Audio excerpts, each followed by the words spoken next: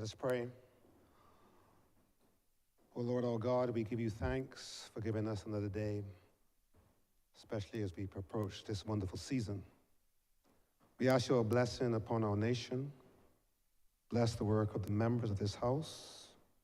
May they work diligently to bring about solutions to the pressing issues of these times. Bless all men and women across our country, especially those who work in the service of others. Especially today, we remember our police service, medical personnel, and members of our civil service. May all that is done this day be for your greater honor and glory through Jesus Christ, our Lord. Amen. Say the Lord's Prayer. Our Father, who art in heaven, hallowed be thy name, thy kingdom come. Thy will be done on earth as it is in heaven. Give us this day our daily bread, and forgive us our trespasses, as we forgive those that trespass against us. And lead us not into temptation, but deliver us from evil. For thine is the kingdom, the power, and the glory, forever and ever. Amen.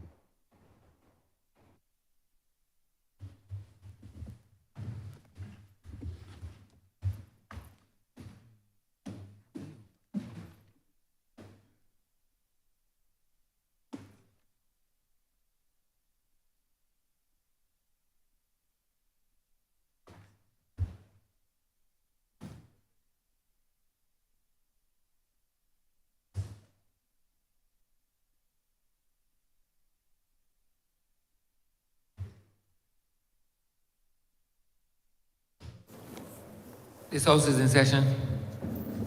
Minutes of the meeting held on Tuesday, December 5th, 2023 to be deferred. Honourable Leader, Government Business. To be deferred. Thank you, Mr. Speaker. I beg to move that the aforesaid minutes be deferred. The questions that the aforementioned minutes be deferred. All of our members in favor, please say aye. Those against, please say no. Meeting, the ayes have it. The aforementioned minutes are hereby deferred. Announcements by Your Honor, the Speaker. Messages from Her Excellency, the President. Petitions, papers, government notices, private members' notices, notices of questions, reports from select committees, first readings of bills, statements by ministers, congratulatory and/or obituary speeches, personal explanations, motions for leave of absence, oral replies to questions, notices of motion for the adjournment of the House on matters of urgent public importance, orders of the day. The Government Business. Mr. Speaker, I beg to move the suspension of standing orders 6, 16, 18, 20, 42, subsection 5, 43, and 44 for the remainder of the day's sitting. The question is that the aforementioned standing orders be suspended for the remainder of the day's sitting.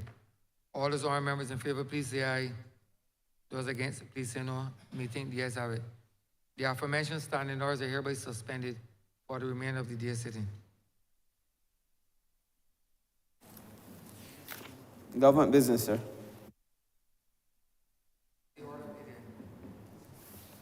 In the name of the Honourable Senior Minister in the Prime Minister's Office, to resume the debate on the passing of a resolution to approve the Barbados Physical Development Plan as amended 2023. Honourable Member for St. Joseph.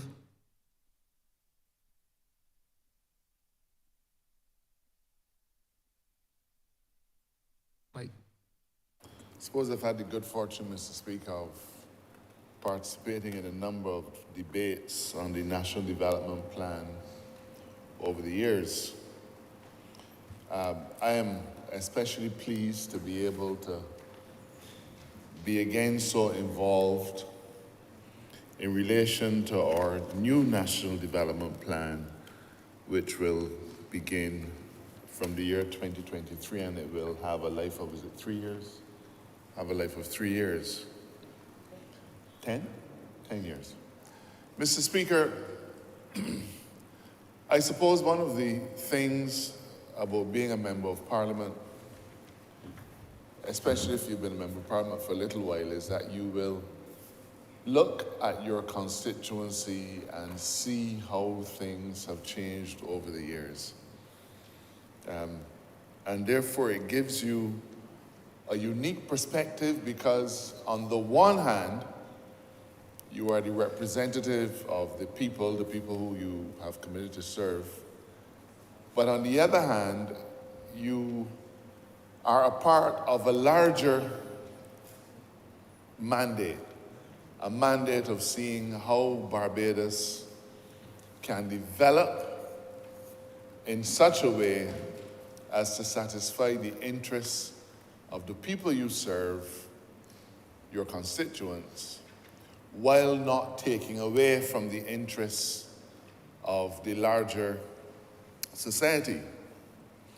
If I carry you back to jurisprudence, sir, you would recall the concept of law, which basically says that law is a construct that seeks to satisfy the greatest interests with a minimum of friction and waste. And it's the last part of that sentence that I want to home in on, sir. That is that we must so manage the affairs of our country to achieve the greatest good with a minimum of friction and a minimum of waste. Friction, Mr. Speaker, would relate to the inevitable contest that takes place between citizens in a society. So I have constituents who say, Mr. Marshall, we need a gas station in St. Joseph. That is their interest. That is what they want. But is it so easy, sir, to satisfy our constituents' needs in a vacuum? Or do we have to measure our needs and wants against the greater interests? And so the contest between those interests is what we describe as friction.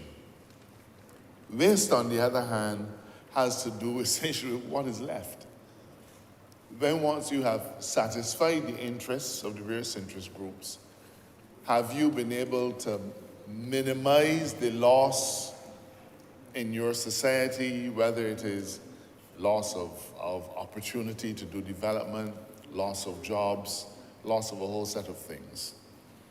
Mr. Speaker, I begin with this point because the constituency of St. Joseph is a unique constituency. And with due respect and deference to all of the St. Michael MPs, the kinds of things that we have to deal with in rural Barbados are vastly, vastly different. It is not that there are two Barbadoses. I don't subscribe to that. But it is, Mr. Speaker, that the kinds of considerations that myself, the member for St. Andrew, the member for St. Thomas, have to bear in mind as we deal with our constituents are very different to the kinds of considerations that you, Mr. Speaker, might have to consider when dealing with your constituents. The constituency of St. Joseph is smack dab in the middle of the Scotland District. Scotland District, as we know, occupies 1/5 of Barbados' land space. It is perhaps the most fragile part of our environment. The things that sometimes make it more attractive are also the things that represent the greatest risk. So as you rise up the escarpments, sir, going into rural Barbados, and you get near the top of Horse Hill and recognize, sir, that the air is sweet and there's a cool breeze in the air, you have to take into account, sir, the fact that the rain falls virtually every day in some parts of Barbados, St. Thomas and St. Joseph. And now, while I know that we will see that as a blessing, it also creates a significant challenge for us in terms of our ability to maintain our infrastructure, our ability to maintain roads, our ability to arrest slippage. So when we talk about the uniqueness of rural Barbados, sir, yes, it is unique. And we have to make sure as we engage in the process of planning for Barbados that we take into account the uniqueness and try to satisfy the important needs, sir, of the individuals in those parts of Barbados. Now, Mr. Speaker, I believe that all of my constituency will probably fall within the national park. And if there's any part of it that doesn't fall within the national park, it would actually be relatively small. Now, this development plan says, and permit me to quote the passage for you, sir. It says, no new development will be permitted in national park settlements which, in the opinion of the officer in charge of the Soil Conservation Unit and/or the National Heritage Department, are located on sites susceptible to erosion or landslip. So this development plan essentially says that no new development will be permitted in areas of the Scotland district, of the National Development Park, areas of St. Joseph that are susceptible to slippage. Now, Mr. Speaker, there are some realities that we have to face. And that's why it's important, sir, to manage the respective interests with that minimum of friction and waste.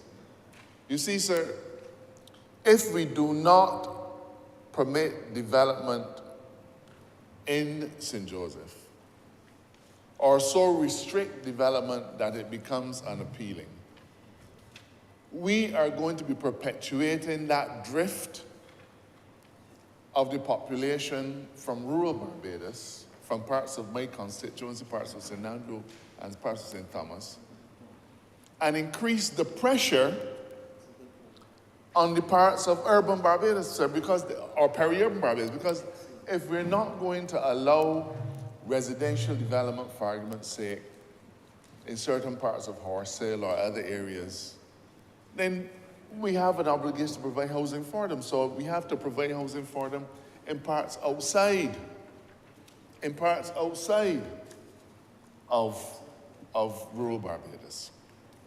Now, sir, while that may seem like an easy thing for a planner to settle on, while it may seem like an easy thing for the executive to settle on, it isn't just that the place is unique, it's also that the people are unique, sir. Because when I talk to my constituents and say, well, you know, we don't have any house spots in St. Joseph now, but you can find a house spot in Kingsland. Not that there's a house spot in Kingsland, remember, for St. George. I'm not suggesting that, but the point is if we can't house them at home, we gotta send them somewhere else. And they say to you, I do not want to live outside of St. Joseph. When we talk about the navel string being buried, that is exactly what we're talking about. There's a whole lifestyle that is associated with rural Barbados that you cannot find in St. Michael. Interestingly enough, though, sir, there are parts of Barbados, I think if you go in Jackmans, in St. Michael, you would find that virtually half of the population in Jackmans come from St. Joseph. I know many of them. But that was a move to urban areas that took place in the 50s and the 60s. Then you couldn't get a bus. You couldn't get to work. You had to get near to your workplace. You couldn't get schools. So in those days, the people moved because they had to. But today, Mr. Speaker, where we have the prevalence of motor cars and so on, that dynamic does not apply in the same way. And so my constituents say to me, but I want to live in St. Joseph. I cannot continue to live in my mother or my grandmother's house. I need an opportunity to build my own. And therefore, Mr. Speaker, it is why I've begun to talk about this particular issue. Now, they say the devil doesn't know the most because he's the brightest. It's really because he's been around longer than most people. I'm not saying that I'm the devil, but I've had the benefit of dealing with the constituency of St. Joseph now for 21 years.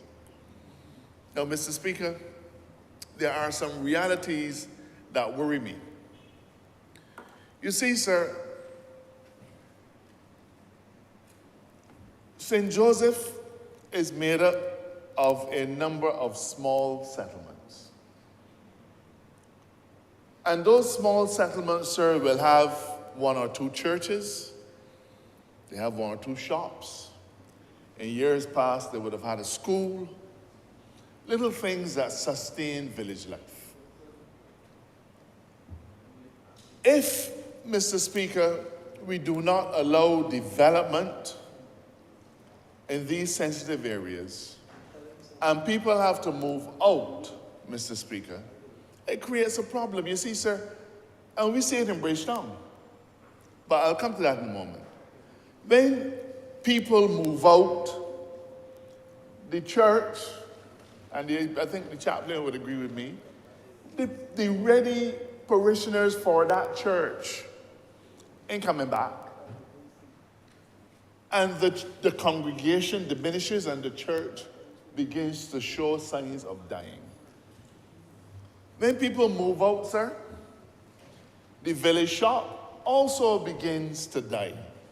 No, it is in large measure had challenges because of the very cars and things. People don't go to the supermarket. But, sir, the things that connect the village, that connect the people in the village, become weaker. And so, Mr. Speaker, when people say to me, man, AG, we think that the best thing to do is to move out people from Spar Hill, move the people out from Parks Road, move out people. Mr. Speaker, it is something that I rail against with my every breath. It's not about maintaining the voting population. It is about maintaining our societies.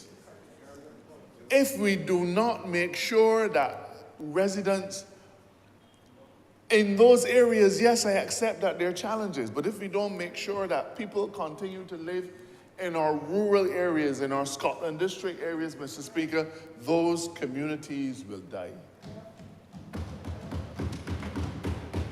If you look at Bridgetown, there are people who say that Bridgetown has died. I remember the twice removed member for the city, and I know I should give you notice that I will call her name, but I crave your indulgence. Dame Billy Miller. Dame Billy Miller gave a speech in Istanbul. I had the privilege of being there because at the time I was chairman of the National Housing Corporation. This would have been like the early 1990s, probably 95 or 96. And in her speech, Dame Billy Miller reflected on what was her city, the city of Bridgetown.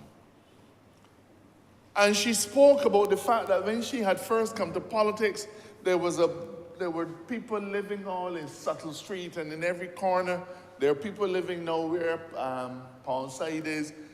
There were bustling communities of residents in the city. But those people have gradually moved out and have made way for businesses. Some areas have fallen into a state of dereliction.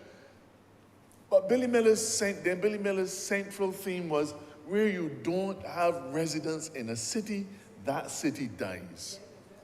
It is no different, sir, to rural areas. If we do not facilitate the continuation of residential activity in those parts of the Scotland District, then those areas will die, sir.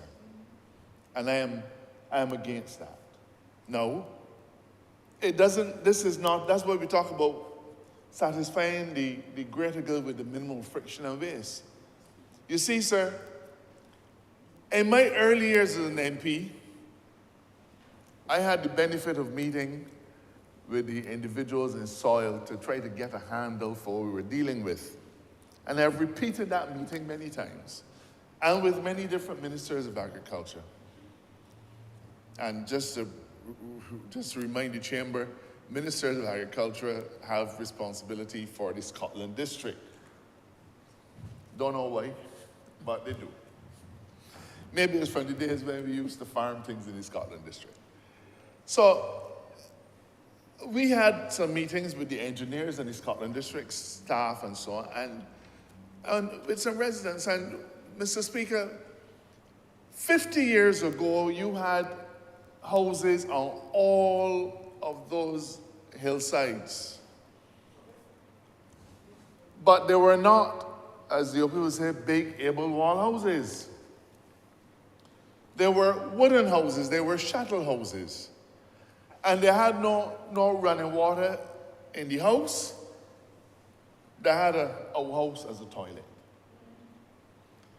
And therefore, those kinds of residences did not result in land slippage because they didn't create a circumstance where there was a lot of water runoff and you had 2 bathrooms and a washing machine and 3 sinks and all that kind of thing, all pushing water into the soil, which would then slip. And while none of us want to go back to those days, the engineers have said to me, sir, that the solution may well be that we don't need to say no more development. What we need to do is to say, we will permit you to do your development, but it has to be of a particular kind. And they begin by saying a concrete block house with enough bedrooms, enough bathrooms, in a situation where the soil gets soaked, the weight will be too great. So, sir, it is a wonderful thing that the shuttle house has had such a great rebirth in the Barbadian vernacular when it comes to housing. Lord knows, Mr. Speaker, if I ever have to build another house in my life, it will be a shuttle house, swear to God. I will, if I could advise, most people now will say to them, these big wall houses that we love to build, take it for somebody who's been there and done that. Build a shuttle house, a cooler, a more comfortable, a easier to repair, cheaper to maintain. And less debt, less debt. So where am I taking this discussion, Mr. Speaker? I want to have a discussion about how we can maintain residential activity in those areas that are susceptible. I would never suggest, sir, that we go and put them in the worst of the worst. Never. But I believe, Mr. Speaker, that there are opportunities for us to look to see where we could possibly accommodate housing of a different kind. And so let us look at building a lighter structure. And I believe that today's technology will allow us to do that. But let us also mandate how people are supposed to deal with their water runoff. And the engineers at Soil told me, the problem is you got bigger houses, so you got bigger roofs.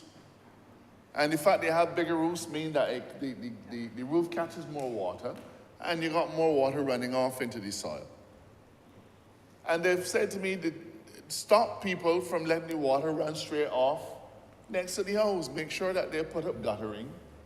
And then they say that the guttering needs to carry all the way into the bottom of the gully.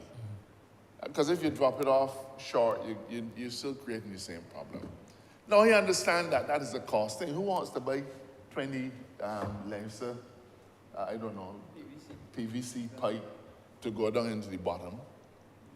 But the point is that we know enough about the Scotland District, Mr. Speaker, that I believe that rather than saying to my constituents or some constituents from the member of St. Andrew or St. Thomas, no, we will not allow you to build, we should say to them, we will allow you to build so long as you follow a new model of building.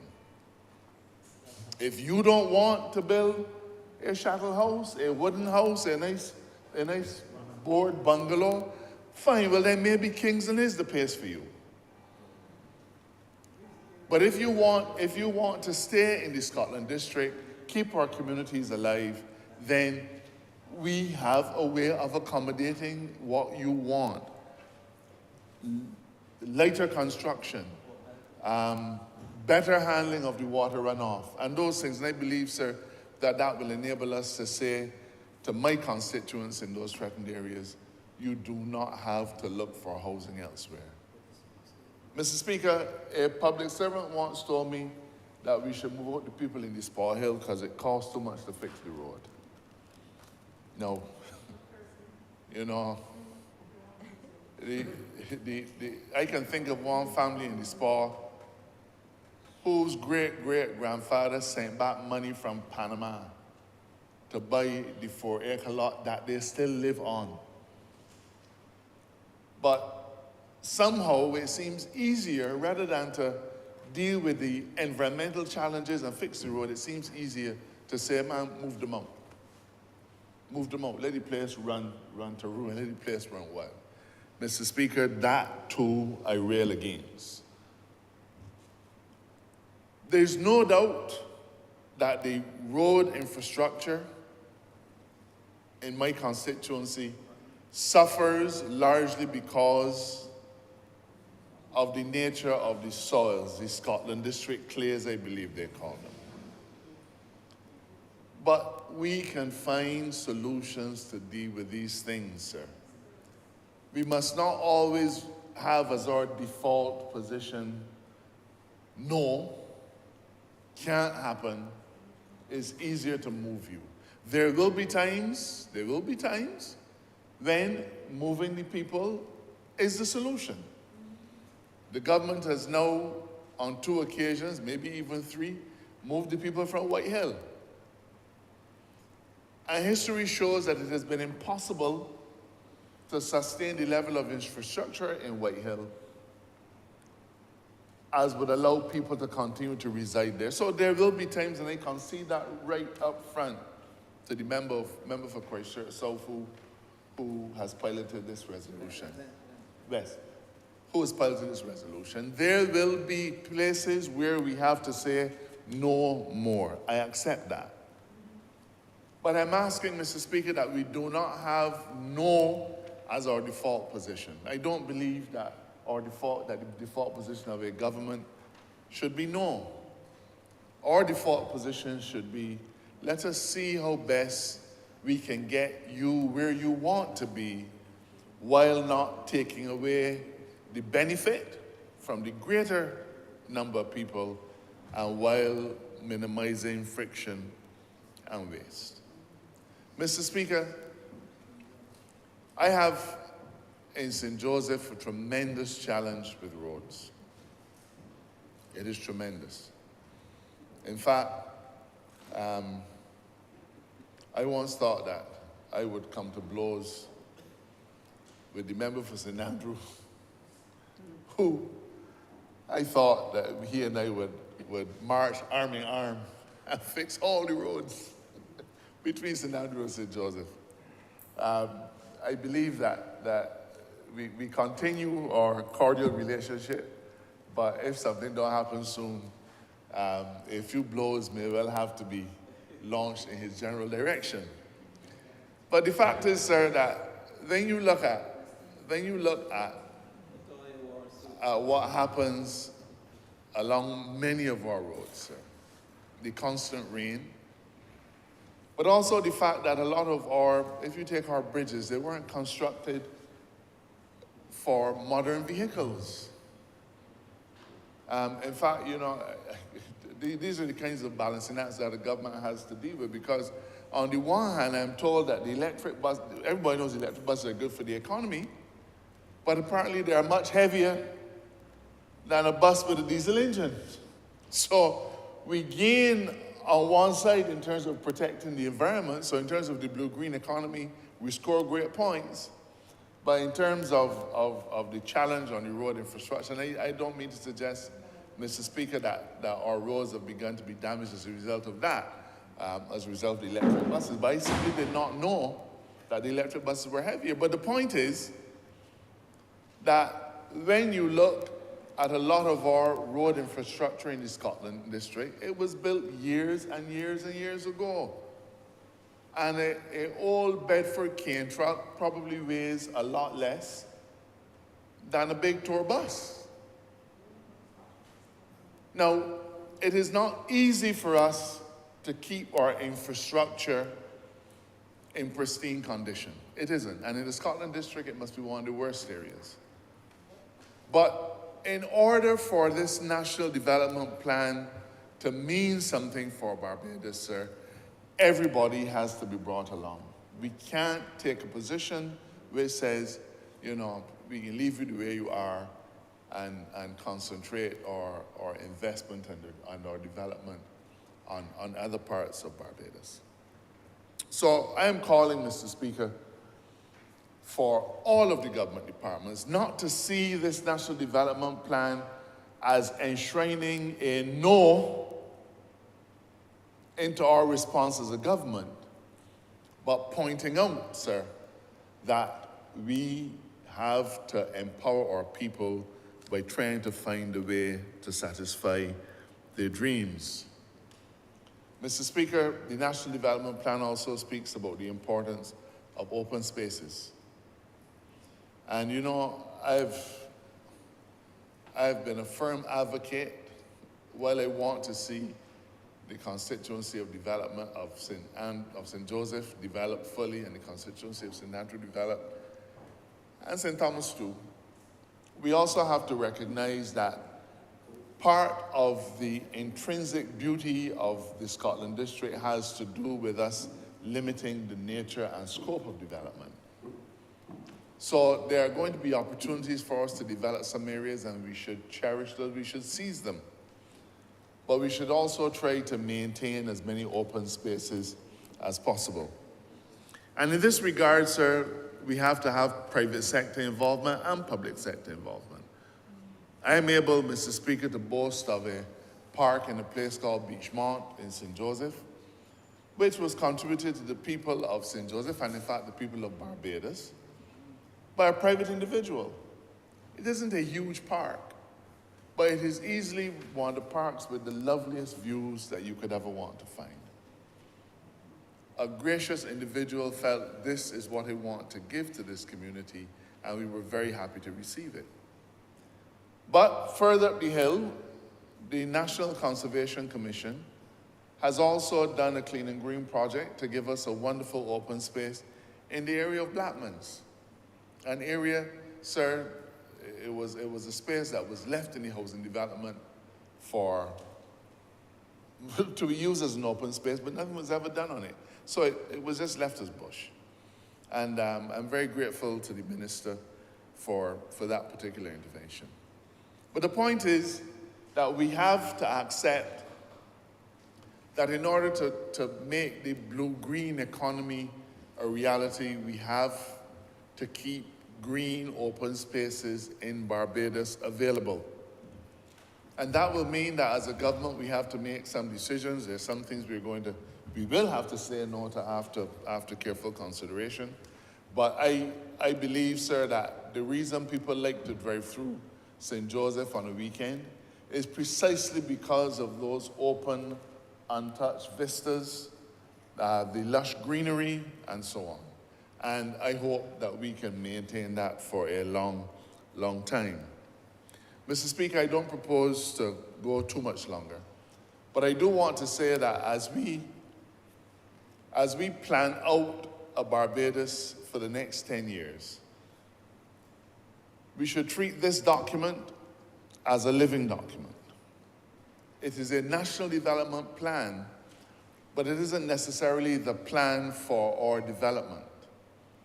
The plan for our development has to take into account so many more things than our physical space. This plan just deals with our physical space. That's why it's a physical development plan.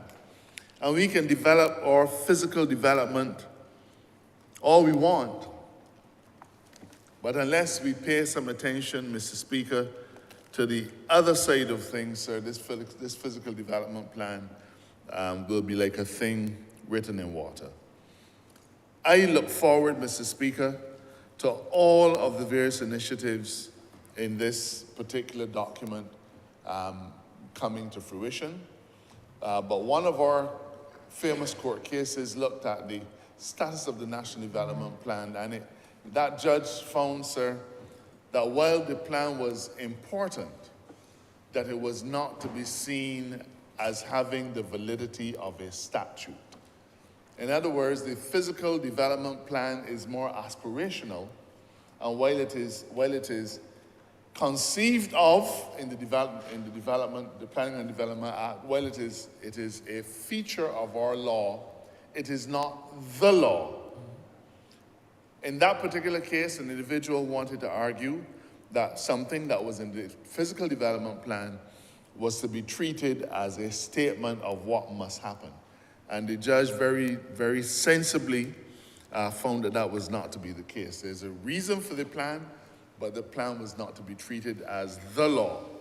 And it therefore means that there's going to be sufficient flexibility to satisfy the many interest groups who need to be satisfied as we set about ensuring that the physical landscape of Barbados is built out to the best advantage of all the people. Mr. Speaker, I support this plan. It is a long document. I've read some parts of it enthusiastically, others with a little less, but only because my eyes felt a little tired. But I'm happy, Mr. Speaker, to throw my absolute support behind this plan. But as I said, I only ask that as we deal with the planning issues in the Scotland District, we do not adopt a default position of no. A default position of no will help no one, and it will see the death of our currently vibrant societies. And I'm trying to keep those societies vibrant, sir. We have now been able to welcome in the Bashiba area an additional restaurant. It burnt down only 2 weeks ago, but the owner has expressed his keen interest in getting it up and going. We have a number of other food and recreation facilities. I look forward to the day in the very near future, Mr. Speaker, where Bashiba will be able to retain much of its characteristic as a sleepy oceanside village, but I want it to have some more restaurants. I want it to be a place where Barbadians can come to on a weekend, book a little guest house, stay there, and have some of the finest food available. And we're reaching that point. We're reaching that point, and I hope, sir, to be around to be able to enjoy the fruits of some of this early labor as we lay the foundation for a better Barbados. With those words, I'm obliged to you. Honourable Member for St. George South. Thank you, Mr. Speaker. Let me rise to give my support to this resolution that amends the Physical Development Plan 2023. Mr. Speaker, I rise after a very, what I call, simple but detailed and comprehensive discourse speech by the member for St. Joseph, and he knows the respect that I have for him. Mr. Speaker, while I will support most of what he said with respect to the Scotland District, which is 1/5 the landmass of this country, and I recall a similar discussion, member for St. Joseph, under a former leader of this administration that spoke about the neglect, but he spoke on it, the neglect by the former administration on the Scotland District. And most of what were echoed in this chamber, that former leader, Lord rest him in his grave, warned us against the impact of destabilizing the Scotland District, not physically, but if you want to say metaphorically, with respect to persons exiting the rural Barbados and moving into the urban corridor. But I throw support behind this document, and I want to congratulate the member for Christchurch West, as well as the member who started this document, the work on this document, member for St. Michael South Central, along with the theme echoed by the member for Christchurch West, the technocrats, the consultants, and they have done a wonderful job. This physical development plan outlines a vision for Barbados over the next 10 years. Outline the vision over the next 10 years as a nation that is resilient and prepared for the impact of climate change. As a nation that fosters the blue and green economy and focuses its strategies on economic growth and wealth creation for many Barbadians, by honing in on various sectors of transport, agriculture. My member for St. Philip South, I'm certain he will speak on agriculture shortly. Agriculture, fisheries, tourism, renewable energy, the various sectors. But for me, Mr. Speaker, the development of Barbados and the vision for Barbados over the next 10 years to create a nation that is safe and to create a nation that focuses on our people and our people's development. And I heard the member for St. Peter who spoke eloquently last week in this Lord Chamber with respect to the whole aspect of peopling as it relates to the physical development plan. And, Mr. Speaker, we cannot underscore what this plan sets out, the detailed plan, whether it is focusing on our environmental ecosystem, biodiversity, cultural heritage, the national heritage, renewable energy, at the center of Barbados' development, sustainable development, and building a resilient society is our people. And I congratulate you again, member, on the comprehensive nature of this document. I read it in its entirety, just like you, the member for St. Joseph. And I'm going to pick a piece out. I'm not going to be as parochial as the member for St. Joseph, and he had a right to be. But I recognize the St. George Valley in this document, and I want to thank you for recognizing the fertility of the St. George Valley as it relates to agriculture, the most fertile part of our country.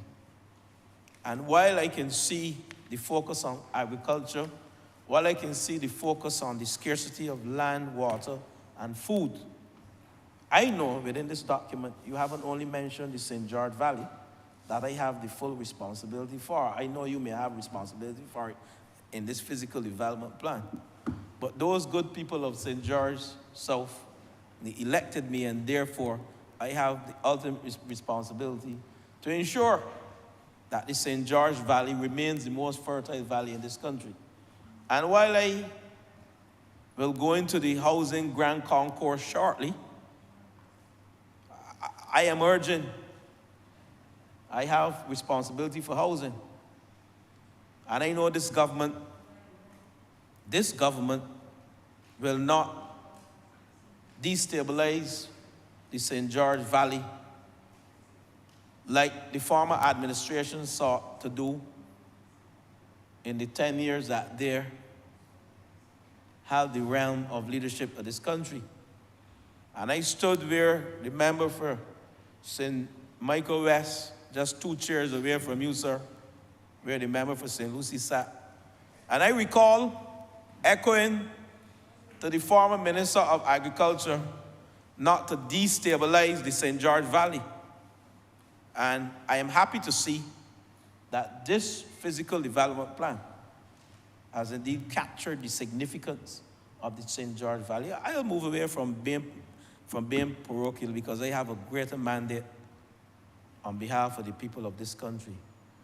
And this moves me into what I call the housing concourse. Within this physical development plan, we recognize, and it is written here, the scarcity of land, scarcity of water, and the scarcity of food. And within those 3 scarcities, we have carved out the policies, the guidelines, and the principle by which we will develop every aspect of this country to ensure that we utilize our scarce water, the best use for our water, the best use for our land, and of course, food security.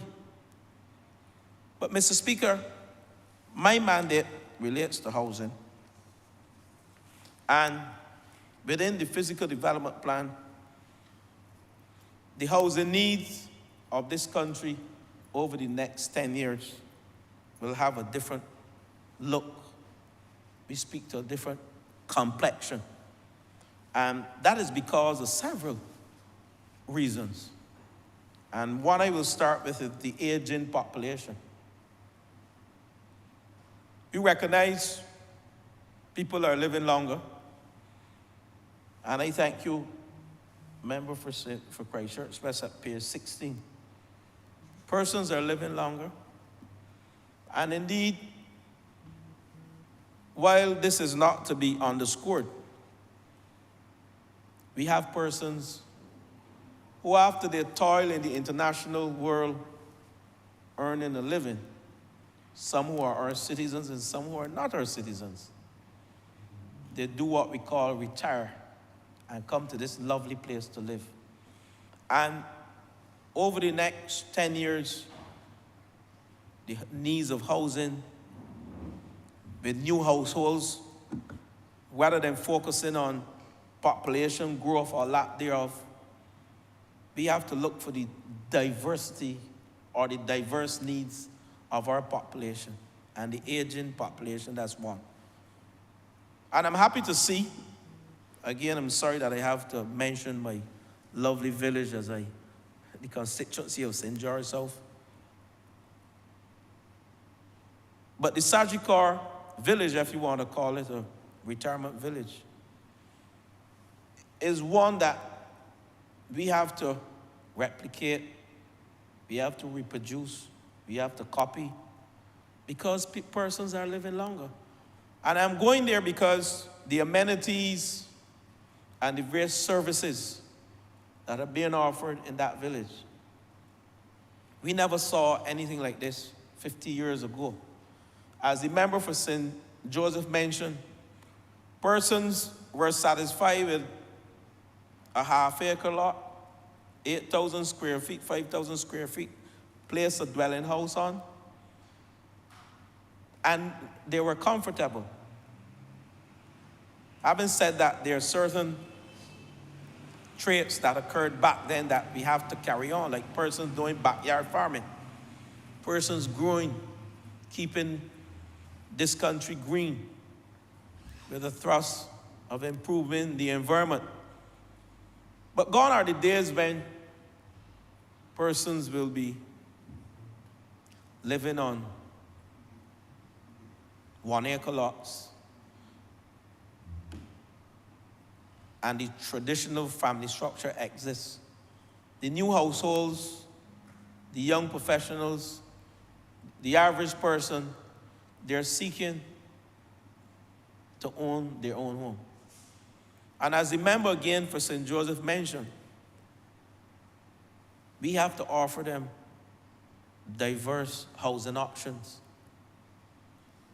So rather than the traditional bricks and mortar, we are now looking at light gauge steel structures. We are now focusing on hardwood structures rather than the normal plywood. But these are the different types of options that we are bringing forward to our households. The young singles and couples wishing to live on their own, they do not need multi-bedroom houses or accommodation, houses with 4 or 5 bedrooms. They're looking for 1 and 2 bedrooms with amenities, and they're also looking at a way to reduce the transportation costs. So gone are the days when you can drive from St. Andrew to the city to buy 2 shirts, a blouse, to get a pair of glasses, to get earrings. But we are indeed building accommodation and settlements, formal settlements, we should call it, and not housing, but formal settlements with amenities that we can reduce the use of transport. And we can give those persons, those aged persons, the aged population, the opportunity to indeed shop where they live. Go to your pharmacy, get your medication. Gone are the days where you have to get on the bus and travel 6 miles to get your medication. That is the type of housing that we're focusing on. And that is the type of policies that are explained in this document, so well put together, the physical development plan. But Mr. Speaker, there's also a need to focus our housing stock in areas where we have sites and services, roads, water, electricity, good drainage. These are some of the areas that have been explained in this document. But why are we focusing there? This government's mandate is to build affordable and resilient housing. When we examine the cost of housing in this country, the cost of infrastructure carries the bulk of the cost. So if we are truly to build affordable housing and resilient housing, our focus has to be on creating these formal settlements where there's good infrastructure. And we have started that. This document speaks to that. Mr. Speaker, this document also speaks to the different categories of housing in terms of types of housing and in terms of class of housing. When this government came to office, we sought to classify housing in 3 areas. Persons earning less than $2,500 a month. Persons earning between $25,000 and $5,000 a month net. And then persons earning above $5,000 net. And we recognize that the focus has to be on the persons earning, Mr. Speaker, under $2,500, and also on the persons earning between $2,500 and $5,000 a month net. Not because we are not interested in those persons who are earning more than $5,000 monthly net, but because we believe those persons can afford to shop around for housing in every sector of this country, in every segment of this country. Those persons, believe it or not, and I know you believe it, those are the persons that can go to the lending institution and say, I have an asset, and I can leverage this asset to get a home. But the ones who are earning less than $5,000 and the ones who are earning less than $2,500, those are the vulnerable groups, especially the ones earning less than $2,500. So this government, and it is articulated in this plan, we have a duty to our people. And that is why our housing options have been so policy-driven with respect to the categories that I have just listed, to push affordable and resilient home ownership for every single class in this country. This document that I reference refers to everything that I just spoke to with respect to the various class of housing and how we are going to build up the housing stock to cater to the different classes. Mr. Speaker, we also recognize as a government we are not to leave anyone behind. And Mr. Speaker, persons living with disability, the need to have housing for persons living with disability is so well articulated in this document. And I congratulate again the member for Christchurch West and our government led by the member for St. Michael Northeast, who saw the need to create a policy within government that is fully explained in this document, that 10% of all houses that we are building as a government must be allocated for persons living with disability. And it is within this document. I know the member for St. James North, he was present when we opened the most recent 20 units at Allen's Court. And 2 persons living with disabilities were present, and they're now residents of Allen's Court. This is well articulated in this document. We spoke to development plan to incorporate a greater variety of housing types, tenures, forms, and sizes to reflect the needs of the changing demographic and smaller housing sizes. So, Mr. Speaker, encouraging the development of multifamily housing, townhouses and apartments, condominium buildings. And I wish to mention here, Mr. Speaker, the fact that this document recognizes the scarcity of land suggests that we can no longer build with such low densities per acre of land mass. So to increase those densities, on average, we build 10 units per acre. We have now reached a stage as a result of the scarcity of land. We have to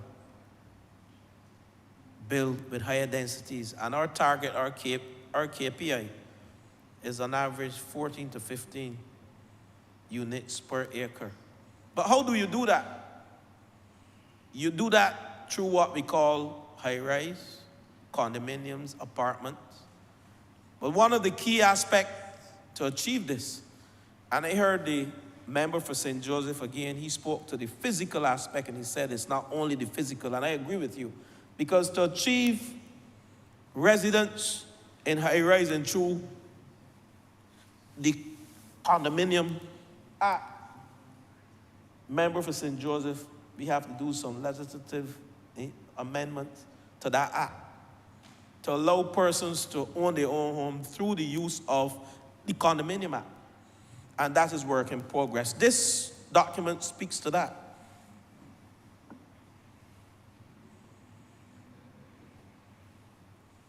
Mr. Speaker, we have to ensure that the basic infrastructure services, including the provision of wastewater, and I heard the member for St. Joseph mention that wastewater management, sanitation, health, and emergency services are part of our housing plan. And reason being, the member for St. Thomas knows very well the HNUP program that we had years ago, how we feel as a form of government, and not this government, the Housing Neighborhood Upgrade Program. HNUP, that's the acronym. And Mr. Speaker, presently, is all articulated here. We are focusing our efforts on improving the urban corridor. And I recall recently in a statement saying that we cannot have our cities looking like Disney World. Meaning that we can't only have the beautiful stores, we can't only have the beautiful commercial activity going on at the hotels. Because if we don't put housing in our cities, we'll be creating some Disney worlds. And Mr. Speaker, that's why the Treasury building, the use of the Treasury building for residential and commercial purposes has indeed been part of our plan to revitalize urban regeneration or revitalize our city. This too has been articulated in our physical development plan, the urban renewal project. The use of green spaces, again, the member for St. Joseph mentioned that, and the role that green spaces will play. Only last week I went to Handsome Crescent with the good member for Christchurch East, West Central, and we opened the park. Developments, and I call on the developers then to recognize the importance of creating green spaces as you build out developments across the landscape of this country, whether in the urban or in the rural corridors. I must say, though, they have been doing that. But I must say, within some areas, we have allowed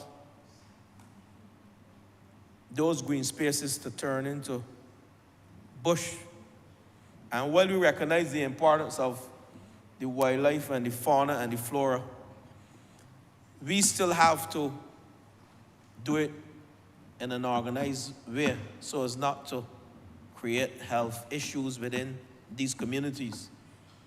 So the importance of maintaining green spaces is not only critical to our greening our economy, but critical to our health and to combat issues of dengue, leptospirosis, various sicknesses that we can get from rodent infestation within our community. So this too is articulated in our plan. The importance of maintaining a healthy population and treating with non-communicable diseases is articulated in this plan. Mr. Speaker,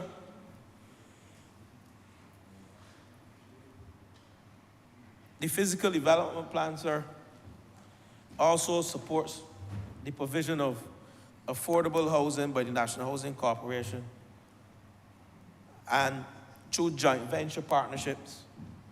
And it speaks to locating within lands that are serviced by potable water and roads. It speaks to locating these formal settlement and houses in proximity to services and amenities. And it speaks to providing access to transportation choices, including public transport. This policy also, Mr. Speaker, went into the whole aspect of addressing what we call informal settlements, squatting. And Mr. Speaker, this whole aspect of treating with the informal settlements would allow us to treat with risk, better use of land, because we know the health and environmental implications of persons living in informal settlements. May present sanitation challenges, may present health challenges, the lack of waterborne toilets, living in zones that are not classified as areas for affordable and resilient housing. These are some of the reasons why the informal settlements have to be addressed. And Mr. Speaker, while I recognize what we have done in the physical development plan, I can also say that prior to this document, we have started the process of regularizing tenantries where there's housing and where persons are living in what we call informal settlements. The Rock Hall Relocation Project, the Work Hall Tenantry Settlement, the settlement that Cabinet just approved for persons living in Hoyts Village. These are some of the settlements for persons living at River Bear, Bath and St. John. And indeed, we do this with a view to encourage home ownership. And within the physical development plan, we also will formalize tenantries on plantation and non-plantation land, where we are encouraging the sale of land on non-plantation tenantries in urban areas to qualify tenants at a subsidy at a rate, member for St. Joseph, at $2.50 per square foot for the first 5,000 square feet. And this indeed, if we truly analyze what we're doing as a country, as a government, we're utilizing housing to enfranchise and empower every single citizen or family in this country. We currently have, at National Housing Corporation, 18,000 applicants.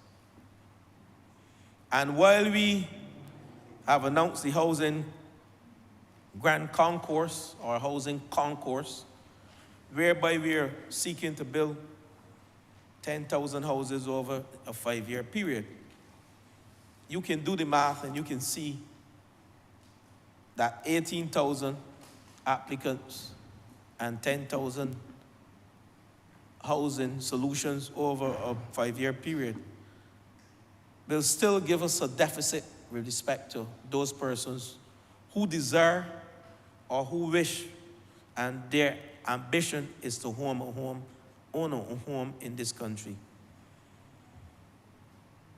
But Mr. Speaker, I also wish to say that most of our land that have been allocated for housing is within that rural corridor that the member for St. George's spoke about. In parishes like St. Lucie, St. Peter, St. George, St. Philip. So while we would not want to see a mass exodus of residents from the rural area, the housing program that we have embarked upon will certainly ensure that, because the land mass and the land allocated to housing in this country are within that belt. The St. Philip area, the St. George area, the St. Lucie area, the St. Peter area. So, a member for St. Joseph, I assure you that that will not happen. You will still have a good base by which you will maintain your political reputation and indeed your clout with respect to residents going to those schools and marking that wonderful mark. Mr. Speaker, one of the areas that I wish to end on, because I will speak to 2 other things before I sit. The whole aspect of diversity of housing. We entered into a contract with East West Barbados to provide 150 light gauge steel houses. We also entered into a contract with Joe Guyana, to provide 350 hardwood houses. And Mr. Speaker, there are various options we are exploring with respect to the different types of housing and different design and various options that we would like to embark upon to provide housing solutions in this country. Not only housing solutions, affordable housing solutions. So as we cater to the new households, and as we cater to the aging population, persons living longer, this physical development plan, it is not late, but I can say to you, while this was work in progress, we were actively, Mr. Speaker, addressing the diversity and types of housing that we will offer to Barbadians to make housing affordable and indeed resilient. The use of renewable energy, Mr. Speaker, the use of renewable energy. The acronym HOPE stands for Hope Ownership Providing Energy, and I know the members in this chamber would have heard this many times. But the art of repetition gets to the citizens more than speaking it once. We are utilizing renewable energy to drive the cost of housing down. And indeed, the aim is to utilize the photovoltaic on our rooftop to finance infrastructure and the cost of land. The net effect, those persons earning between $2,500 to $5,500 would indeed be only paying for the house. And the earnings, the PV earnings, will go towards, over a 25-year period, will go towards paying for the cost of the infrastructure and the cost of the land. Mr. Speaker, this is what we call innovation.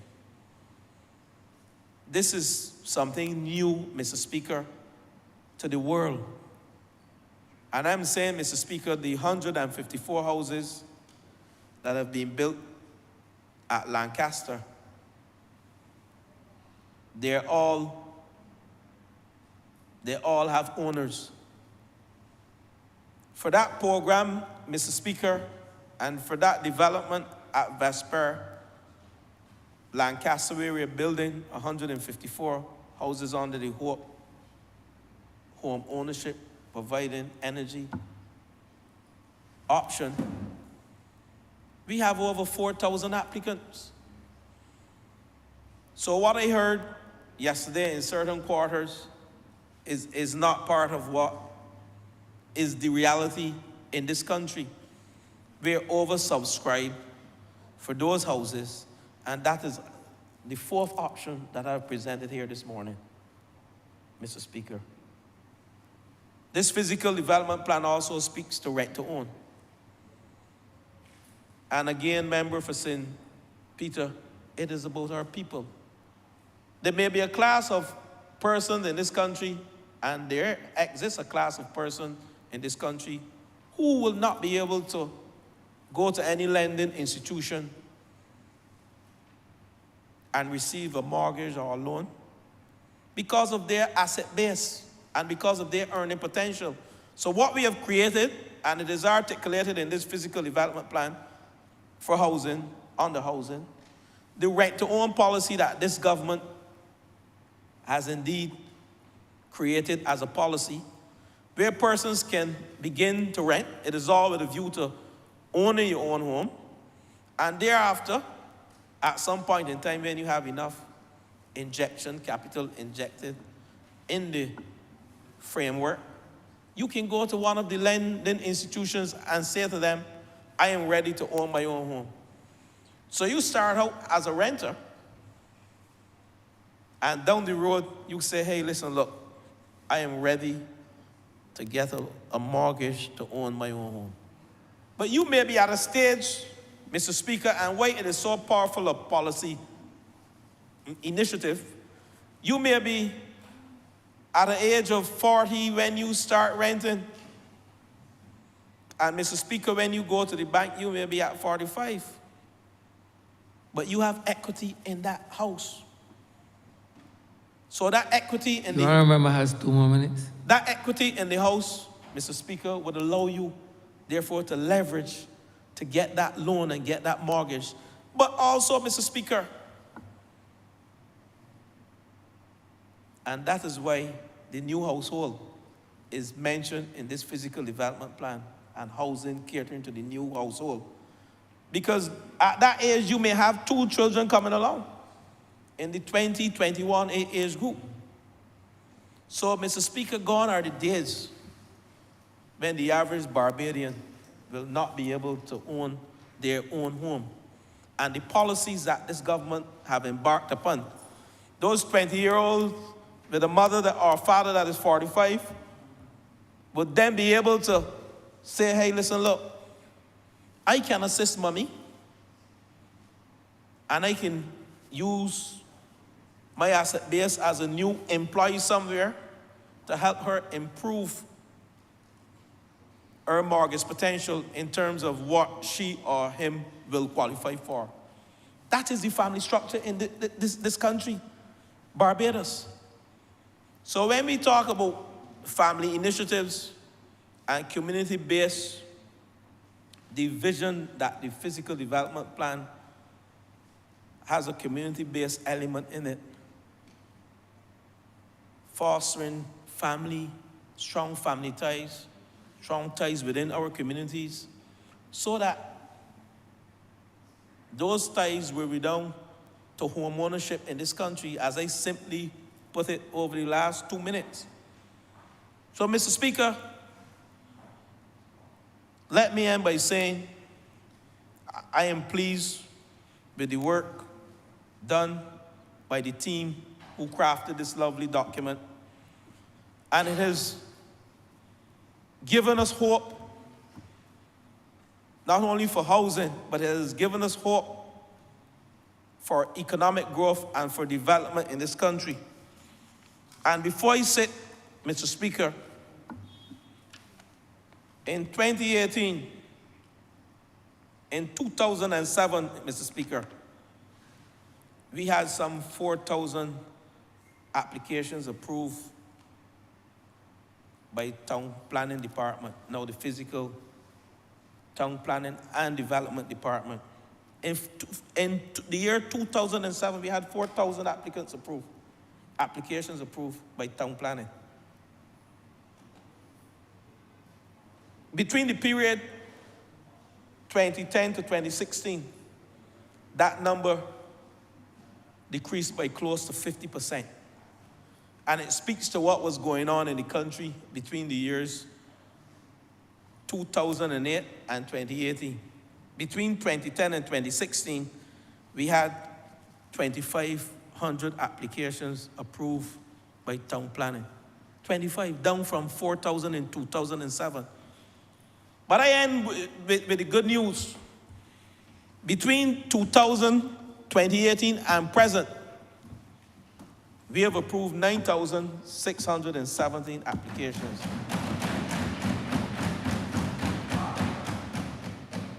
You heard that? We moved from 4,000 in 2007 under this administration. The years 2008 to 2018, what happened? We dropped to 2,500. And since the rebirth or the reemergence of a good government in 2018, we have seen 9,617 applications approved by the Town Planning Department.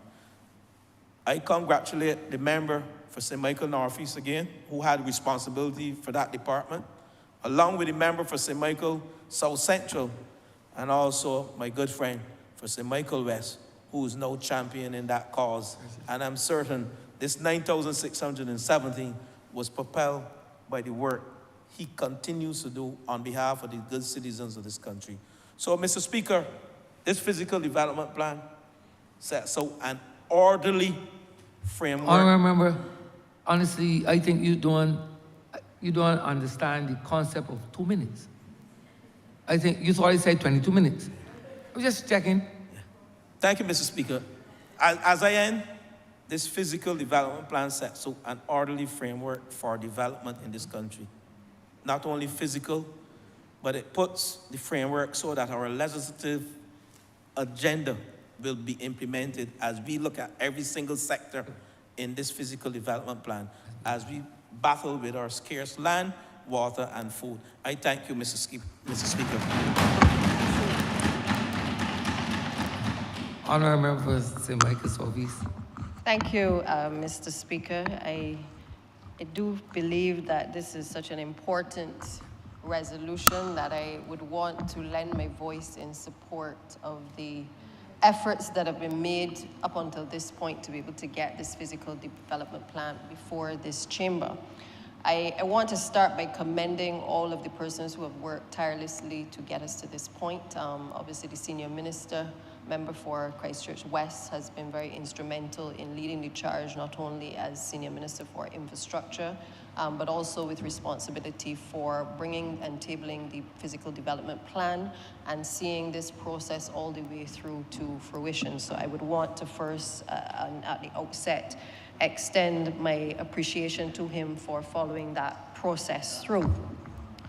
The process, Mr. Speaker, was one, I think, that allowed for the government of Barbados to demonstrate its willingness to consult with the people of Barbados in the similar vein that we have done in other aspects of governance.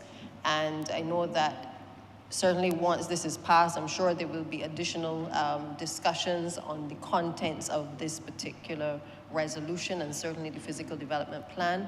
But I think for the most part, people have had the opportunity to be able to weigh in. And certainly in the course of this debate, and I suspect for the rest of today, the fact that we have the members of parliament representing 30 constituencies, there has been an equal opportunity for everybody, not just to speak to the broader policy, but specifically to speak to individual areas. Now, Mr. Speaker, I believe it was back in 2016, as a member of the then opposition, had the opportunity, along with some other members of the Barbados Labour Party, to visit the People's Republic of China. It was on that visit, Mr. Speaker, that I had the exposure to what I consider to be a very progressive way of allowing residents in various communities across China to understand and to appreciate what the government was doing in terms of development. I say that, sir, because I had the opportunity to see a number of, I guess you would call it, facilities where the plans for development of particular cities were laid out very clearly, sometimes in 3D, sometimes in the actual drawings, in sketches. Persons in various communities could actually go to these various halls and to, in a sense, understand better what the plans were by the government for the people in a particular district. I don't know that we have gotten to that point yet where we are so advanced that we have a lot of the visual presentations for the public to be able to understand exactly where this administration wants to take its people, or do I think we have the level of intensity in terms of that detail that is necessary to take people where they are. A lot of people are very visual. So telling them to read, how many pages is it, Minister? This is a good, over I think 300 pages of document to read. A lot of people will not read the documents. But I think what is important is if we can actually show through the community plans, the public over a period of time, the intention in terms of the spaces and how we intend to actually utilize the spaces. Now, Mr. Speaker, I have, I guess, a soft spot for this area too, because I now have responsibility for a number of the infrastructural areas, both water, wastewater, public transportation as well, which touches across the length and the breadth of Barbados. In other words, you can't get physical development unless you have infrastructure in place. So all of the cries that have been made, I think, by other honourable members, really it rests on what is done in terms of our improvements in terms of water and the delivery of water to households, the delivery of proper sanitation services and sewage systems to various households. It also depends on the connectivity that is required by way of the road infrastructure to and from particular communities to allow, of course, economic development. Because where you have roads, in turn, those persons are going to be able to engage in entrepreneurial activity and economic activity, and in turn, persons will be able to get into their communities as well. because I have responsibility for those areas, Mr. Speaker, I think that I have perhaps a different viewpoint than most in terms of not just the significance of this document, but also some of the challenges as well that we have to overcome, because everybody can stand in this room and speak to all of the things in their constituencies that they would want to see happen. I think what, for me as Minister of Public Works in particular, is particularly telling by this document is the magnitude of the cost implications that are required to be able to get us where we want to, not in a year or 5 years, but certainly in 20, 30 years. And it will require significant investment in terms of from the economic perspective. It will require investment. It will require us being able to tap into financing globally to be able to access and unlock financing that will be able to help us to build out the roads and to build out the water resources and the sanitation. Because without all of those things, the document will not have any life breathed into it. And that is the reality. If we don't have the financing and we're not able to, in many cases, sometimes incur debt in order to be able to build out the capital projects, we will not be able to accomplish a lot of what is articulated in this particular development plan. Now, when it comes to roads, we have spoken a lot in the last few years. From the time we came to office, we were able to conclude negotiations in relation to a $230 million project for the Scotland district. And again, as the honourable member who spoke earlier, for the member for St. Joseph alluded to, the Scotland district required particular attention, not just a few years ago, but it required attention for a long time. The people of those communities have felt often as though they have been the forgotten communities of this country, and forgotten not because they don't have some of the most beautiful landscapes on the East Coast areas in particular, but forgotten because the lack of infrastructure and the upgrades that have not been taking place have made them feel as though they have been forgotten. Now, I think we have seen in the last few years a level of deterioration across the entire country that I'm sure gives them some reassurance that they themselves were not alone forgotten, but I think in the previous decade before we came to office, the whole country was certainly not a priority for the last administration in terms of its road infrastructure. I will continue to say that with 30 constituencies, there is no way that we can decide which constituency gets and which constituency doesn't, because you have a responsibility to all constituencies. But I will also keep saying that we have a certain amount of resources to play with as well. And so as it relates to the Scotland district, I was pleased to hear my colleague say that he does not expect that we're going to be able to do, in a sense, everything, and in particular that we would see relocation as a last resort. And I think that for the most part, certainly at Public Works, that is how we see the issue of relocation. Relocation is more of an issue of safety, making sure that people are not compromised in terms of land slippage in the Scotland district. And I must tell you that I am amazed sometimes when the honourable member for St. Andrew and I go on tour in these areas, because I am not so sure I would want to live in areas where people feel so comfortable saying that, you know, when they were growing up, there were fruit trees across the road and now there are none because the land slipped into the gully. I can't tell you I would feel comfortable. But there are people who for generations have lived in those areas, their foreparents have lived in those areas, and that is what they know. And they have come to an understanding that they want to remain in those communities. And that is what drives us in Public Works, that is what drives us as a government, to allow persons to remain where they have resided as safely as they possibly can, Mr. Speaker. Because each week, I can tell you that we are battling, because of climate change, we are battling as we try to build out a lot of what is in this physical development plan. We are battling with the issues of climate change and the impact that it is having on the road infrastructure, in particular within the Scotland district. We have had to spend a lot of time after we secured the loan trying to make sure that we do proper designs to enable us to be able to, not waste the funds that have been made available. And I say waste because you know that these lands in the Scotland district will slip. And therefore, it is imperative that you have to get all of the geological tests done to determine what you are putting down in terms of the surface and to make sure that it will last, maybe not for life, but that it will last for a period of time that will reflect the costs that we have incurred as a result of this expenditure. Where we have determined that we have to relocate people, it has been in situations where there's absolutely no choice. But I want to make it clear that the cost to keep people in place within the Scotland district is a costly one. And let us not make any mix any bones or any words on that. It is a costly exercise to be able to allow people to remain in place. But we as a party and certainly as a government have remained committed to that. One of the first things on coming to this ministry that we looked at was the White Hill area. The White Hill residents had been cast away, neglected.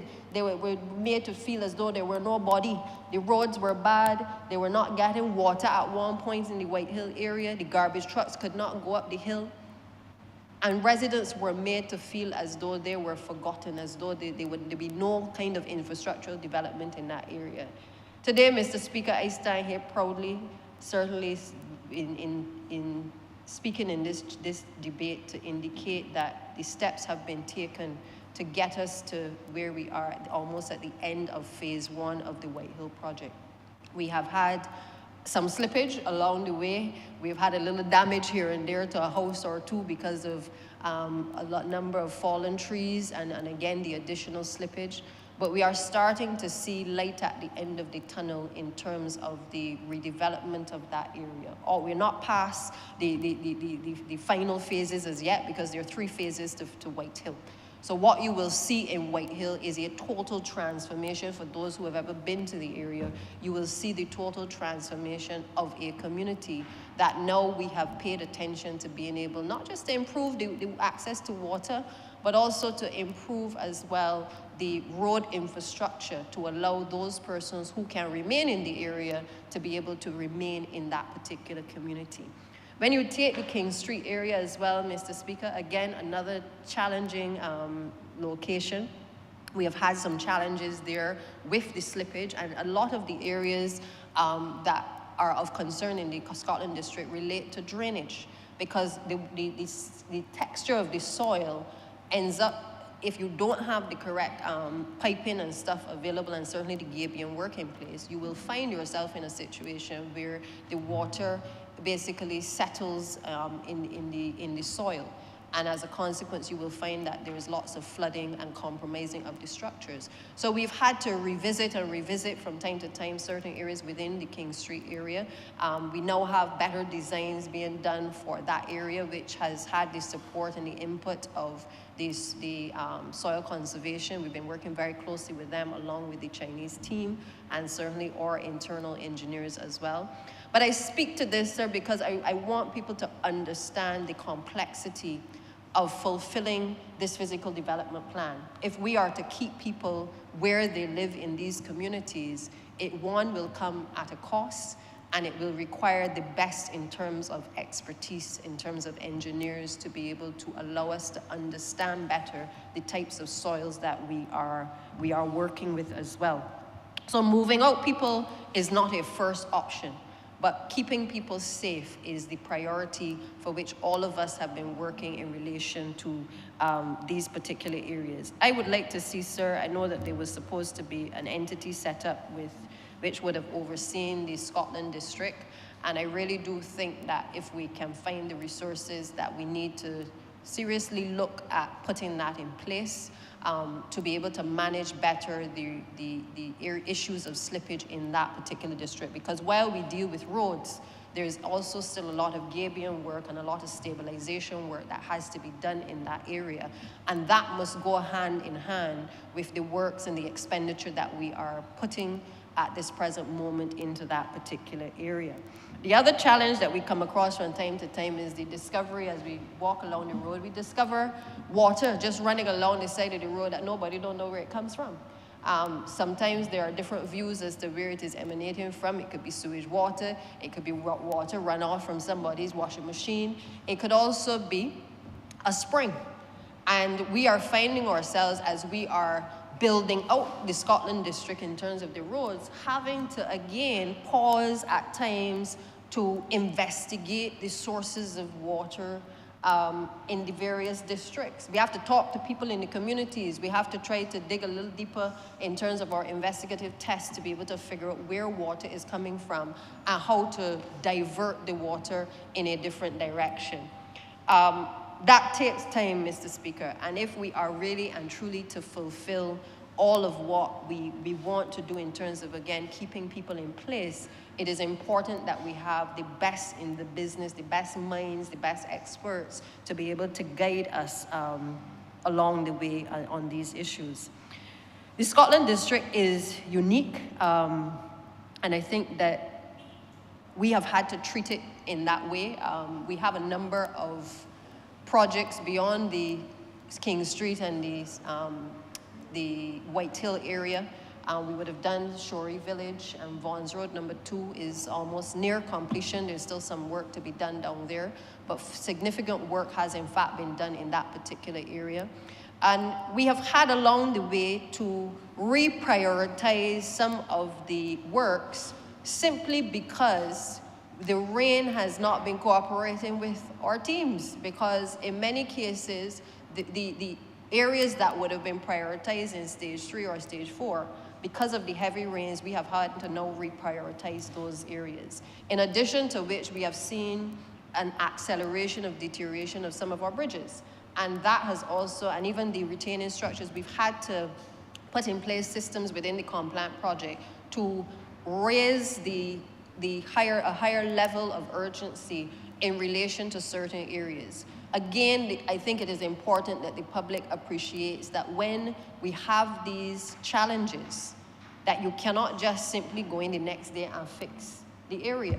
You have to do your designs, you have to do your testing, you have to do your engineering assessment in order to make the right decisions so that you can rebuild. So I know that there is sometimes inconvenience and dislocation in terms of people getting to and from communities or roads becoming from 2 lanes to 1 lane. But in many cases, when you see the signage erected by whether it's MTW or the Complant team, what we are actually working on behind the scenes at the moment is trying to make sure that we have a quick design done to be able to accelerate the process of those works. Because I, like most Barbadians, I get very frustrated when I see what I call the DNA of MTW, which is a can in the road for months, if not years. So what we're trying to do going forward is to solve the problems and create a level of urgency for those areas in particular which have been compromised for a while and which we need to have urgently done. But that requires us, as I said, to ensure that we have the designs done. Fortunate for us, we've had detailed designs done for a number of areas. We brought up about 15 locations within the Scotland district because we recognized that if these areas were not addressed, we were going to find ourselves locking off various communities. And I just want to say that there's no way that we can fix every single road all at the same time. So we have to at times determine what are the priority areas, which roads are going to cut off an entire community if we do not prioritize it. Equally, we've had to build bypass roads. And for those who live along the area by the Thompson Bridge down Bruceville, or Bruceville Bridge, you will find now that a bypass road has been provided there. The parliamentary secretary and member for St. Andrew has been on the ground tirelessly almost every day dealing with these issues. And I really want to take the opportunity to thank him for the stellar work that he's been doing in the ministry, because he has remained true to his roots in terms of making sure that the people in the Scotland district are properly looked after in relation to this project. But we've had to build bypass roads. And why we have to do the bypass roads in some cases, as I said, because we have to get connectivity from one district to the other. We also have to make sure that while we prepare for the bridge to be installed, that there has to be the design done. The bridges have to come into the country, which means they have to be prefabricated in order to come into the island. We also have to do the civil works components that are required in order to place those bridges in the respective positions. Again, Mr. Speaker, I say that because I think sometimes in our haste to see development, we do not often appreciate what has to take place behind the scenes in order for us to get to the destination. And I think it is my responsibility to make sure that people understand that while there is often agitation about this road not being done and that road being cut off and this road being closed, that presently we have something that we did not have before, which is the ability financially to be able to start the process of making and addressing a number of the concerns that we've had for almost decades across a number of these areas, and in particular in the Scotland district. You also have Borden's Bridge, which again, we had to do some temporary work there, but we are in the process of having the bridge prefabricated. Again, as I think the member for St. Joseph spoke of the issue of buses. Many of these roads, yes, we've invested in the electric buses, but many of these roads, if we are not able to secure the bridges, then we will also have a direct impact on the ability of the buses to be able to get into the various communities. So I say and share this, sir, because I feel it is important that the people in the Scotland district understand that there is a plan, there is a working plan that we have in terms of being able to pull the infrastructure that is necessary in the area, while at the same time appreciating that it is not an overnight process and that we need to take some time to make sure that we get it right. Otherwise, you will see failures, and then there will be the allegations of expenditure that perhaps was unnecessarily spent. We've had a few areas in recent times as well, like Erie Hill, Horse Hill, that we've seen some challenges as well arising. And again, we've had to respond to those on a regular basis as well. But the priority projects that I'm hoping will be able to roll out for 2024, we have looked at the White Hill Phase 2 area, and obviously the designs are in place for Phase 3 as well. Glen Burnie, St. Margaret's, the area of St. Simon's, Highway F, Coggins Hill, of course the Bruce Brill Bridge, Babylon Road, and Bloomsbury. And I think the Honourable Member in particular, Bloomsbury, the Honourable Member for St. Thomas will be pleased to hear that as well. But we also took a look at roads that could take more of a mill and pave, that were not as complex as some of these ones that I have called just now. We looked at roads that I think, having started this process and gone for what I consider to be the most complex areas, King Street and White Hill, we recognized as a team that we needed to address as well some of the more simple areas in terms of construction. Not that you don't have slippage and not that you don't have soft spots, but many of the areas that would allow us to get a quick mill and pave and addressing of drainage issues in those communities. So we've looked at Reese Road, Highway 2B, Chance Hall to Josie Hill, Highway 1C, which is the Clinkets to Spring Hall area, the Bathsheba area, Fore Hill to Indian Ground, Mount Brevita, Sailor Gully, Orange Hill, the Animal Flower Cave, and Highway Z, which I think is the Bathsheba area, as I said before. And we've done that, Mr. Speaker, because while this administration has prioritized what I consider to be the worst areas, we have also had to make sure that people start to feel as though the $230 million is actually being spent in their communities as well. And I make no bones about that, sir, because we have another phase of roads right now that we are prioritizing from the list. Some of them that we prioritized previously have either had to be accelerated or they have had to go down the list because there are others that have had to go up. But what we keep having to do is in the dry months, which will be hopefully from January onwards for about 6 months, those are the times where you will start to see an acceleration of works within the Scotland district.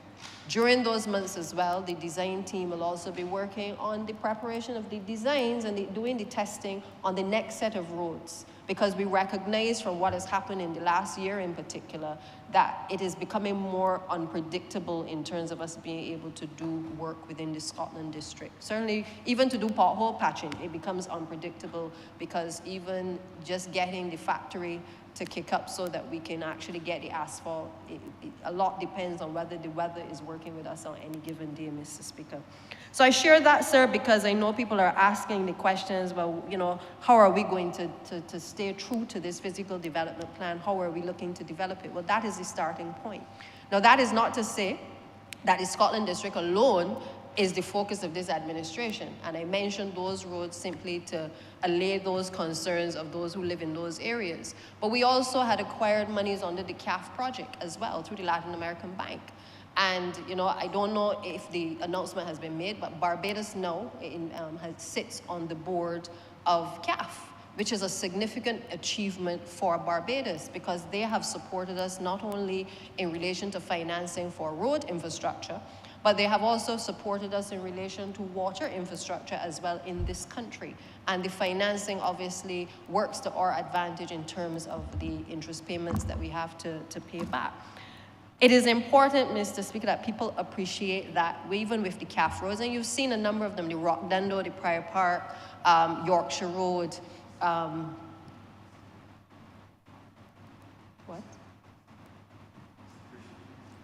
Cane Garden to Bridgefield, Shop Hill to Contensor. Those last two are the next that will be starting shortly.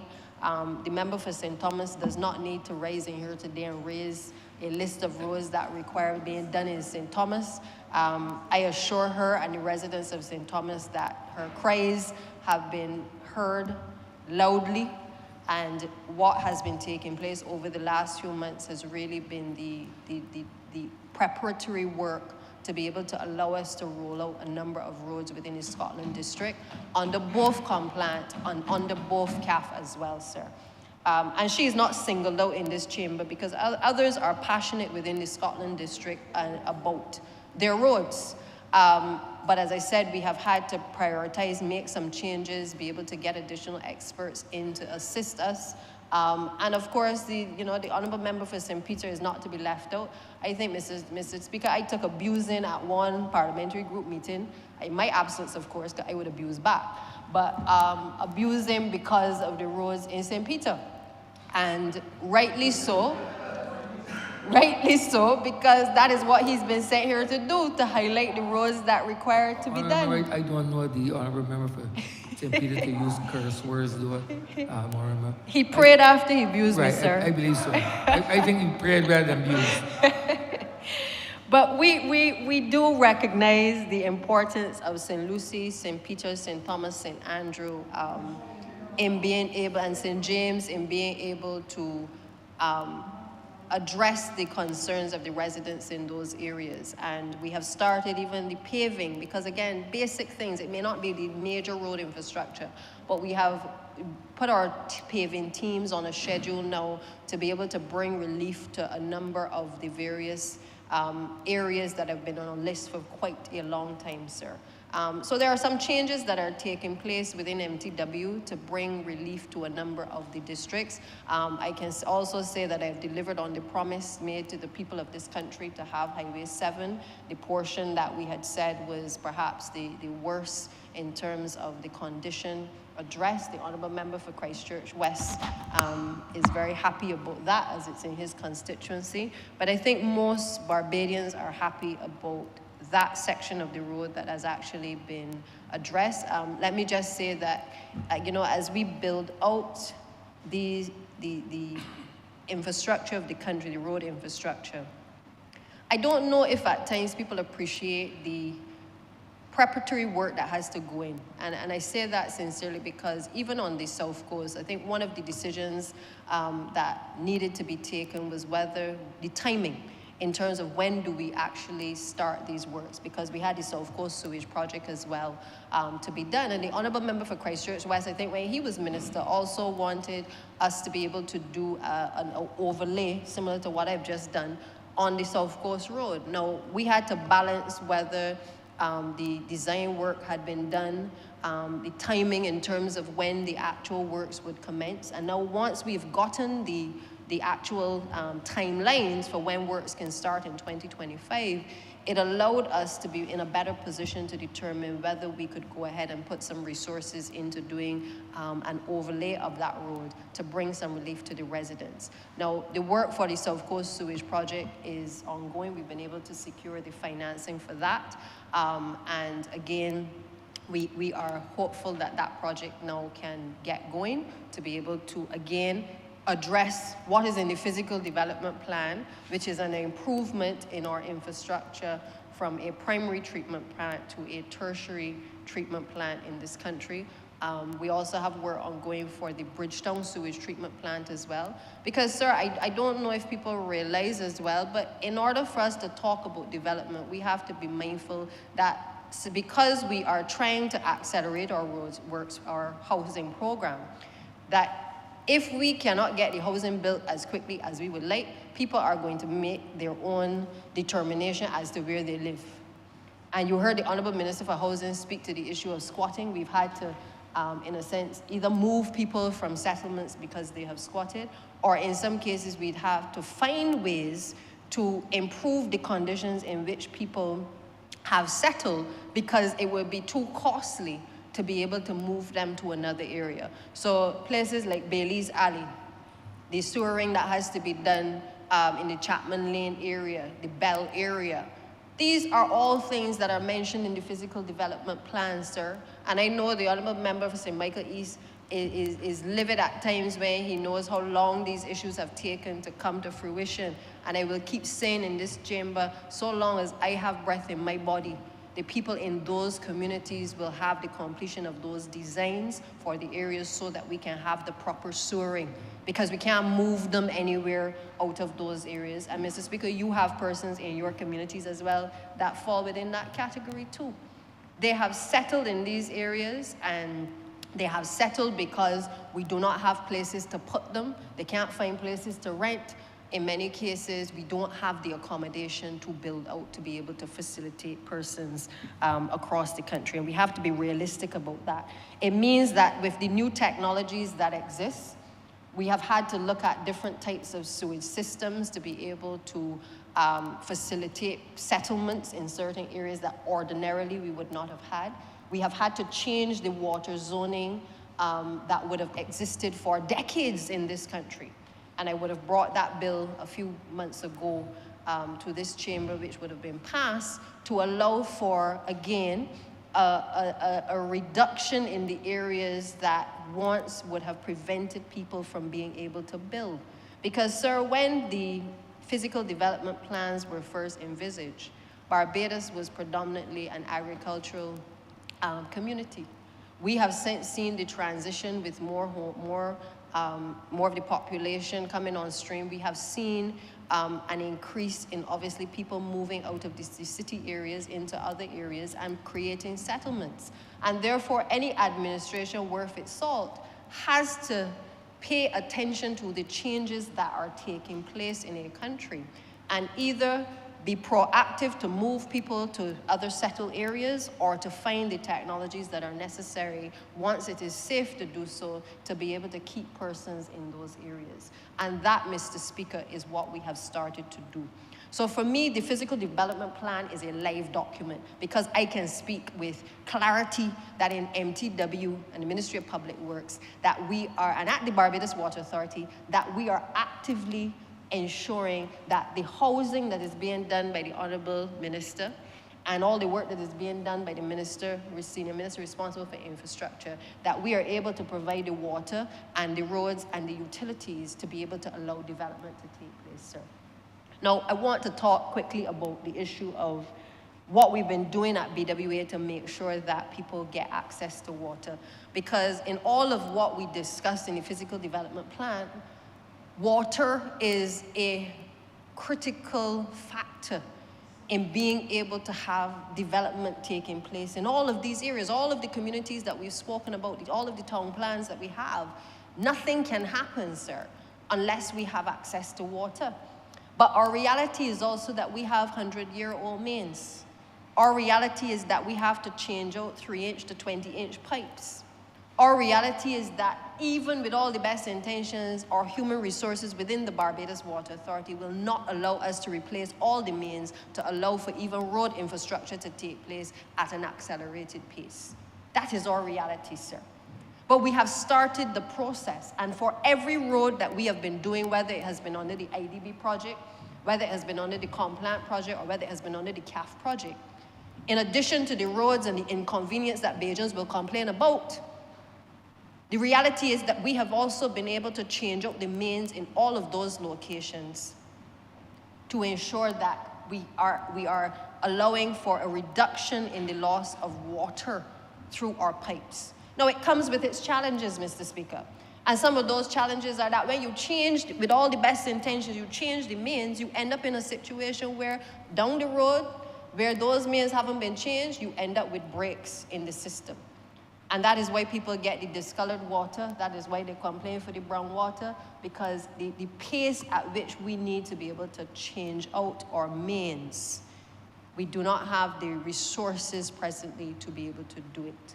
But we are, in a sense, working with BWA, we're working with the private contractors. We have found new ways now to work together as well, to ensure that we can repair the road infrastructure while at the same time being able to have the mains laid to accelerate our ongoing roads program. We have 2,500 kilometers of road, Mr. Speaker, that we have to change. We have, as a government, looked, since we have come to office, at building out the reservoir capacity. We've had 10 reservoirs that we've rehabilitated. We've erected some 4 tanks as well under the Water Supply Network Upgrade Project, which was funded by the Caribbean Development Bank. We have also done another 6 reservoirs and 16 kilometers of mains in the communities of St. Joseph, St. Andrew, and St. Lucie. We have increased the number of pumping stations to 5.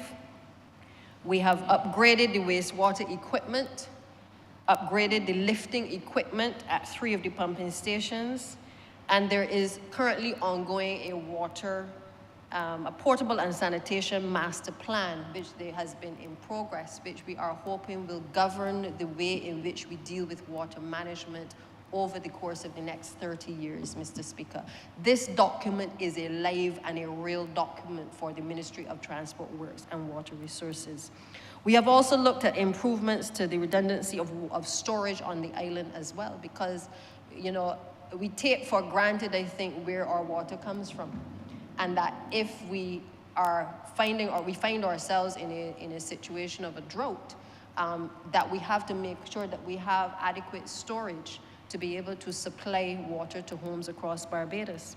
We have constructed 5 precast concrete storage tanks, varying in size from 685,000 to 1.5 imperial gallons. And these are at Castle Grant, Apes Hill, Shop Hill, Rising Sun, and Walkers, sir.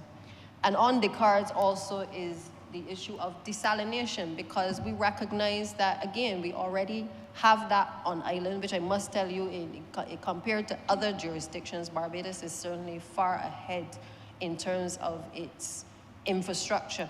A lot of times when I go to the water conferences, I feel as though, you know, while we have our challenges, we are in a lot of ways in a better position than a lot of the other countries, certainly in Latin America and even in the rest of the Caribbean, sir.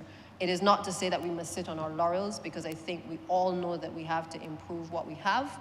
But at the same time, I can say to you with all sincerity that Barbados is still doing a lot better and has benefited from the hard-working persons in the water sector, and certainly by the Honourable Prime Minister, sir, who has been leading the charge on climate change and being able to create the advocacy that is necessary to enable us to get the necessary financing to do a lot of the work that we have to do and that lies ahead for this country as well. We have to put in some more desalination plants. We have plans for those in the north of the island. And I'm sure the Honourable Member for St. Lucie will be quite happy about that in due course, because they will no doubt be at 2 sites in his constituency. One will be a brackish and a seawater plant. But again, sir, these are all things that are taking place while this document has been being created. We brought the water reuse legislation. that has passed this chamber. We've encouraged people to do the water harvesting. All of these things are layers in being able to allow us to bring to life the physical development plan that is before this chamber. Now, Mr. Speaker, the last point that I would want to make on this particular resolution is one that touches very near and dear to my heart. I heard the Honourable Minister of Housing speak to the issue of housing, and I appreciate that we are on a very ambitious program to be able to build out housing in this country. For me, no physical development plan can satisfy the residents of St. Michael's Southeast, of which I represent, unless there is a dedicated program specifically for the largest housing area in the country, as well as for all of the other housing areas across this country as well. While my people are not subjected to issues of slippage, and while the roads may not be in the worst condition as they are in some other areas, sir, what they suffer from is housing that was built in the 60s, housing that was built with structures that the integrity sometimes is called into question.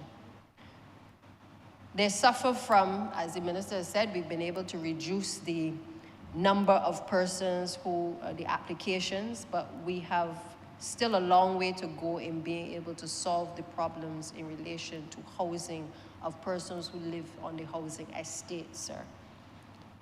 One of the solutions that this administration has looked at, and I would want to encourage those who have the ability to press the accelerator on it, would be the issue of identifying lands to be able to allow us to build out housing faster. We've acquired the lands in Lower Burney. I think the environmental impact assessment is ongoing. And the intention there, sir, was to be able to move some of the residents in densely populated areas of the communities of St. Michael's Southeast and the surrounding areas to a better and improved location. Sir, if you take a journey with me through St. Michael's Southeast, you will find in the areas of Princess Royal and Golden Rock, York Terrace, you will find a number of very old structures, both in terms of plumbing, both in terms of sewage. Sometimes you can go through the area, you can see open pipes that we constantly have to call the NHC to be able to address. You have, because of the increase in the number of people living in those areas, sir, you have the increase in the number of sewage that you would ordinarily have been going to one particular well. And it requires a constant maintenance, it requires a constant pumping off, sir. We have started the electrical upgrades, and I'm grateful that we have been able to accomplish that thus far, because I'm seeing those works bringing some benefit to the people, because again, I think none of us would want any electrical fires to be taking place in communities when they could have been avoided. But again, I say that for units that have been built in the 60s, and in many cases, you can't find a steel inside of these structures, I would want to urge the Honourable Minister and the Attorney General to accelerate the program to be able to not only convey what can be conveyed to allow people to own their homes, but also to let us accelerate the processes to ensure that we can assess the integrity of these structures. Because it may very well be that there may be more people who may have to be relocated than we may have initially anticipated. All along Pine Plantation Road, sir, the houses there's a plan by the Ministry of Housing for those to be demolished, because they were also built poorly. And I do not believe that because you are poor, because you are vulnerable, that we must place people in accommodation that is inadequate for them, sir. I know that the efforts are being made, but my call is simply one for a greater degree of urgency, because I am seeing an acceleration of the deterioration of the conditions in a number of these structures. So 5 years ago, we had a little bit of time. But 5 years from now, if we do not ensure that we have the Juravilla project and the East-West project and others built out in real time to accelerate the housing accommodation that is needed in this country, then, sir, I fear that we will have other issues that we're going to have to deal with in terms of structural integrity in a lot of these households. As I said, the work has started, but there is still, I think that we need a dedicated team to be able to look at whether it is repairs, where there can be repairs on some of the structures, but perhaps an assessment of what is the magnitude of what we are looking at in the housing estates. Because I know the Pine is not the only one, but we may need to seriously reconsider and to assess properly these units to determine the structural integrity and whether what we are handing over to people is actually something that is worth handing over.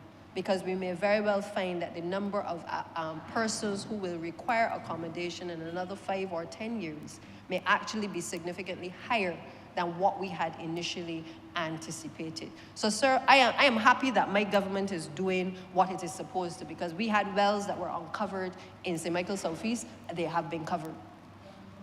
What I want, though, is that we maintain our estates. And this is a cry across government. Maintenance is something that we seem not to be good at. We're not good at it in MTW. We're not good at it in education.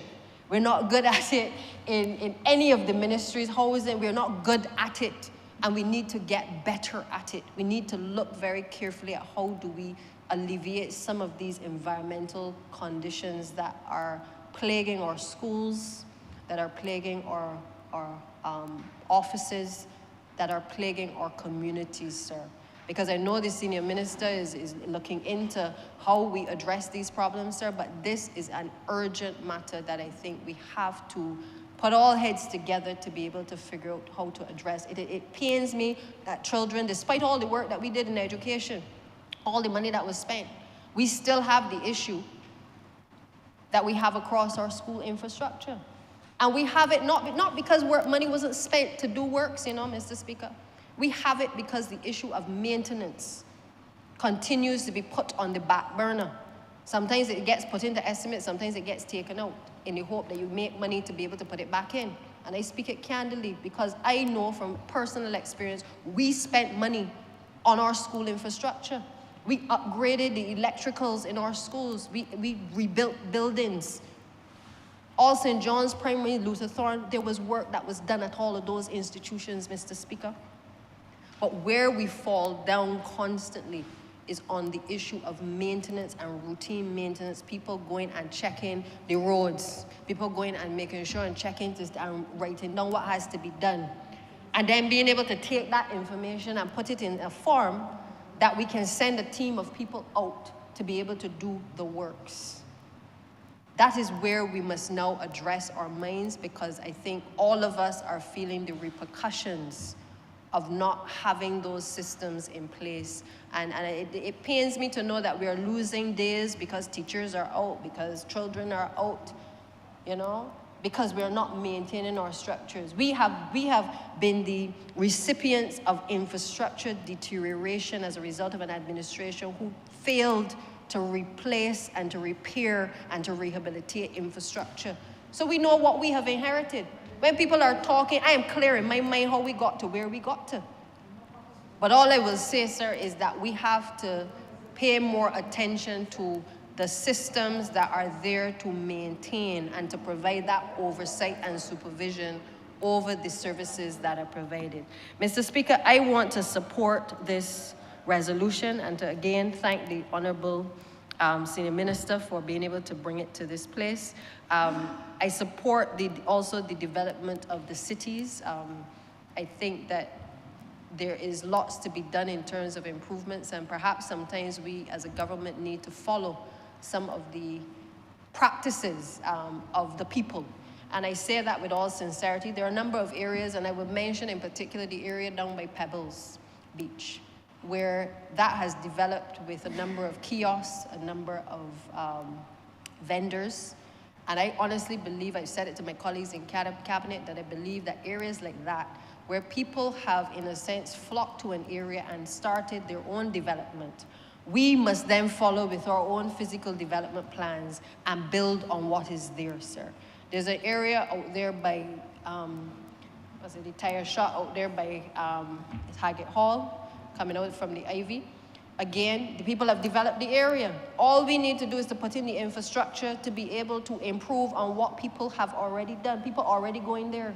They don't need nothing new. They need an improvement, a car park. They need bathroom facilities. They need lighting. And we need to pay attention to that so long as there are no implications in terms of our water table and contamination of our water, that we seek to regularize the spaces that people already are in. And I know we are doing a lot of work in terms of vending to be able to improve those areas. But again, like most other things in government, we need to move a little faster on a lot of the permissions that need to be provided in order to accelerate the designs and to get those works done. Because again, with the time that it takes for government to get these things finalized, the people have already determined where they are going and setting up their coconut vending stalls and all of their kiosks. So we need to flip the equation now, and we need to be more proactive in the way that we approach development, because in many cases, nobody has read this book. Nobody has read these 300 pages to determine where the Honourable Minister and the rest of us want development to take place. They don't reference that when they go to squat. They don't reference it when they go to put up a vending stall. And therefore, we must also see physical development as also development that in many cases is led by the people. And we must be able to respond to what the people of this country also require of us to do, and to ensure that those spaces where they wish to be developed are also safe spaces as well. So, Mr. Speaker, with those few words, I am obliged and I support this resolution. Thank you.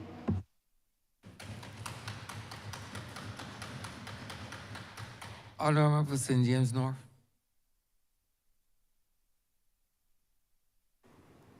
Thank you, Mr. Speaker.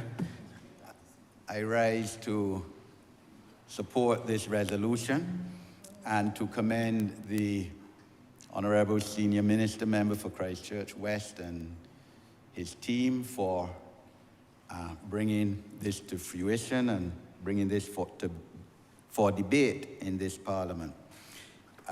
300 pages of a physical development plan, the first in 20 years, so it's a major effort. And of course, physical development plan transcends all aspects of Barbados and our people in terms of their living standards and in terms of the improvement of their conditions of life. This document was crafted after extensive consultation and engagement with all stakeholders. They had town hall meetings, input of the public. I know mention was made that in fact the public's input was able to shift and be reflected in this document.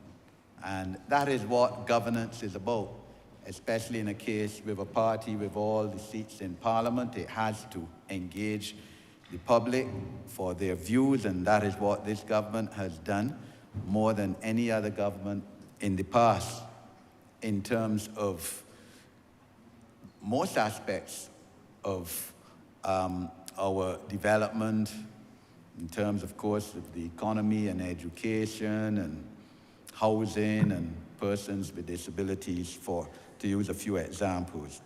This document addresses issues such as land scarcity for agricultural land, and that's major. Subdivisions of affordable housing, again, major. Provision of housing for our people is, I consider, certainly one of the foremost challenging aspects of our governance and of our development. It addresses transportation challenges, confronting issues of pertaining to our climate crisis, because that is why I call it a climate crisis rather than climate change. Transitioning to a green economy, biodiversity issues, and protecting our cultural heritage, sir. In fact, all 17 sustainable development provisions would be addressed in some way or another in this document. the 17 Sustainable Development provisions as crafted in 2015 by the United Nations to be achieved, we aim by 2030. And so just wanted to say, not diverting, but it is pertinent on the issue of the Samoa Agreement, sir, which of course addresses all, certainly if not most, of those 17 Sustainable Development Goals. A treaty, convention, agreement signed on the 15th of November by members of the African, Caribbean, Pacific states and the European Union, the 27 European Union countries. Barbados signed it on the 15th of November in Samoa. And I want to commend the government for going ahead and signing this document. I believe the intention of Senior Minister, the Honourable Member of Parliament for St. James Central, Minister with responsibility for Foreign Affairs, is to bring this document to Parliament by resolution so a debate could be done on it, because we all know that there are persons within what I call the fundamental right-wing community, sir, who have issues with it on two or three matters, sir, perhaps. And so we're here to, as leaders, political leaders of our country, to try to convince them that there's nothing to be afraid of with this document or to be concerned of in terms of what they're talking about. But the fundamental issue as well, sir, is that all of our people in this country, indeed all people of the world, have basic human rights.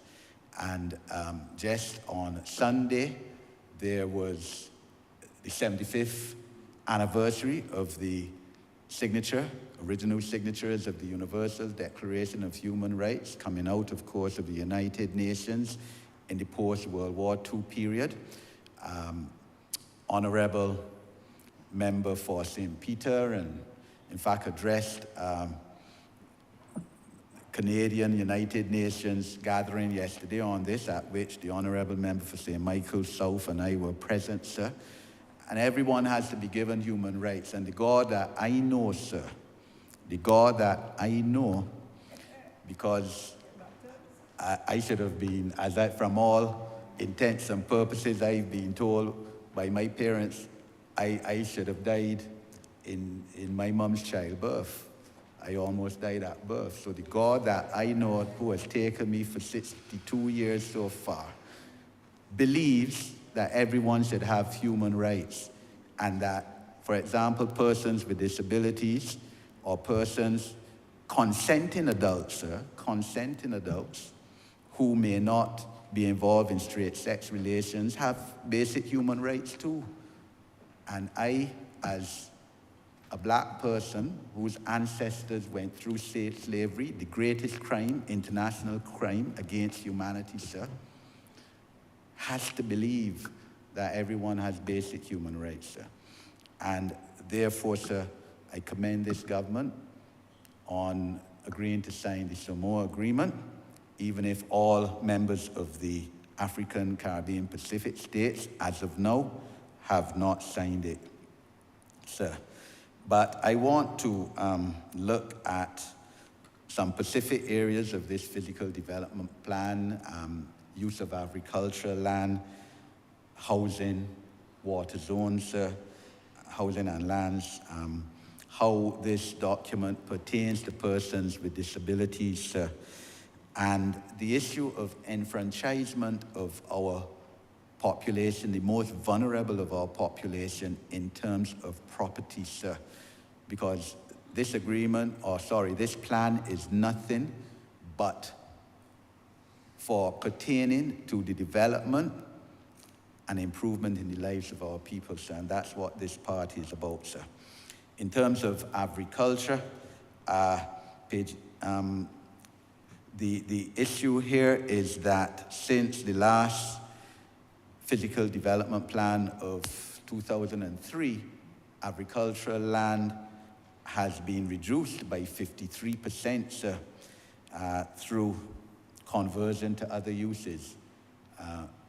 Many reasons for that, sir. We know that up to the late 1960s, we used to reap over 200,000 tons of sugar.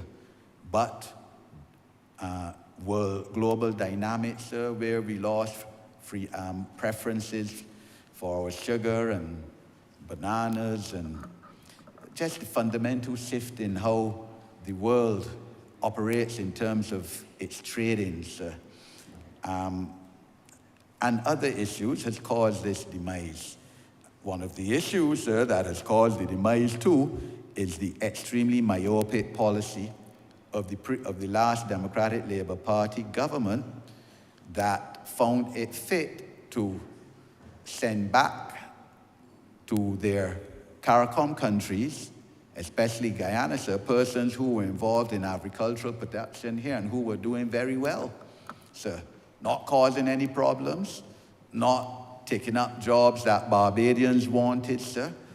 But that was the policy of the late David Thompson and the Frontal Shore administration. Ever so welcome wait for a call, and it caused fundamental damage to our economy and to our agricultural sector, among other sectors, sir. So it is the remit of the Honourable Member for St. Philip South, as Minister of Agriculture, to try and bring still sustainable agriculture to our country. And I want to support him in terms of increasing our production capacity and capabilities in that regard. What I would say certainly is everyone who certainly has a genuine interest in agricultural development ought to be given that opportunity through the government departments to do so. And there has to be that capacity, because I know in my constituency, for instance, there are people who are willing to go into agriculture. A lot, let's face it, sir. In addition, is I suppose psychological too. A lot of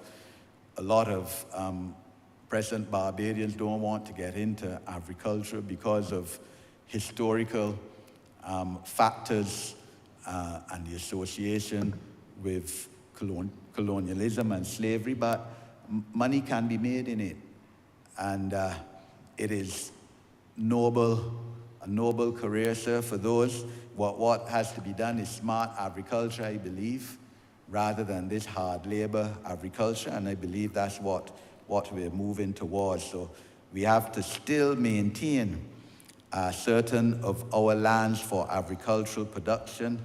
I believe, again, from around 1980, the amount of agricultural land in use has declined from 44% of our land surface to 26% today. But food security is major. A country must have food security to be able to survive. It is fundamental, in fact, to our national security. And in a situation where I believe our food import bill is upwards of $800 million a year, we have to reduce that, because that is a serious dent on our economic capacity as well. The issue of housing and land, sir, again, extremely critical, and we have to find some mechanism to utilize these over 20,000 vacant lots, mainly, I believe, in urban Barbados, that we have across our island. And I know this is not an easy solution to devise. We've been talking about it for years, how to now claim for the benefit and on behalf of the people of Barbados these vacant lots, in some cases containing derelict houses, which for one reason or another, in a lot of cases where the owner died and is tied up in terms of succession complications, land taxes not being paid, for instance, in a lot of cases, a bush 10 feet high causing problems to to the neighbors, sir. And I obviously, sir, I understand the legal difficulties in devising a scheme whereby these lands could be used for the benefit of the state now, and through the state on behalf of the people, but we have to come up with a solution, because in an era where said housing is major challenge and land acquisition is also a major challenge, we have to find a way to be able to utilize this within the physical development of Barbados. The issue, sir, of water zones, again, is key. The Honourable Deputy Prime Minister, three months ago, brought to this Parliament the Barbados Water Authority Amendment Bill. And under that bill, of course, there is provision for the Honourable Minister to make an order to reclassify and rezone the traditional zones 1 to 5 to zones A to E, I think it is, or A to F. And I really wish to urge the Honourable Minister to urge her ministry officials to have this process speeded up, sir. Meaning St. James North, a lot of St. James North is under Zone 1 still. I was in Upper Carlton only on Sunday afternoon, and someone, a resident there, asked me when will she be able to get water supplied directly to her house, sir. I could have been in Rotterdam, sir. I could have been in the Wim. I could have been in Aston Hall and be asked that same question. And quite honestly, sir, in this day and age, we have to be able to bring water facilities to these people. I know that we are trying our best. It's an issue. It was one of the first tasks that I sought to address when I became a member of Parliament, 11 years ago now almost, and when I went around to different government departments, and I went around to the Town Planning and Barbados Water Authority to try to see where this process was. So I really hope and trust that early in the new year that the Honourable Minister would be able to say that she has signed the order to relieve effectively many of the districts in my constituency from this prohibition to have inborn water facilities and water supply, sir. Because we're talking about decent humanity, and that's what this government's goal and thrust is and has to be. So in terms of how this document that we're debating affects the issue of persons with disabilities, the Honourable House, and by extension Barbados would have heard the Honourable Member for St. James South, the Minister for Housing earlier today, speak to the policy of government now to ensure that 10% of state housing, either houses built by National Housing Corporation or houses which come under the auspices of the government, would be allocated to persons with disabilities. So extremely important, sir. And he spoke about the practical implementation of that policy, starting with Arlene's land in White Park Road. So this policy has to continue, sir, and we have to ensure that it would continue, sir. In addition, of course, it is access of persons with disabilities to the built environment and natural environment, sir. So the Cabinet of Barbados, 4 months ago, would have approved the national policy to improve the lives of persons with disabilities, which emanated from the committee, National Advisory Committee, which I had the honor of chairing, sir, and within that policy document, there is provision for equality of persons with disabilities, equity, non-discrimination, participation in every aspect of Barbadian lives, and that therefore includes in that policy, sir, that public places ought to be adapted within the medium term, sir, that persons with disabilities, whether blind persons or persons in wheelchairs, immobility challenge, will be able to have access to these places. Once it's a public place, whether it's the law courts, sir, parliament, supermarkets, sir, you're gonna be given time, sir, once the draft legislation comes before this parliament and eventually is enacted, you'll be given time to adapt, retrofit your place, make it accessible to persons with disabilities, but it has to come because we can't leave anyone behind in our national development, and persons with disabilities have the basic human and fundamental rights to be included in all aspects of our development, sir. In terms of the natural environment, sir, issues, persons with disabilities have to be able to participate in sports and in culture, sir. So, and our community centers, I know the older community centers would need to be adapted to accommodate persons in wheelchairs, and there was the commitment when we met with the Honourable Minister for Community Development last year and his team to have that done. We know it'll take time, sir. These things can't happen overnight, sir. So there's some issues that would not be short-term within the 7-year period of the implementation of the national policy document 2023 to 2030, but would be medium-term and maybe even long-term, sir. But it has to be done.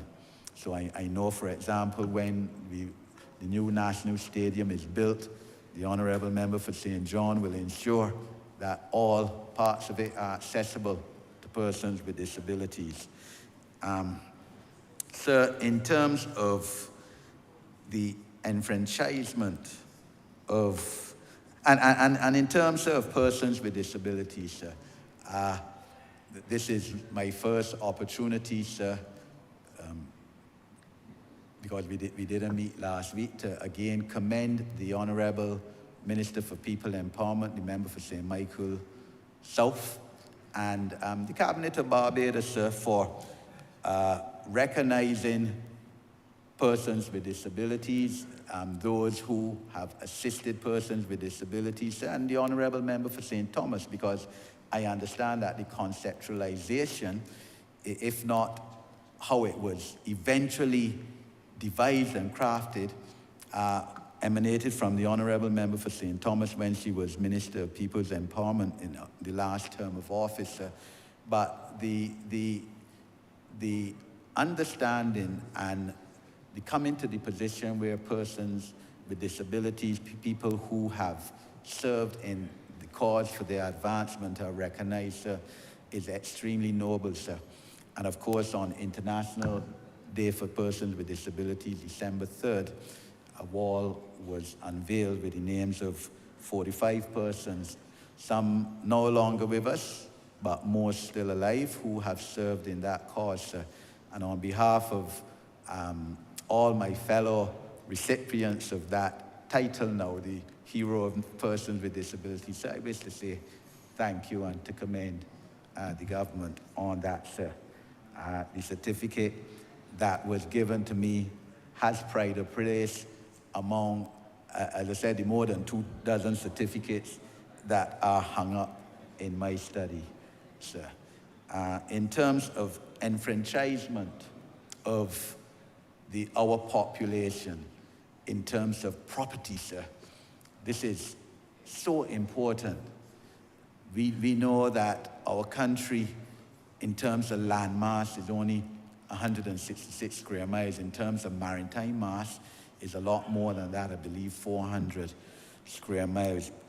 And therefore, there will always be the conflict in a country of our small size in terms of balancing issues between agricultural development, housing, everything else, but enfranchisement of our people, those who are not traditional landowners, those who are descendants of slaves less than 200 years ago. It has to be fundamental. And this party, sir, in government, whenever it has been in government, has championed those people, sir, starting from the Tenantries Freehold Purchase Act of 1981, sir. We, on this side, regard that as one of the transformational pieces of legislation that has passed through this parliament since adult suffrage just over 70 years ago, sir. And we continued, of course, with that transformational policy when there was the government of the Right Honourable Owen Arthur in terms of bringing then not only plantation tenantries but urban tenantries into that, with tenants being able to purchase at $2.50 a square foot, with government subsidizing the rest. But two issues here, sir, that I want to draw the attention. One is in terms of private concerns, sir. And the Honourable Prime Minister has quite rightly, sir, quite rightly raised the issue internationally of reparations to our former, to the former colonies of the United Kingdom and the European powers, newly independent countries such as Barbados, sir.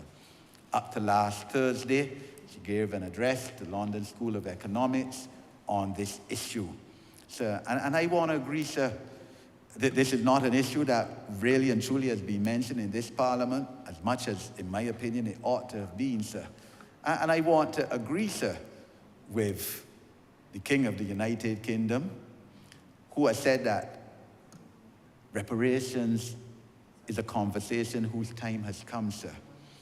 And there's been a recent study, the Batley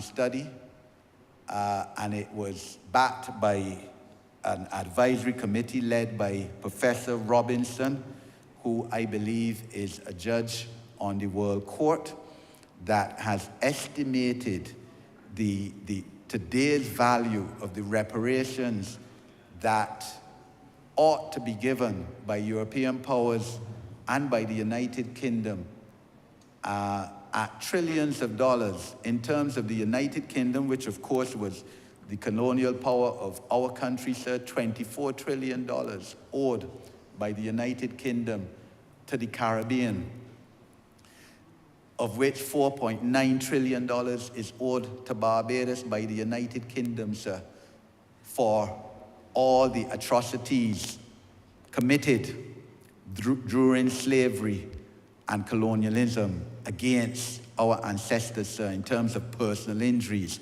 in terms of sexual violence against our women, sir, rape, in terms of murder and hanging of our men, in terms of mental anguish, sir. And remembering, sir, of course, that Barbados, through the 1661 slave laws, sir, which said, for example, that any white person could murder any black person with impunity, sir. That was what the 1661 slave law said, sir, you well know. And that law was the basis of the slave codes and slave legislation throughout the British, not only the British Empire, but the European Empire, sir. The French call it the Code Noir, sir. And they took the 1661 Barbados Code as precedent for almost, 200 years remaining of slavery, sir. And part of this, sir, and as I said, the time has come for this conversation, sir. A lot of people don't like this conversation, embarrassed. People of all races, that's the truth, but the time has come for it, sir. And I mean, we know that the United Kingdom, for example, can't pay back Barbados $4.9 trillion. Never could. France, quite honestly, sir, took what? I think 120 million francs from Haiti, sir. When you convert that today, I don't know how that could be done in the history of humanity, sir. Haiti, reason why Haiti is in its position. So they can't pay this back in money value, sir, but health, education, housing, development, sir, to try to help get us out of this intergenerational poverty that we all have in our constituencies, generation after generation after generation in poverty. And the difficulty in terms of getting it out, although we're trying our best, sir, to get it out in terms of educational transformation and obviously housing enfranchisement now and allowing housing to those public officers, for instance, and low-income earners as well, sir. But we have to face it, sir. And in Barbados, we have a situation where the Church of England, sir, the Anglican Church, of which, sir, I was baptized in, sir, so I feel I can speak with moral authority on this issue too, because that is where I was baptized, in an Anglican church, sir, has to give some reparations too. So recently, the Church of England, without conversing with us or any other Caribbean countries, agreed to give back $100 million. $100 million, sir, yeah. It's more than nothing, sir. And I'm someone, I tell anybody, don't refuse money, sir. Don't refuse money. So yeah, $100 million. But the role of the Anglican Church, sir, the Church of England, in slavery in Barbados is well documented, sir. And yes, sir, the Anglican Church has played a role in our development. I'm not going to stand here and deny that, sir. The truth of the matter is, it was always said Barbadians were better educated than any other people in the Caribbean during colonialism, sir. But the fact is that a lot of that education went towards keeping black people in a subservient position to serve the plantation, sir. And you had the Located Laborers Act, which up to 1950, the early 1950s, with the Right Excellent Sir Grantley Herbert Adams, sir, the law was that you had to, if you're living on the plantation land, you had to work at the plantation. From the time you left and went to work on another plantation or somewhere else, you had to take up your chattel house and move, sir. So the Anglican Church, sir, needs to pay reparations in this country as well. And the psyche of our people is still there, the adverse and negative psyche, as shown by the fact that invariably any meeting that you have in this country, whether it's town hall, whether it's a PTA meeting, sir, the first place most people are going to go is to sit in the back. They're not going and sit in the front, and that is derived from slavery, sir. And the Anglican Church, in a lot of cases where blacks couldn't come and sit in the front, that was not their place, sir. So we have a situation where still the Anglican Church owns a lot of land, sir, tenantry land. When they had the St. George North by-election, just over 3 years ago, I was shocked when I was canvassing in the glebe, St. George, to see how much church land there is on which houses are on, sir. And I don't know what are the challenges, sir. Why, for example, the Anglican Church can't do like the government of Barbados did and sell this land to the tenants who are on it, sir, because in the glebe, St. George, for instance, some very nice houses on it. I mean, the Anglican Church can't take back up the land. Lovely wall houses on some of in some of the glebe areas, sir. And not only St. George, St. John too. St. John was the heart of colonialism and slavery, won the hearts. Both St. John and St. George. You all remember has 2 more minutes. Thank you, sir. So I'm calling, sir, on the Anglican Church, sir, the church into which I was born and baptized, to seriously consider their role in the desire and the absolute need to give reparations to the people, the majority people of this country, sir. And let's start by transfer of the lands. so that people can be empowered, sir, and improve their status and conditions in life, sir. But also, the government of Barbados has a role to play, sir, because in my constituency, for instance, Douglas Road, Western and Reed Road, the Garden, tenants are still struggling to be able to purchase their land. They pay in money in a lot of cases, and not only in my constituency, throughout Barbados, to the land registry, that's the government department which receives the money, but then government, and not only this administration, sir, but the last administration too, has not financed sufficiently the mechanism for the government subsidy to be paid. But remember what I said, sir, $2.50, as you well know, sir. The tenant pays for these lands and government subsidizes the rest. That is the law of Barbados from the administration of the Right Honourable Owen Arthur. So I'm calling, sir, on the Cabinet of Barbados, sir, and then ultimately is this Parliament, to ensure that greater finances are made available to the Ministry of Housing. I know estimates being discussed now in various ministries, sir, but greater finances have to be made available to the Ministry of Housing so that more tenants of these lands, and in many cases now it is private tenantry land, can become empowered and become property owners, and can become enfranchised as is their human rights. And I would back any heads under the Ministry of Housing that grants greater funding so that more persons can become enfranchised through greater subsidization or through the funds and finances being made available by government to subsidize the purchases of these tenantries and private tenantry lands by our constituents. So, sir, I end by, again, commending those responsible for this physical development plan. It is a tremendous document.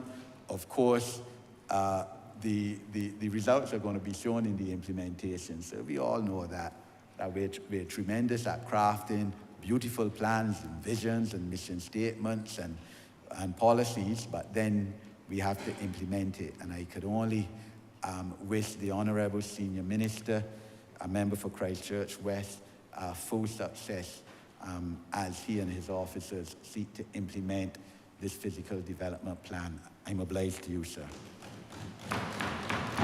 Honourable Leader of the Home Business.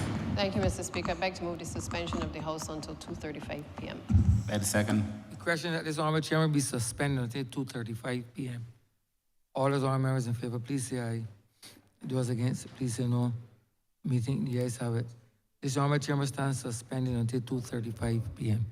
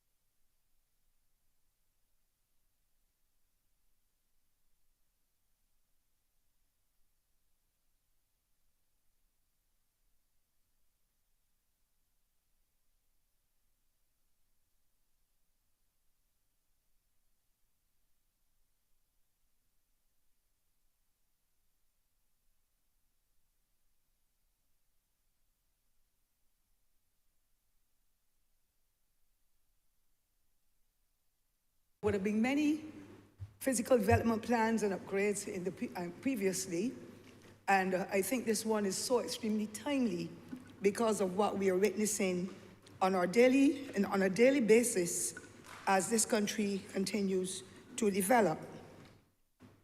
Many changes, sir, have been implemented over those past 20 or so years, and support is granted to the numerous changes to suit the times.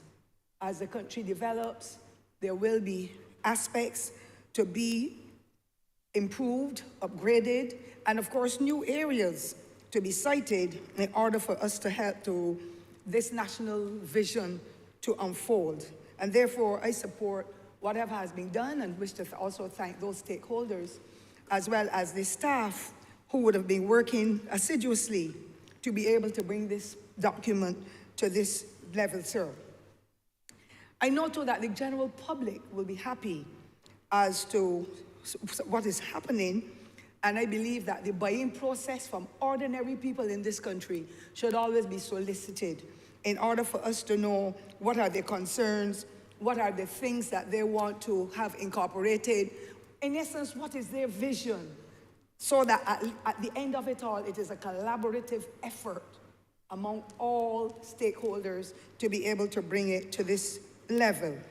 And so the initiative is extremely important in this critical national matter. I want Mr. Speaker to indicate, though, local knowledge in any community or any society for that matter is also very critical. Yes, the professionals will have their way of doing things, but how do you go into communities and not to become familiar with some of the needs and the challenges? And unless local knowledge is solicited or engaged, it leaves a vacuum.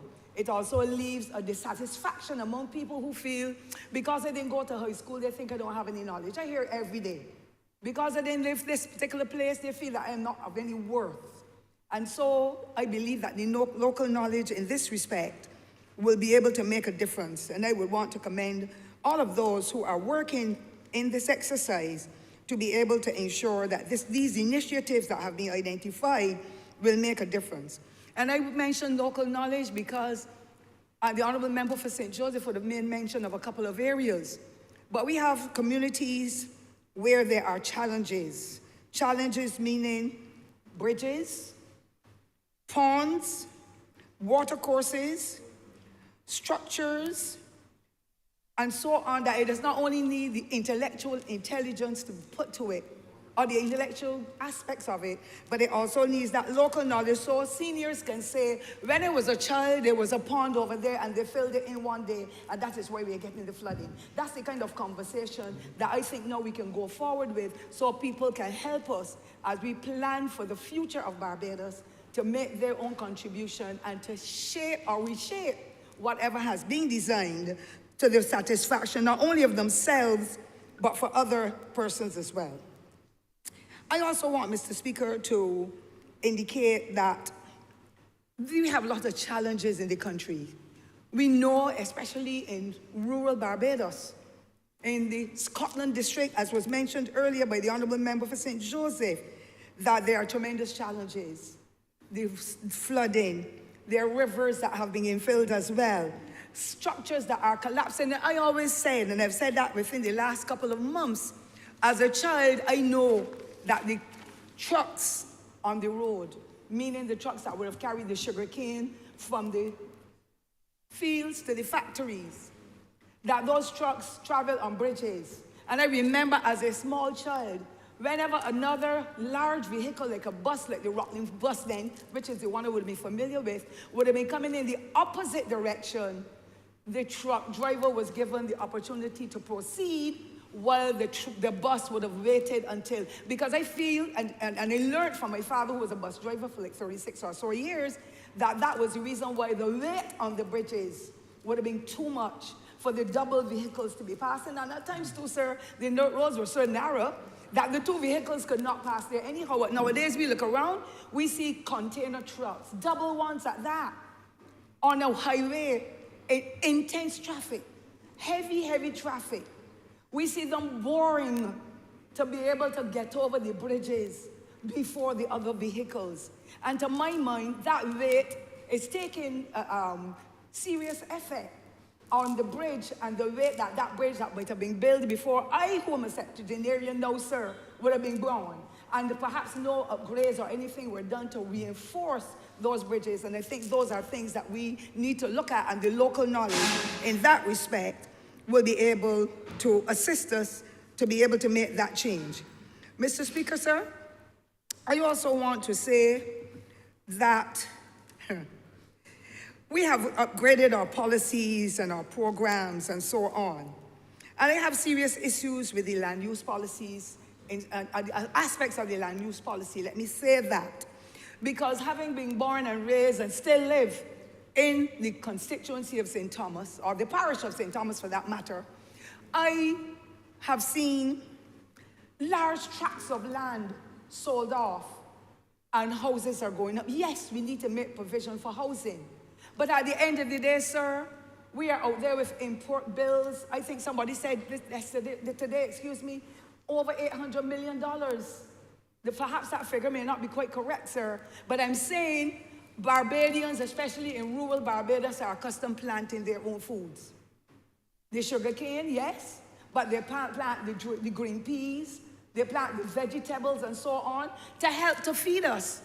And unless we take a cognizance of what is happening in Barbados, we are going to use up a lot of good arable land towards building houses and putting up warehouses and all that. And then we will not be self-sufficient in what we do. And it reminds me, sir, of a slogan that was made by one of a former senator before, who is now deceased, may the Lord bless her in her grave, who said, grow what you eat and eat what you grow. And we're not eating what we grow at all in the way we would like, because there's limited food. As a matter of fact, we're hearing right now that poultry, the supply is down. And it's because in rural Barbados, we raise our backyard chickens, or ducks, or turkeys. There are some communities now that you live in that you cannot do that kind of agriculture. And so that too is impacting on how we do or what we do in that respect. I also want to indicate, sir, that yes, we need affordable homes. We need recreational spaces. But I caution everyone to use the wisdom and let it prevail when we're cutting up good prime agricultural land to place such structures on them, the buildings and the play areas and so on. There's still a lot more land in the country that we can use, and in every constituency we can find that kind of land that can be used to make a difference. Mr. Speaker, sir, I want to refer to the heart of Barbados as well, where daily we witness many acres of good arable land sold to build these houses. The heart of Barbados is really St. Thomas. I'm not talking about the project right now, that will come in the closure of the closing comments I want to make. But the heart of St. Thomas, of Barbados, is St. Thomas, and that was so aptly designated earlier in the 1990s, and I believe in the late 80s as well, where efforts were made to pull communities together and to help to empower people, both young, middle-aged, and old, to be able to recognize that this parish that we live in, called St. Thomas, has so many qualities, so many advantages that we can all live closer together in a cohesive way, and we can share whatever we produce to be able to reach out and touch lives and turn them around. That physical development plan, sir, the efforts must be lauded. But my emphasis today, sir, is will continuously be on the heart of Barbados, St. Thomas. Agricultural development, tourism, recreation, transport, our cultural heritage. We heard of housing before, and the agricultural preservation for the food security. Infrastructural works, sir, is another challenge that we have. And our roads were built for centuries, so I'm not even targeting the Deputy Honourable Prime Minister, sir. I'm just saying neglect over the years and the way that our roads are being built now. In the past, there were gutters and water would run off in the gutters and never lift up the tar. The tar was such a strong component in our roads. And now the bitumen is there, the water is just lifting it up. And we need to find other ways of ensuring that the runoff for water happens, because that is what really has torn up nearly 15 to 20 roads in the parish where I live, in St. Thomas. And therefore, we need to look at other strategies in order to make the difference in what is going on across the island, but in particular, sir, I am referring to the area where I live. We also have the challenge, sir, and I hope that aspects of that were taken into consideration, because you know, sir, that the mangrove landfill was developed in St. Thomas way back in the 1980s. And people are just going in and destroying the environment, particularly in the heart of Barbados, St. Thomas, where when you go along to Hyman's Hill, Stony Gully, Vaucluse Road, Canefield, so many different communities, you're just seeing the coconut shells that are coming from somewhere, because I don't even know anybody in St. Thomas sells coconuts along the street. But everything is dumped any and everywhere. I hope that that aspect of it has been taken into consideration, because it would mean that we would need to have another area for disposal of the refuse or the shells and the garbage otherwise. Mattresses, Mr. Speaker. Sometimes you see even the boxes or the containers that parcels come in, and the person's names are on them. It means that those persons may have paid somebody to deposit them at the mangrove landfill, and they put them down in Highland Gully. Something is wrong with the psyche of my people, and I want for them to be, in the same way we're having town hall meetings and other meetings by Zoom for aspects of this same physical development plan to be extended, so local people, ordinary people, and all others can get a chance to see and understand how they are destroying the environment that God has given us in this space we are in, sir. I also want, sir, to move on from the illegal dumping, which is a very big project that I don't want to touch right now, to talk about tourism. And of course, we have so many places in the parish, and I hope consideration would have been given to that as well. Because if you're talking about 7 or 8 locations in the parish of St. Thomas, and we are adjoining St. Joseph with the flower forest, sections of St. Thomas are bordering on the flower forest, so I can even include that. But there are no good arteries leading to them. The arteries that must be leading to these places of interest that will bring in the tourism dollars and will generate employment for locals who will come out and sell their produce to the visitors and others. To my mind, that has to take priority as well. And I thank the Honourable Deputy Prime Minister, the Minister of Transport and Water Resources, for her kind words this morning about the roads or the arteries in St. Thomas. There is no good road, Mr. Speaker, sir, leading to get visitors, locals, anybody. So I don't go out at night anymore for fear, sir, that I may get ambushed. For fear, so that my mother's only beautiful daughter, she named after her, may not get back home because of the potholes that I'm falling in. So I want to thank the Honourable Minister for her kind words and for her efforts, because she will tell you that sometimes she sees messages from me at 3 in the morning. I can't sleep, so I don't let her sleep either, sir, because I am concerned about what is happening. So I am very proud to hear of Shop Hill Road being fixed and the Bridgefield Road and 1 or 2 others, because I must get a piece of the cake too, in order for us to become a more cohesive government and a Labour Party, sir. And I will never forsake the people of Barbados or those of St. Thomas. So I am happy, sir, for that privilege. But when you see there's a Richmond Hall Gully, and we had a terrible situation there about a week and a half ago, and the fauna and the flora, Harrison's Cave, the 8th wonder of the world in the parish, sir.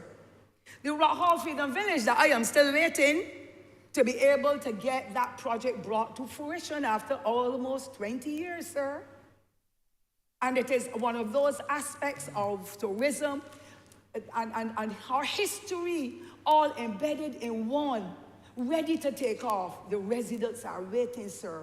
Barbados is waiting to be a part of what is happening at the Freedom Village, because that is a part of our culture and our heritage, and indeed, sir, our history. The Duke's Bridge that was built using the yolk from the eggs, I understood. The Duke's Bridge is there. That too is an aspect of tourism, but to get to it is another story, sir. The Vault Road, in that road where I live, where the Williams Vault is there, and up until the 1970s, when some of the concrete was falling apart, we could see the lead coffins in there. The Williams family is there, and they owned Westmore Hall. So that is another aspect of it. Also, Mount Hillaby, one of the most beautiful sceneries, Mr. Speaker, you could ever want to stand there and see. And I will say again, when I had asked the BTII, I had written officially and asked them, could you please put a public convenience on top of the hill? Because when people come from wherever in St. Lucie and coming through St. Thomas and going to the airport or going to visit the other places of interest, they need somewhere where they can wash their hands if they eat a mango that they find. If they want to ease their system. To this day, Mr. Speaker, nothing has happened. So this physical development plan, I hope that they've taken that into consideration, that we could go further. Sir, Pori Spring, an area where water runs incessantly, whether there is rain or drought. The guys in that village now have started to do their own small businesses, and I would want them to get the opportunity to have things regularized. I don't want them to be doing anything that is not in keeping with the law. So they must follow the principles, that the health certificates are available, that they have their licenses and so on. I will never encourage anybody to do wrong. But there in Pori Spring, the guys are there doing their own thing to make a living for themselves. And therefore, I'm going to work with them to be able to make sure that it happens. We have the Highland Outdoor Tours that has been closed. You know why? The owners of the big coaches have told their drivers, do not take our buses in there, because the depreciation is too tremendous. So now another wonderful location has been closed for more than 2 years because of the condition of the roads that my honorable member and friend, sir, is going to assist us with as the time goes by. I know that everything cannot be done in the same place because it is the entire Barbados that has to have the upgrades. But I am relying on it because it is making a living for the locals, as well as bringing in that foreign exchange that we require in order for us to go forward. Also, sir, the heart of Barbados, where we know that for years, and that last administration before us, Mr. Speaker, sir, closed off the heritage location. It embraced all Barbadians at a particular time in the year, especially in the summer. And there was a 5K walk, a 10K run. There were trams and all kinds of things were happening, and people got little passports. They can go in Harrison's Cave. They could go down to the same Highland Outdoor Tours. They could go into Westmore Hall Gully. They could go all over the parish in the coaches to be able to learn of Barbados and the heritage that we have that is such a unique one. That too has stopped. As a matter of fact, the structure that they were working in now, Mr. Speaker, needs so many upgrades that I don't even want to mention that here, but that will be discussed in another area. I want, sir, for us to continue to build the community spirit as well, because that same national heritage location nurtured the people of Allen View. And there was a youth path organization that UNESCO had sponsored for the young people to be able to do projects, to learn about entrepreneurships, to set up their own little businesses and all that.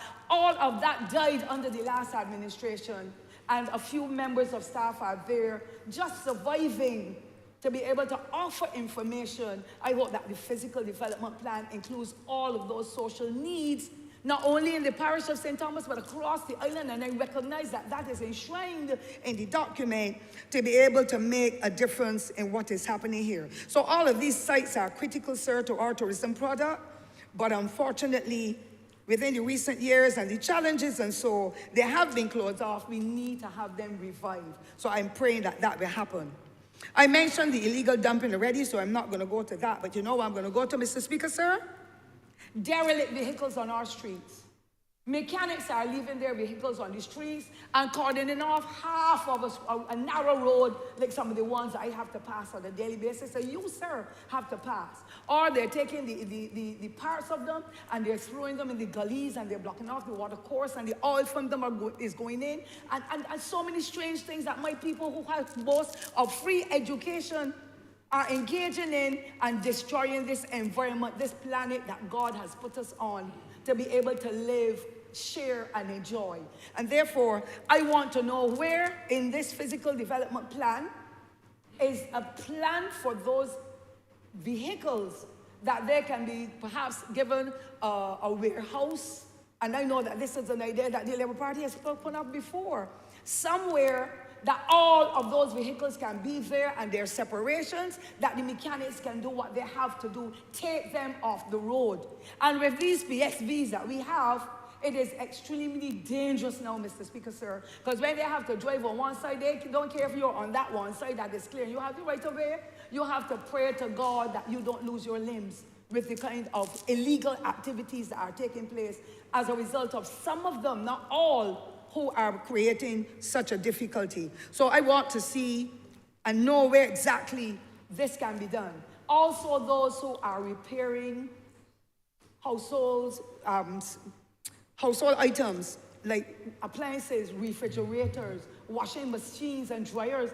Almost every community across Barbados, you are seeing people fixing them on the road, taking up that space where the second vehicle going in that direction should pass, and nothing seems to be happening. You know what, Mr. Speaker, this is only my view, but I want to indicate that I've called in and reported and written, and the inspectors came. I don't know when last I saw inspectors, but I understand they came, and these washing machines and so were rearranged in a line, and now we are talking about the epidemic. I mean, I can't call it epidemic, but the disease, dengue, that is impacting on people, because washing machines and so, they will hold in water. And the breeding of those mosquitoes and the other vermin, that will cause problems in the society and bigger health problems than we can ever imagine. So I want for them to not to be stopped, because they're skilled people and they're making a contribution to this country and to their families and their development, but for another location for them to go together and to arrange with one another. This section of the warehouse is mine. These are my things I'm fixing. That section is yours, and live in unity. Barbadians are accustomed living in unity. Just when you go down to the market and you see people selling, this is my space and my big basket, and people sold from there. The next person is next to them, and they sell from there. And if you don't have any more bananas, but this body has spares and the customers come, you share. But I don't understand that we are developing a selfish people and we are boasting about free education. Thank God, Mr. Speaker, I had none. Except at primary school. Thank God I had none, because I would not know then what would happen if I had developed that kind of mentality. And I want for those washing machines, dryers, refrigerators, and so, not to be taken to the dump as such either, but to let those persons pursue their profession, but do it in a way that does not impact on the lives of other road users and other persons who will have to be engaged in activities in those areas. Those guys are extremely skillful, and we cannot kill off services of that nature. We just need to make sure we have somewhere where they can go to be able to do what they have to do. The flyovers, Mr. Speaker, I don't know, because I have not been able to read the entire document, because everybody's constituent calls me now, and I have to be speaking to them, and the aged and the disabled, and it just goes on and on. I'm sure that the minister's condition is worse if they have this number. So I don't have the time to read it all in the same moment, but flyovers were a part of a Labour Party government previously. And all of the criticisms were coming from the public. When they put up there now and they can't fly over, where they're going to do with clouds flying over the barriers to do, Mr. Speaker. So we have to plan purposefully, as the international world has. Our words are clogged. I left one location, Mr. Speaker, sir, in Blackrock yesterday evening, and it took me nearly an hour and a half to get to St. Thomas. The traffic, and because of the rain, the traffic was so intense. And nobody now is easing anybody from a side road. So you come up a side road and you're waiting, and nobody is easing you. And if it is nighttime, They're flicking on some lights on you, Mr. Speaker, sir. You cannot see. Don't care how good your vision is. The blue light, the orange light, the red light. I've never seen a society fall apart like this. And I know that the police officers or the constabulary cannot do it alone. But we have to put out the ads, make sure that people are conforming, and when they don't conform, find a way of them being punished for the nonsense that some of them are doing. It really is taking away our hearts. But I'm sure that if we had those flyovers, it will make travel and movement in the country easier. It's going to be a very costly exercise, but we have to do what we have to do. We were not planning for COVID. But we had to put millions of dollars in COVID because we wanted to save lives. In the same way, we're going to have to put millions of dollars into putting the flyovers, especially the one at Warrens. I've written, I have spoken. Nobody is watching what is happening at Warrens. They don't understand. But the Honourable Senior Minister, the member for Christchurch West, sir, may be able to tell me if there are aspects of it for what is happening at Warrens. The polyclinic is in the corner. When it is not opened on time, long lines are there, and people are just coating and skipping and doing all kinds of strange things at that roundabout at Warrens, that the numbers of vehicles have grown exponentially because of everybody now having a car, which is a good thing. But we are not using our common sense in the way we drive, nor are we looking out for our neighbor as we would like our neighbors to look after us. And therefore, the give and take is not there as a result. So I hope that flyovers are included in what is happening at Warrens. I know I'm coming close to the answer, but I want to touch on signage on the road. I know that there is a plan, and I'm not so sure what level it is at now, for signage to be put up, not just only in communities, but signage across the length and breadth of Barbados. We have put up street lights, one or two of them not burning, but that is understood. Understand that. I am concerned. Almost every junction of a roundabout, Mr. Speaker, sir, people have put up their own signs. Some of them are so high and put up with some thick chains, like chains that you would even tie a bull cow with, if you want to call it that, a bull.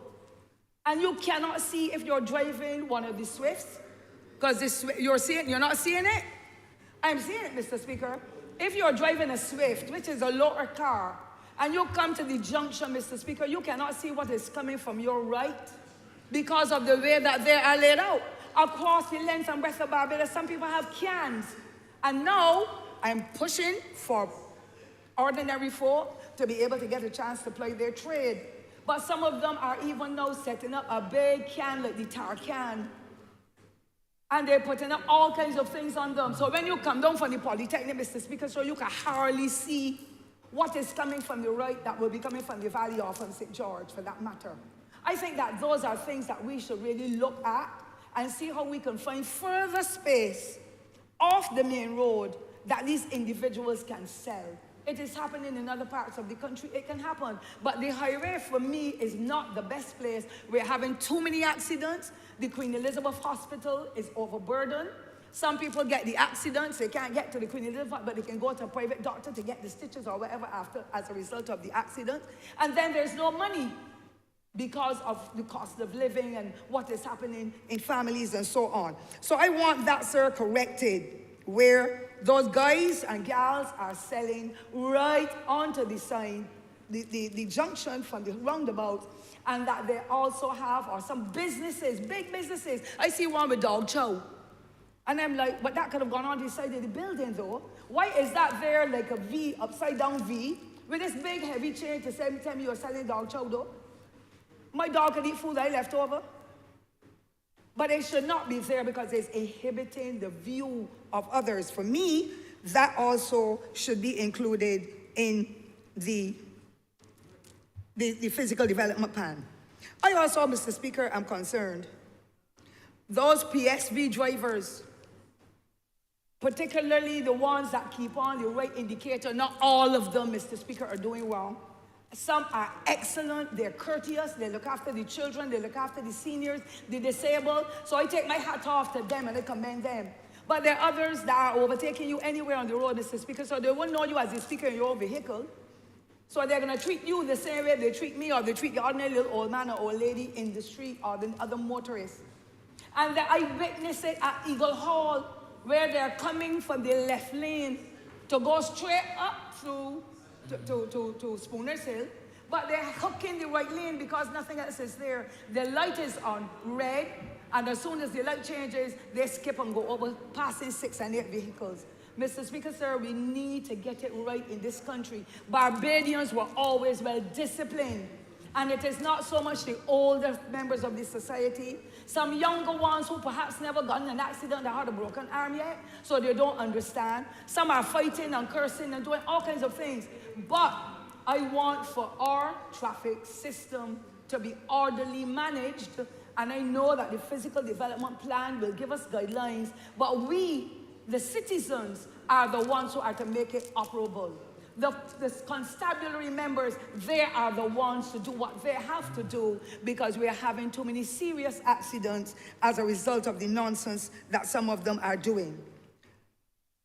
I also want pedestrian crossings, sir. I know I spoke to a former member of the government at that time who would have been a part of the pedestrian crossings, and I queried when the one was to be set up at Jackson, in the last administration when they built the road in Warrens to go up to Jackson, and I had called and personally requested that the pedestrian crossing not be put directly in the roundabout before the tail of your vehicle can get around. And I was told that is how it is, and that is how it will stay. I said, the servant told me, sorry, no, Mr. Speaker. But I was in a good mood that day. But the person instructed that the pedestrian crossing be put right there. The lives of too many Barbadians are being threatened when they have to come around the roundabout, and before you can get around the curve to go on the straight, a pedestrian crossing is right there in front of you. I also want a calming light put at the Warrens Polyclinic area as well, Mr. Speaker, because when that light is on, if we could put one for Commonwealth, we could put one for Springer Memorial, we could put one for Charles F. We can put one at Warrens. It is one of the mecca of that general area, and it is extremely dangerous. When I use the language, you got to teeth out, but I know that the trans people who don't describe steal out. It is not fair to us as good citizens when we have to be following those things. And I know, sir, that you will tell me 2 minutes, and I just want you to let you know I will just conclude. Oh, you know that your 2 minutes is already gone. They're gone, sir? You okay. continue. Okay. I have given you 2 minutes. Oh, sorry. Oh, you're I've given you 2 minutes. You're yeah. giving the septuagenarian an opportunity, sir. I thank you. Yeah. I thank you for respecting the elderly, sir. Mr. Speaker, sir, the only final one I want to touch is the vehicles traveling with garage number plates.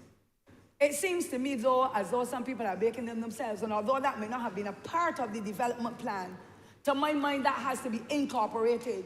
Some people seem to be just going at a place and having them made and putting them on the vehicle. So somebody who's dear to me had an accident about 2 weeks ago. The person ran in the back, licked up the back of the van, and then sped and turned around. To this day, the police can't find who the body is, because the number plates that they use said what I called them just now, sir, garage plates. Something is definitely wrong there. I want to say, sir, finally, I am glad that this effort has been made to ensure the safety. The changes are being introduced, that good governance will take place, and that the initiatives of the team, the distinguished professional team, as well as all others who contributed to the preparation of this national development, physical development policy, sir, I want to commend them for their efforts, and I want Barbadians to work together to make a difference in what we do as a people, because we must remember it is not only about us, it is about every other road user, every other person who wants to plan, who wants to build, who wants to do whatever. We must make it that. And once we work together, we will aspire and we will achieve. And Mr. Speaker, sir, I commend, again, the Honourable Minister, the Honourable Member for Christchurch West, as well as all other persons in this country, professional or otherwise, who have contributed to this physical development plan. And I pray that as time proceeds, we will be able to see the difference in what goes on in this small rock that we still call the gem of the Caribbean. And that to inform you, sir, and others, St. Thomas is still the heart of Barbados, and we are waiting patiently to be able to make our contribution to national development in the way we started, and that together we can be cohesive as a people, touching lives, turning them around, and making sure that our youth get the opportunity to be able to make a contribution to whatever we set now, so that when the standards are set, they are continued in the generations to come. Mr. Speaker, sir, I thank you for your kindness. Honourable Member St. James South. Thank you very much, Mr. Speaker, and I stand to join the debate on the Physical Development Plan of Barbados, and I want to sincerely start with congratulations for the team that has worked so hard on a very excellent document. I really appreciate it because it means a lot to the people of St. James South, as it does to all the Barbadians. The Physical Development Plan helps us as a country to be able to develop the effective deployment of our land by being able to assign it to the various activities that are necessary. Should I go on, Mr. Speaker? Continue, Honourable. Okay. Just making sure we don't have to exit. Good. So the Physical Development Plan is how we're going to deploy our land in order to make the very best use of it, that we can meet the needs of the current population and the future population. And that means looking at taking care of housing, roads, water, management, transport, all business activities, sanitation, recreation, sports, culture, all sorts of things that have to be accommodated on 166 square miles. So that any physical development plan is always informed by the socioeconomic needs of the population, though they're not diverse from each other. You develop it based on the needs that you have identified within your population and the desires of your society. But what you do then is constrained by how much land you have, constrained by how big a population and its demographics, and the particular resources that you have. And for Barbados right now, we are a relatively small population, but we have very limited space. And therefore, the most important job we do as a government really is to develop the plan that is going to help us to meet all these critical needs that people will have throughout the expanse of their life, and then develop the economic and social plan that will give life to those desires. So if that is the case, then one of the things you have to look at when you're developing your physical plan is to look at the structure or the demographic that you have. And in Barbados, we are, as was said earlier, an aging society. At the moment, over 55 years of age, there are approximately 28% of our population is in the over 55 category. Between 25 and 54, there are some 42.69% of our population is in that 25 to 54 category. And one of the most troubling of all is the 15 to 24 age group. Only 12.3% of our population is in that age group, which means we have a small, young population that then has to carry those people who are in the 25 to 54 as they get closer to 54 and carry the over 55s who are at 28%. And therefore, this informs how you're going to go about your socio-economic planning. It means that if you have an extremely young population, then your emphasis will be on things like education and sports and so on.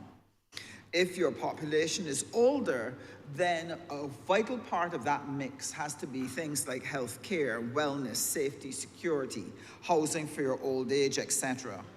And sir, Barbados has a major challenge in relation to the amount of seniors we have, coupled with the fact that many of them may not have done the retirement planning based on the realities that we're facing now, and find themselves looking at an old age in which they may have challenges with their housing, have challenges with meeting their bills, have challenges with feeding themselves. And with the aged population so large, for them to fail in retirement planning is then going to mean that it's going to be a crisis for government in terms of its services and welfare grants. It is going to be a challenge for the families, which are now smaller and have fewer individuals to carry and care for the needs of the elderly. So we're really sitting on top of a crisis at this point in time, and that is why the type of planning that the Barbados Labour Party offers to Barbados is absolutely vital. We have to be creative, we have to be innovative, and we have to be able to work smart in order to put in place what is needed to avert this crisis that can literally topple our population. And that is why the issue of our population numbers are important. And I believe earlier contribution by one of the other members spoke to that we really need to look at how we're going to increase our population numbers. As the MP with the honor to represent St. James South, it is even more critical for me. Because in St. James South, I have 10,900 people of voting age. It does not account for the ones that are under 18.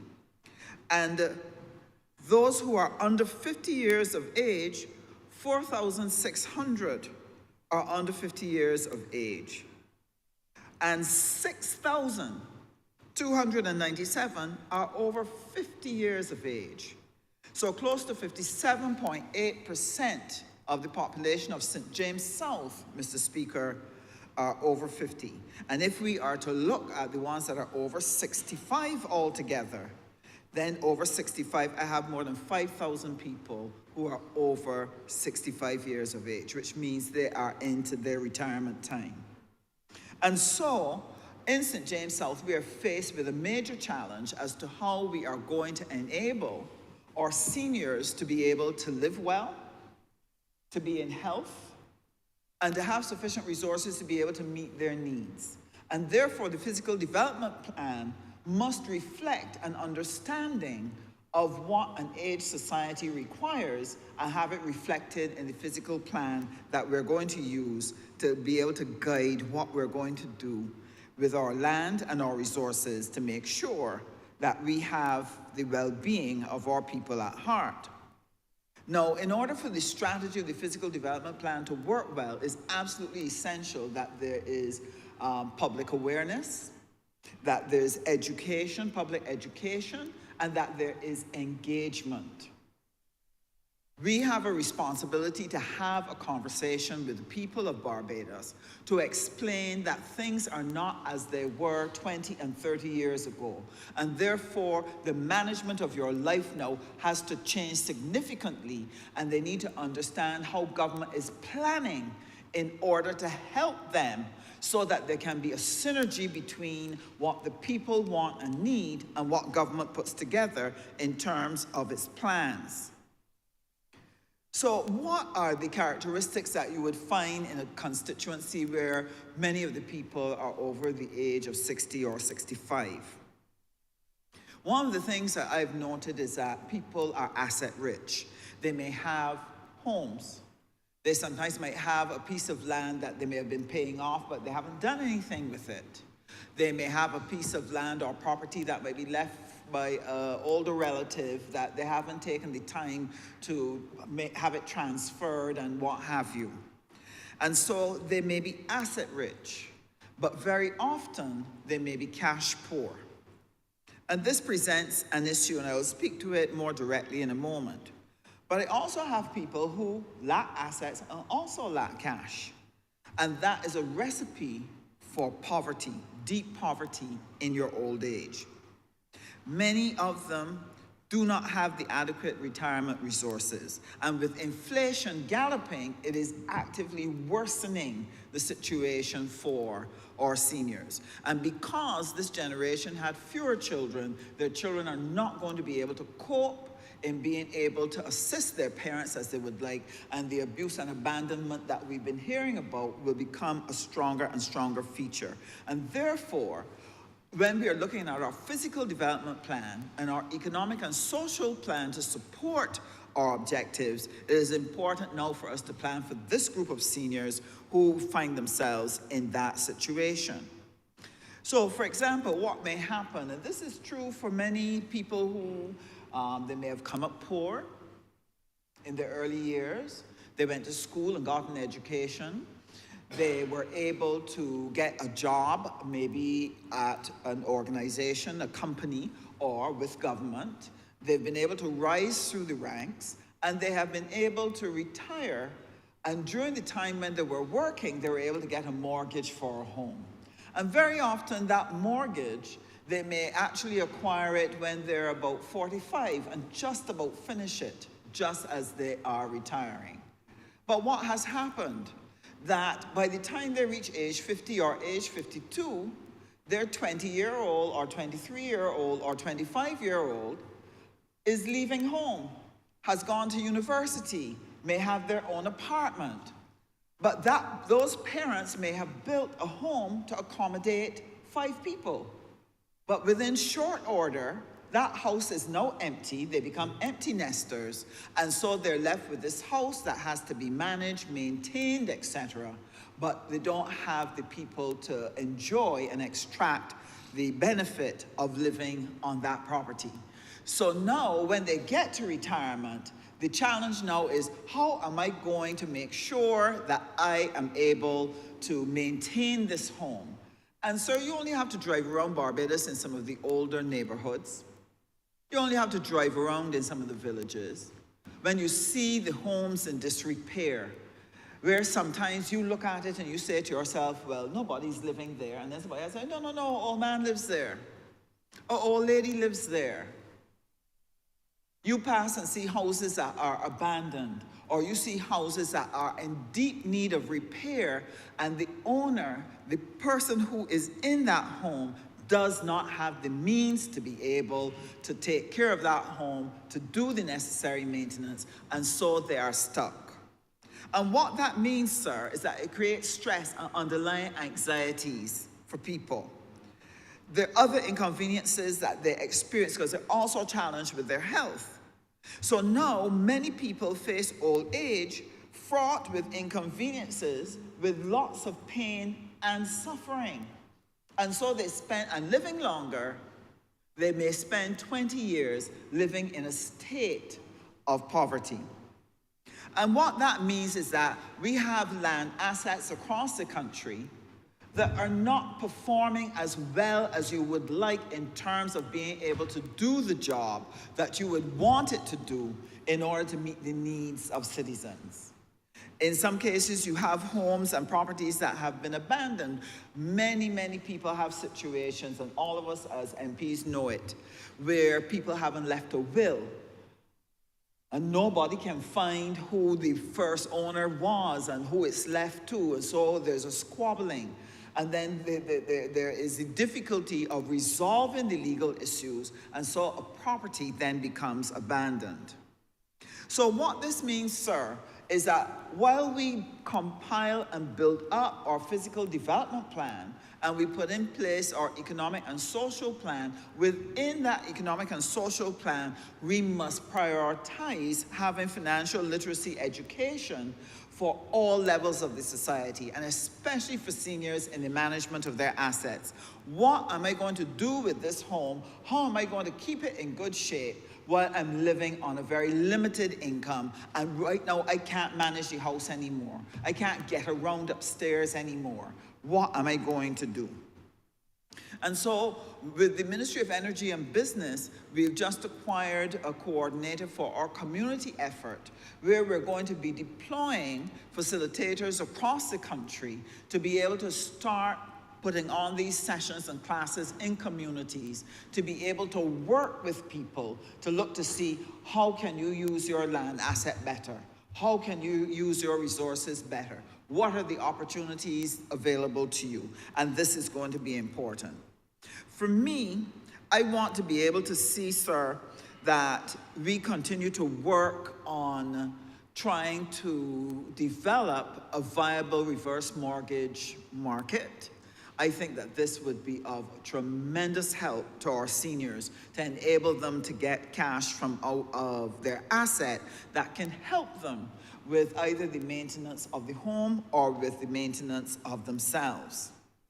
Now, one of the things, sir, is what are some of the ways in which we can help that person transition?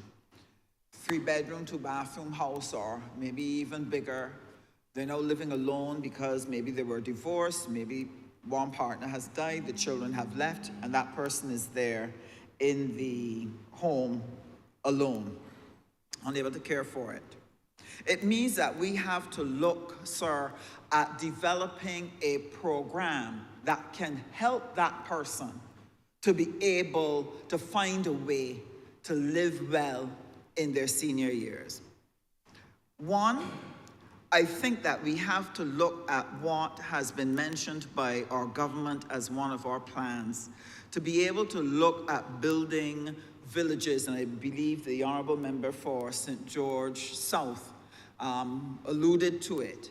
The Seroptimus type villages now have to be built across the country because with the best will in the world, a psychiatric hospital cannot hold everyone. But how are we going to afford to build the Seroptimus type village? And then what do we do about the house that the person may have left behind? How can we use that to assist this person to live? I believe, sir, that this is where a joint approach could really work. Because if we could create a fund or we could create a vehicle that allows the property that the senior person is living in, maybe it's in disrepair, but it still has some value, that if it is possible, sir, to be able to acquire funding to be able to repair that home and put it on the market where it could be rented or leased, and some of the money coming from the rent could go towards the person living within that Seroptimus type village, where they're able now to be in a smaller, more manageable unit. They're able to be with people who are at their age level with maybe similar interests, that they can then have access to nearby services, medical services, pharmacy services, mini marts, what have you, and recreational services, all in a shared space and a safe space. I believe that this would help the senior to make good use of their existing home, using it to help invest in putting a Seroptimus village program together with government and being able to use it to help them live and maintain their lives. And then as the person passes, the property is still within their, is still part of their estate. And therefore the property can pass then to their juniors and their children who can now inherit that property and go from there. So I believe this is one of the ways that we can help people transition from these big homes they're not able to manage, that might not be in good repair, transition to a smaller unit and use the assets in the older property to help them finance being in that particular facility. One of the things that I would like to see for St. James South, we have, as I said, a large grouping of seniors, but we do not have spaces for them. And the National Cultural Foundation has been earmarked for transition down to the city. And that is a lovely complex there at NCF. I believe that what we need to do, because in that immediate vicinity, you have Wanstead, Paradise Heights, West Terrace, Oxnard's, Husbands, all aged societies, all aged communities. And we can create there at the NCF complex a daycare for seniors, a complex for entertainment and for people gathering. We should be able to put in the welfare and social services from the Ministry of People Empowerment so that they're easy and ready to hand.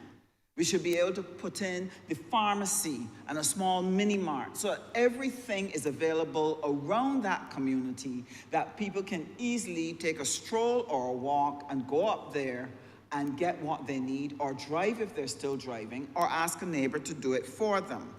I believe that this would be one of the best uses that we can use for the NCF complex, simply because in the building out of that area, no provision was made for community facilities.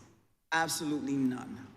And therefore, I think that we can take the opportunity of the transition of NCF to another place to make that available to seniors so that there's a place for them to go. If some of them are in difficulties, for example, they have Alzheimer's or dementia, that a special section or unit of it can care for them while their juniors are at work, etc. But there's also another group, sir, in my community in St. James South that has a problem. In the housing estates that government owns, we have a number of seniors who are challenged. Now, these units, as you know, sir, are small, they're multi-generational, they're upstairs and downstairs. And what happens as the senior person grows in age and is afflicted by NCDs, very often they may lose a foot or they may lose mobility for whatever reason. So what happens now, sir, is that that person can no longer manage going up and down the stairs. Now, those stairs are steep, and sometimes they're slippery, and the step is narrow. And if they're not able to maintain their balance and be able to walk down and get back up, it is an accident waiting to happen, and it has happened. So this has resulted in sometimes the senior having to stay upstairs, convert their room into not only the bedroom, it's now their sitting room, and even sometimes to have a microwave or something in the bedroom because they cannot move up and down the stairs at will because the younger people may not always be in the home when they need help. They're trapped on the upstairs of that unit. Some families decide that no, we can't leave them upstairs because they need to get to the bathroom when we're not here. So they then are forced to convert the living room space now, sir, into a bedroom. But that now deprives that family, maybe 6 or 7 people living in there, it now deprives that family of the social space that the living room provides. And so what this does, it adds pressure, tremendous pressure to families because we are in need of using a different approach to how we do housing for seniors.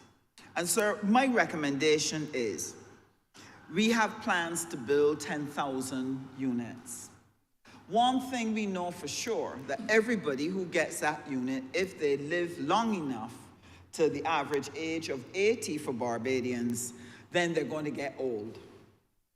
So therefore, I think that from early o'clock, we should build with that in mind. Whether we're talking about the door space, whether we're talking about the ramp, whether you're talking about if you're going to go upstairs, you might need to have an external balcony and a way to get downstairs by a series of ramp movements to allow people to be able to work with the space which we give to them, because we also have the other challenge, and I do believe the Honourable Member for St. Michael South Central mentioned it, that we now need to increase the density of our population when we're building, and that we need to start and do high rise. But how are we going to accommodate seniors within that particular space? So I would want to recommend that as we're looking at the new construction, that we start to look at that. How are we going to purpose build what we have to be able to suit the needs of our seniors so that they are able to live in comfort in the community where they've grown up, because this is very important to them. Now, sir, I have 2 appeals. And in St. James South, in the West Terrace area, one of the things that we have are on the curves, there are these community spaces. And like all over Barbados, what we're challenged with is how do we keep the area clean? This has been a problem all through the country, that keeping the environment debushed, have it looking clean, have it looking attractive. We are struggling right now as a country to be able to manage that. I believe, sir, that what has to happen is that the community needs to cooperate and work alongside of government to be able to manage the environmental concerns that have occurred. Sir, with all the climate change, you're going to get flooding, you're going to get grass and bush growing at a rapid rate. How many people can government afford to employ to be able to keep that down? How many people would you need to make sure that each spot gets cleaned every 4 weeks? And during the rainy season, it is every 2 weeks. It is going to be impossible because the cost to the taxpayer is going to be great. So it means the taxes that we have to charge will increase if we are to do it the way it needs to be done.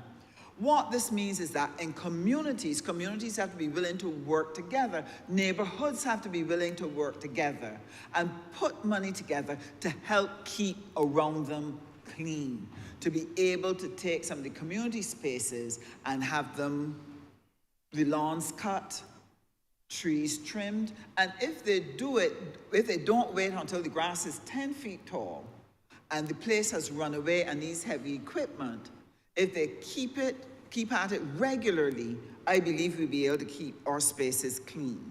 And that is one of the things I think we need to do. Now, part of my planning as an MP for St. James South, as I said, the seniors are of special concern to me because there's so many of them. And one of the problems we have is that the roads that we have in St. James South and across Barbados, we don't have adequate sidewalks for people to exercise, that they can walk comfortably and safely.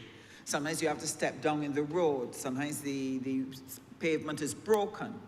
And this presents a challenge, especially if you're older. It's very easy to hurt yourself when you are older, when you are walking on uneven pavement. It's easy to hurt your ankle. It's easy to fall. And therefore, what is needed is that we do a thorough refurbishment of our pavements or create alternative spaces where people can walk and exercise and therefore keep healthy. So at the Husbands Exercise Park, which is just there by Oxnard's in St. James South, we've attempted to put together a park to allow our seniors to have a space in which they can exercise.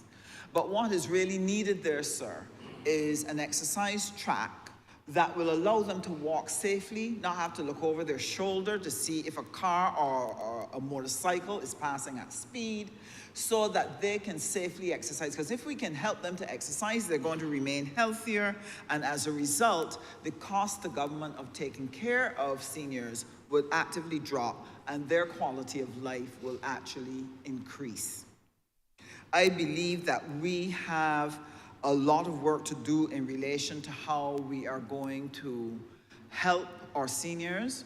I would love to see, sir, that we develop some retirement cooperatives where seniors can join the cooperative and start planning towards a joint approach to being able to manage their retirement years.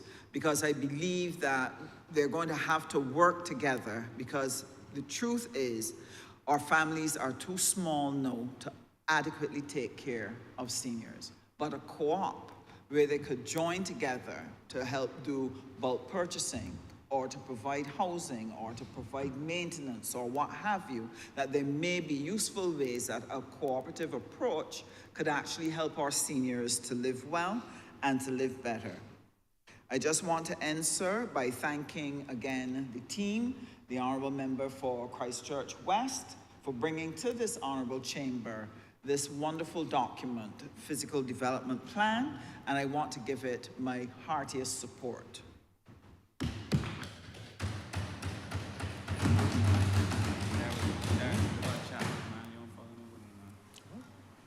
Honourable Member for Thank you, Mr. Speaker.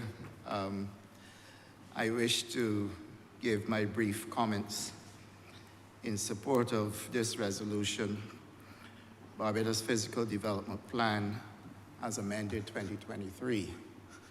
And sir, I wish to first of all start by recognizing the work done by, first of all, the Honourable Member for St. Michael South Central, who would have started this process at the time when she was Minister for Development, and also the Honourable Member and his team, the Honourable Member for Christchurch West and his team, for what I consider to be perhaps the best compendium of information that one can gather in a small island developing states with limited resources and indeed limited space and a small population. And sir, this by no means could have been easy to pull together when one considered that there are several challenges that would have to have been addressed in order to be able to arrive at such a document that seeks to address how we not only govern this country, but create the necessary space for human existence in a construct that can easily be derailed if the correct approach hadn't been taken. And whilst it is true, sir, that many of the speakers before me would have addressed various components of this resolution and indeed the impact on various sectors of this island, sir, I seek to perhaps minimize my presentation by looking at the set of integrated business options that may be available to people who are involved in agriculture. This, to me, sir, is the best polymorphism that you can pull together for a sector. And I said polymorphism simply because of the related and integrated aspects of agriculture that can come out of this resolution or this physical development plan without interfering with the core of our sector and without interfering with the options that are available to those who are involved in agriculture. And sir, I speak first of all to the introduction of large-scale renewable energy that allows for us to not only have scale in the provision of energy, transitioning from the use of fossil fuels, sticking to our target of 2030 reduction of the fossil fuel footprint to almost zero. But at the same time, recognizing the importance of such a transition and how it will impact agriculture, and taking the necessary decisions to make sure that arable lands are not reduced or indeed left out in order for renewable energy to take center stage.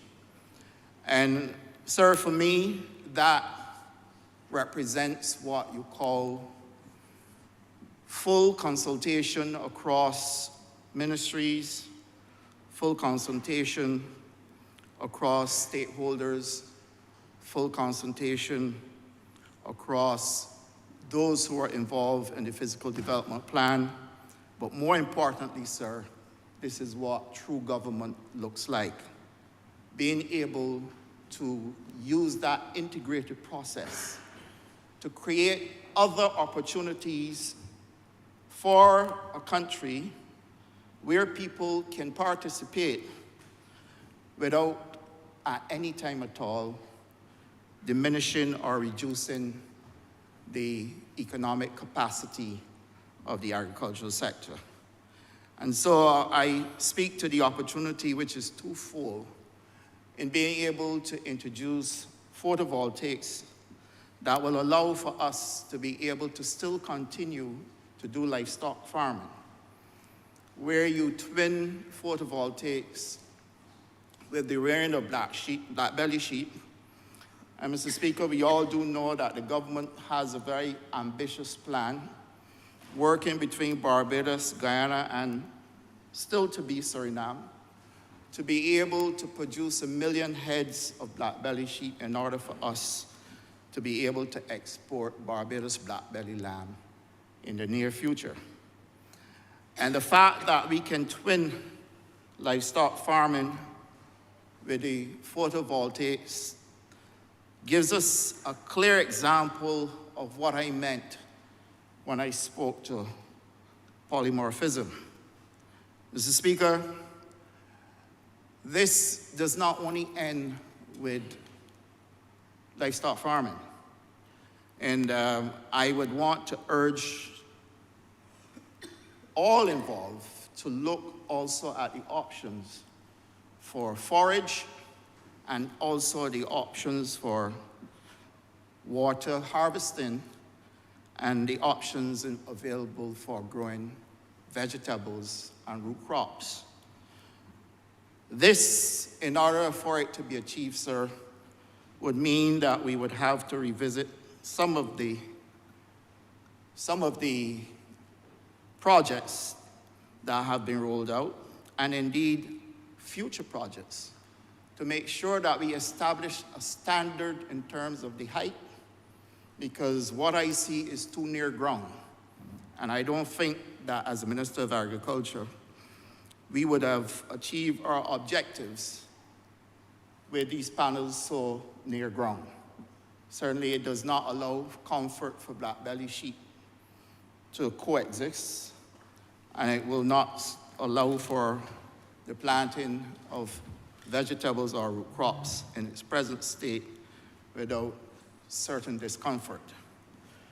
And Mr. Speaker, I would wish for the future to reflect what I've seen in other places where these systems are set up above, I would say, up to as high as 6 feet. I know that we live in the tropics, and we annually are at risk of hurricanes and storms, and that may be a consideration, but I don't rule out, sir, having a standard set for the establishment of these systems, and clearly how the projects are rolled out. Mr. Speaker, I also wish to inform the House that such an option is available in wind turbine as well, and in the physical development plan, it has been properly captured, and that is why I'm so supportive of this document, because it has been properly captured how we can introduce renewable energy and at the same time allow for us to use our limited land space to use energy and continue with agriculture. Now, my position on this has been very clear.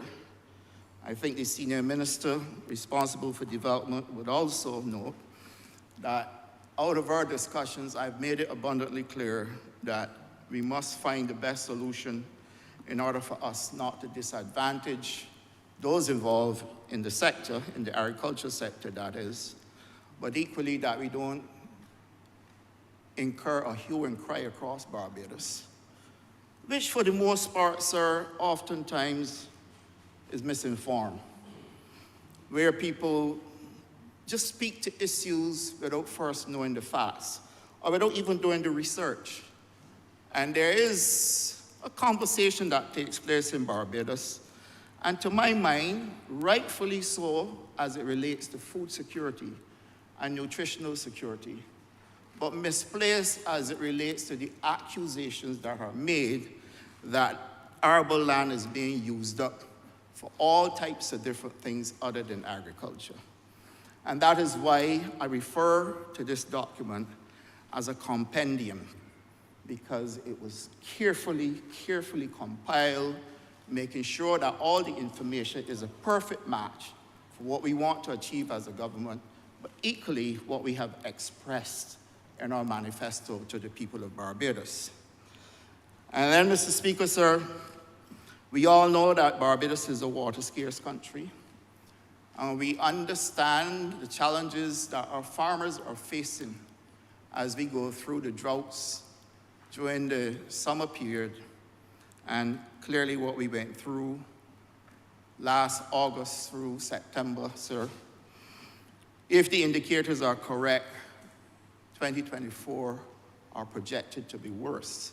And we understand the heat that we went through during that period, where it didn't only impact on our poultry industry, but it certainly impacted on our root crops, and root crops are deep in the soil.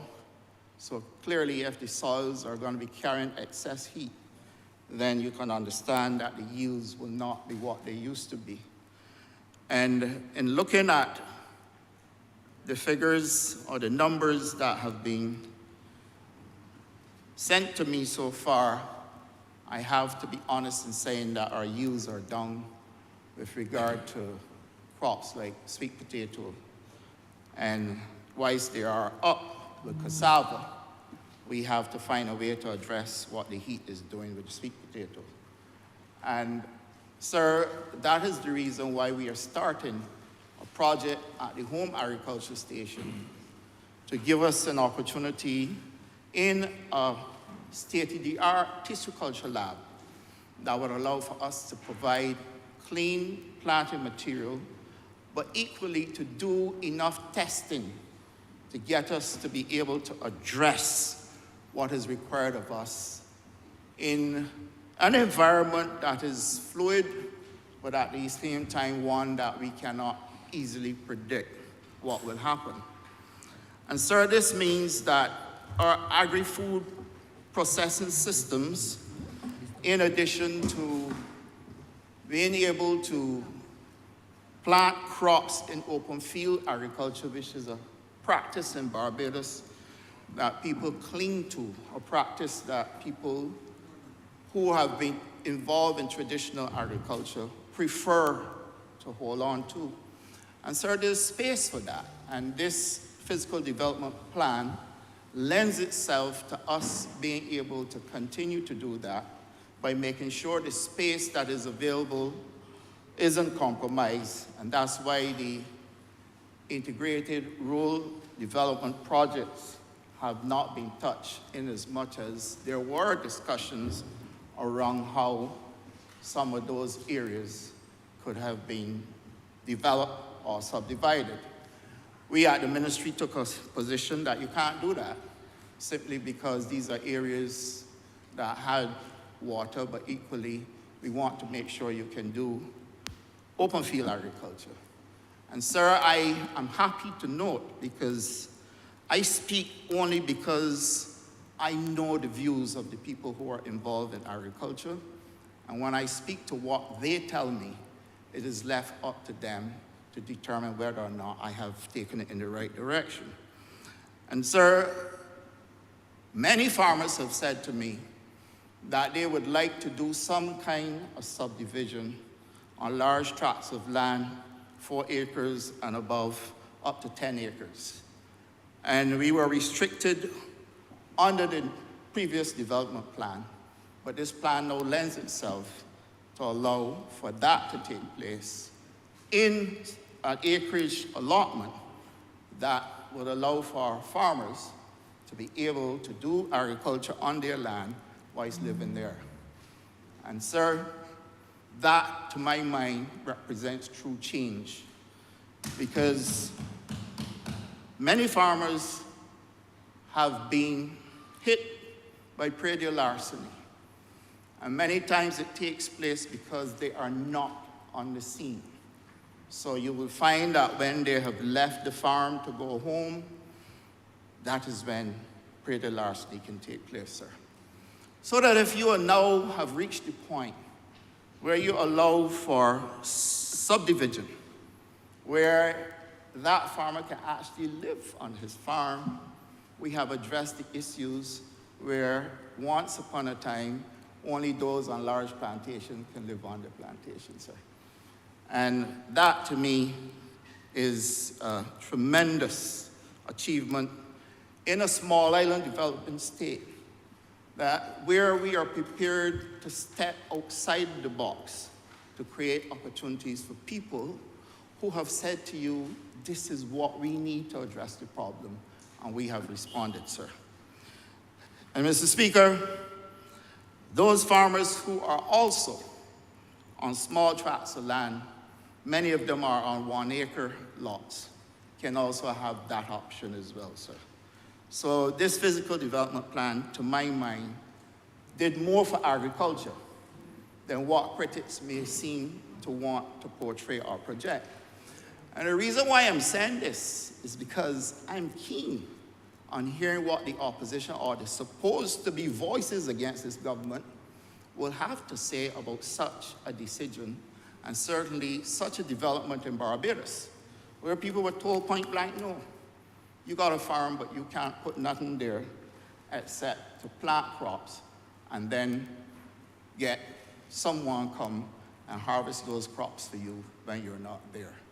So in addition to passing legislation, and if you see how the decisions of this government are all interrelated to come up with a single circle that gives us a circular economy that addresses and takes care of all the needs of the people who have said, we are confident you can run this country, so not once but twice, we are giving you the mandate to do that which is right for us.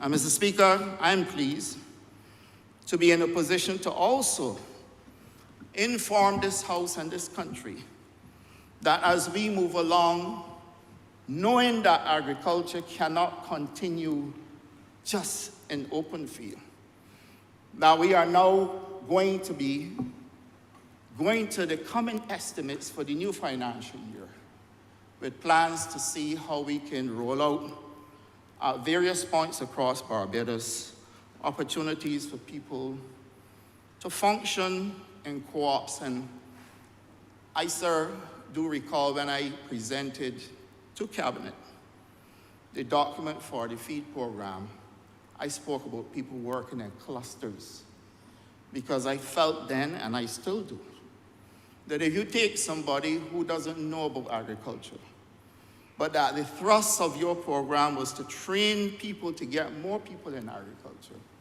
you then take that single person and put he or she on an acre of land, it still needs a hand-holding exercise and guidance. But if you put them in clusters, sir, they can help bring along each other. And the extension officer then has an opportunity to work with more people, thus not being overstretched. And then you can graduate them by giving more land as they progress. Sir, I am past that now.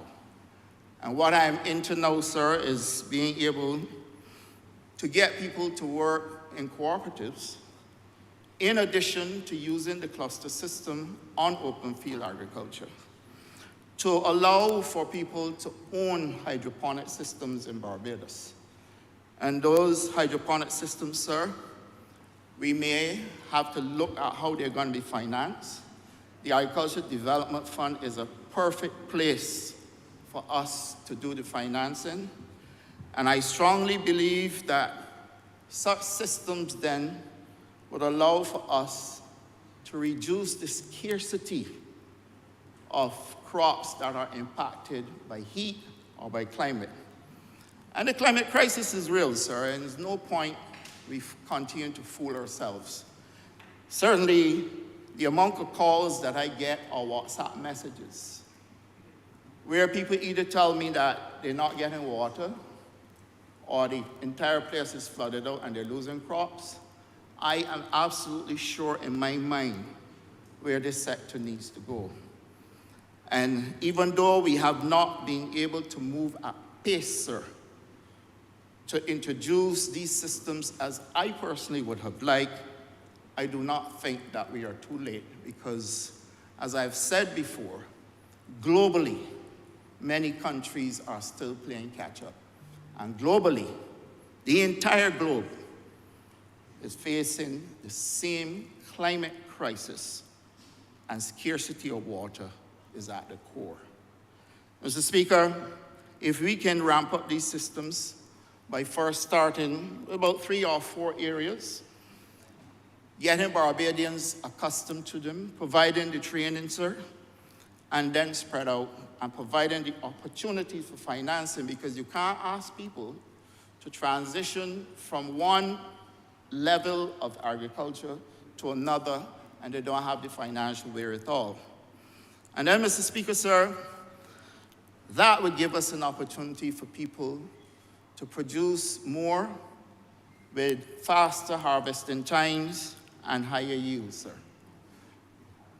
But equally, Mr. Speaker, I did an address to the Barbados Professional Engineers, or Barbados Professional Association of Engineers, I think it is. And I challenged the engineers of Barbados to help us address the challenges we face with the costs of freight farms. A freight farm which is doing the same type of hydroponic system, but allows for you to use technology, your mobile phone, your iPad, your laptop, desktop, whatever you choose, sir, to be able to control a farm, the temperature, the lighting, applying fertilizer, all those things that you can do from in your motor car in the traffic, from in your bedroom, in your office, sir. That kind of system we need as well. But if you're going to address agriculture in a holistic way and look at empowerment and enfranchisement, it cannot only be a rural concept, sir. It has to also look at how we can include urban Barbados. And Mr. Speaker, freight farms, if I can get our engineers to look at what is being manufactured in the US, for example, and to be able to you don't have to go with a 20-foot container, sir. You can reduce the size, so one 20-foot can perhaps give you 2, but however they choose to do it, sir. I know that we have the skills and the ability in this country for us to start designing and making those here ourselves. Because I've seen that we were able to manufacture the minibus. And I've seen that we've been able to manufacture the bathroom facilities that we are now using on BAMC farms. Sir, I believe we can do this. And my challenge to them is not to let next year pass without them demonstrating to this country that they have found a new way of business by helping us to get some of those systems locally manufactured, sir. And if we were to do that, all of a sudden we have a new conversation for the member for the city who is charged with his responsibility of making sure that the youth of Barbados are taken care of, and that we can create programs to be able to help them to focus on productive activity and reduce the level of crime. And Mr. Speaker, we've also find that in this physical development plan, we are able to integrate agriculture and urban existence, sir. And that, for me, is an absolute gain when we were discussing how we can go about this plan. So other options will be to use what was designed as a green machine, sir, and I'm sure you would allow me to call the name of Senator Dr. Charleston Bradford, who has designed the green machine for us. An excellent Barbadian, actually, the only Director General who has ever served ICA, and the only one from certainly within CARICOM that has served ICA as Director General. And Mr. Speaker, that project we need to push because it allows then for young people and also right across Barbados, not just urban Barbados, an opportunity now for people to do aquaponics, growing vegetables and fish for their own consumption or to see how they can commercialize it from a small system at home. And Mr. Speaker, this physical development plan allows for us to be able to continue to do all of these things without interference or compromise, sir. But what this speaks to is the genius involved in carving out a plan, sir, where people were forced to go outside of their comfort zone, because we could have been having, sir, a debate in this country about agricultural land, and we only got 28,000 acres. And how you can do this physical development plan where you want to allow for further subdivision and for more commercial projects, etc. And that would have been taking the conversation, sir, in a wild and wrong direction. But when you are forced to keep up with where the world is at, sir, but equally what the climate crisis is asking you to do, then you come with the solutions that are suitable fit, or what most people refer to as fit for purpose, in being able to build out a small island developing state with limited resources, small population, and limited space into being something that is totally efficient and allows for the empowerment and the enfranchisement of all Barbadians, sir. And that, to my mind, is also a win in this physical development plan. Now, Mr. Speaker, the plan also speaks to the Scotland District, and it speaks to how we function and be able to build out this Scotland District, given the challenges with slippage, etc. And, Mr. Speaker, I still personally believe in the late member for St. Peter, the Right Honourable Professor Owen Arthur, did make it abundantly clear that the Scotland District should be treated as the breadbasket for Barbados to provide our food because of the large mass of land. And I don't see the Scotland District as just East Coast or St. Andrews, sir. I see the Scotland District for what it really is, stretching all the way up to St. John and some parts of St. Philip, and St. Peter and St. Lucy and St. James, sir. And, well, Mr. Speaker, I know that we have looked at how we are going to build out the Scotland District. But we've started a program with agroforestry where the feed program had allowed for the agroforestry project to kick off, where people were actually working in Scotland District, planting fruit trees and root crops and beans and nuts, etc., to be able to empower themselves whilst being able to use the land without too much interference or challenging or moving the integrity of the field structures, sir. And that, sir, when I said St. James, I meant by way of constituency and not parish, because St. James North will perhaps run contiguous with St. Peter, am I correct? So that is what I'm referring to. Mr. Speaker, it therefore means that the opportunity now for us to utilize agroforestry more will stop for us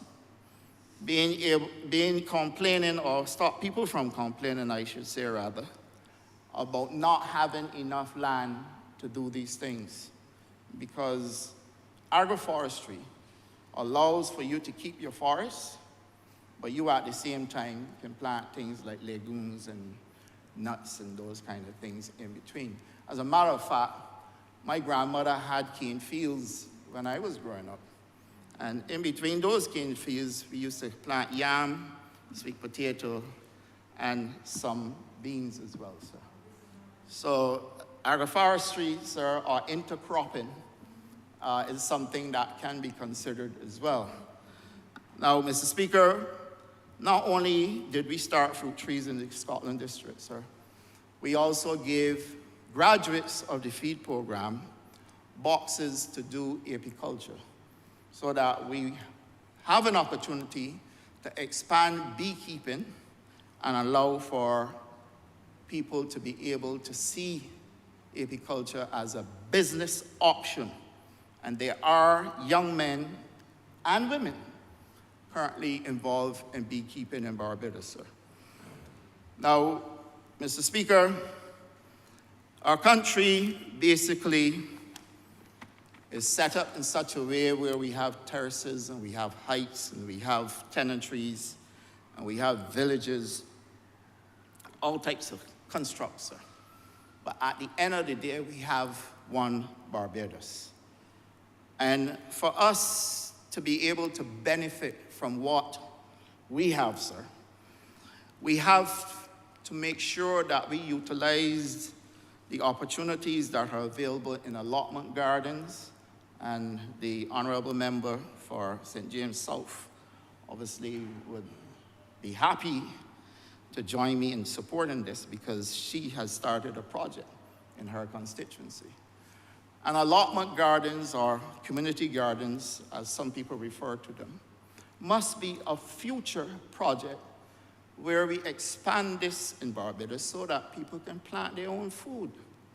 And you either can do it by way of these allotment gardens, and I'm happy to announce, sir, that ICA launched Wednesday, I think it is, a Master Gardeners training that allows for Barbadians to be able to train the trainer in utilizing allotment gardens and being able to utilize community gardens for people to be trained and to continue building out these projects, sir. And of course, backyard gardens as well. Backyard garden doesn't mean that you have to fork up your land. And if I need to clarify this, let me do so. It basically means in your yard, you can have drums, you can have various types of containers, you can put up a vertical system, and you can plant different types of crops, sir, or fruits, strawberries being one.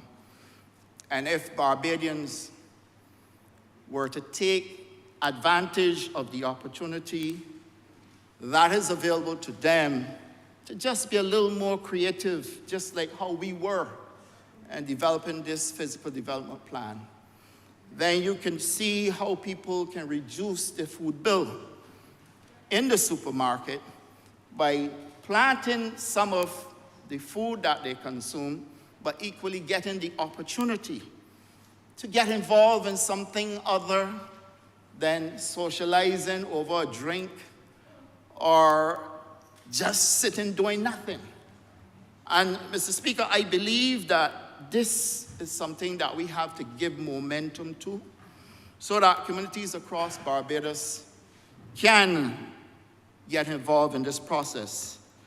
And Mr. Speaker, I've already spoken to the United Nations Development Program Coordinator in Barbados, as well as the officer that is in charge of the grants program for these types of projects, for us to be able to roll out projects in communities with groups or cooperatives with a common interest. It's not going to be done on an individual basis, but certainly with groups, sir.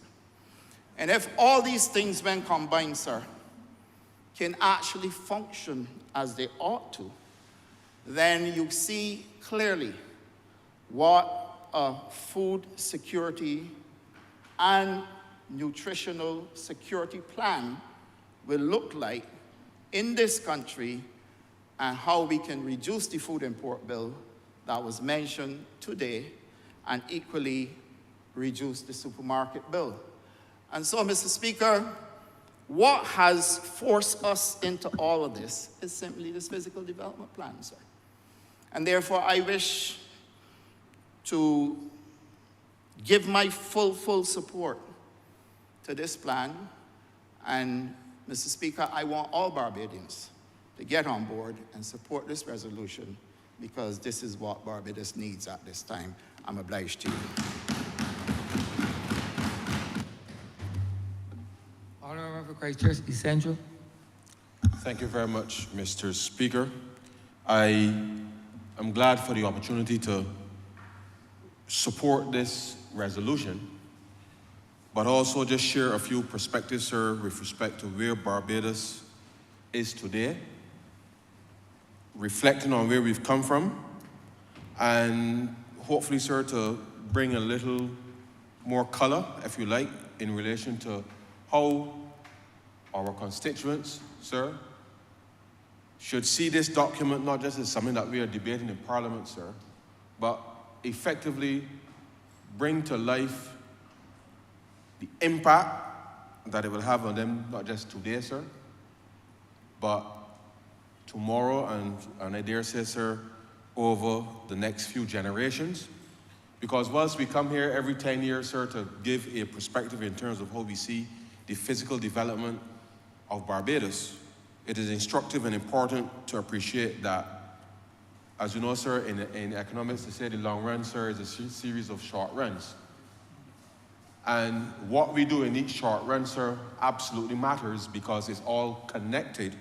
And therefore, we cannot, sir, divorce the document from the decisions that we take in our lives, sir, every day. And I preface my comment, sir, in that perspective, because whilst I was in Kingston, sir, a few weeks ago, and having a chat with some folks, and during the course of the conversation, sir, as you know, when you try to get in Kingston after a certain time, sir, given all the development in the surrounding area, on the evenings especially, sir, you take a good while, sir, to get in after you pass by the roundabout, sir, with the bottleneck that's there, sir, in relation to accessing the area. People complain they can't get out when the morning comes, sir, because of the traffic coming down from the airport, sir. And if you go across the country, sir, you will hear reflections and perspectives of this type. So inevitably, sir, the question was asked, what the government going to do about this traffic, sir? That's the question to me, the MP. And I then said, well, you know, this is not just an answer for what we could possibly do today, but it's a reflection, sir, as I mentioned, of those series of short runs, decisions that we have made that would have led, sir, or that has led to the current situation. So when I said, look, we have to make a decision about what Barbados is going to do to transform this country, and remain committed, sir, to those decisions. So I reflect on the fact, sir, that when the highway was first to be built, sir, and you would remember this, sir, the highway was supposed to be 4 lanes. At the time, in the 80s, sir, the highway was supposed to be 4 lanes. Now, I'm speaking specifically to that section there between where Coleman is and where Gildan is, are those 2 roundabouts. The highway is effectively 2 lanes in that specific section. And had we made the investment in the 80s to construct the highway as was conceived back then, sir, it would not only, sir, have costed less in the first instance to do, but it would have provided, sir, the platform for the visioning and the growth with respect to the ownership of cars, sir, transportation in the country, sir, as part of the physical development. Because as Kingston was building out at that time, sir, in the very early 80s, around the same time that the highway was going in, sir, if you had a car back in the days, it would have been sweet because there ain't much traffic on the road, you're driving in, sir, and therefore you're good to go. Most people would have been catching the bus, therefore traffic would not have been an issue.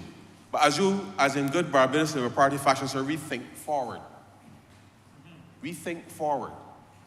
And in thinking forward, sir, as part of the development plan, we must think about what the country is going to look like in 40 years, sir, 50 years, in order to ensure that those short-run decisions that we make, sir, matches with what we are projecting on the 40 to 50-year horizon. So, suffice it to say, sir, the highway was not built with 4 lanes all the way through.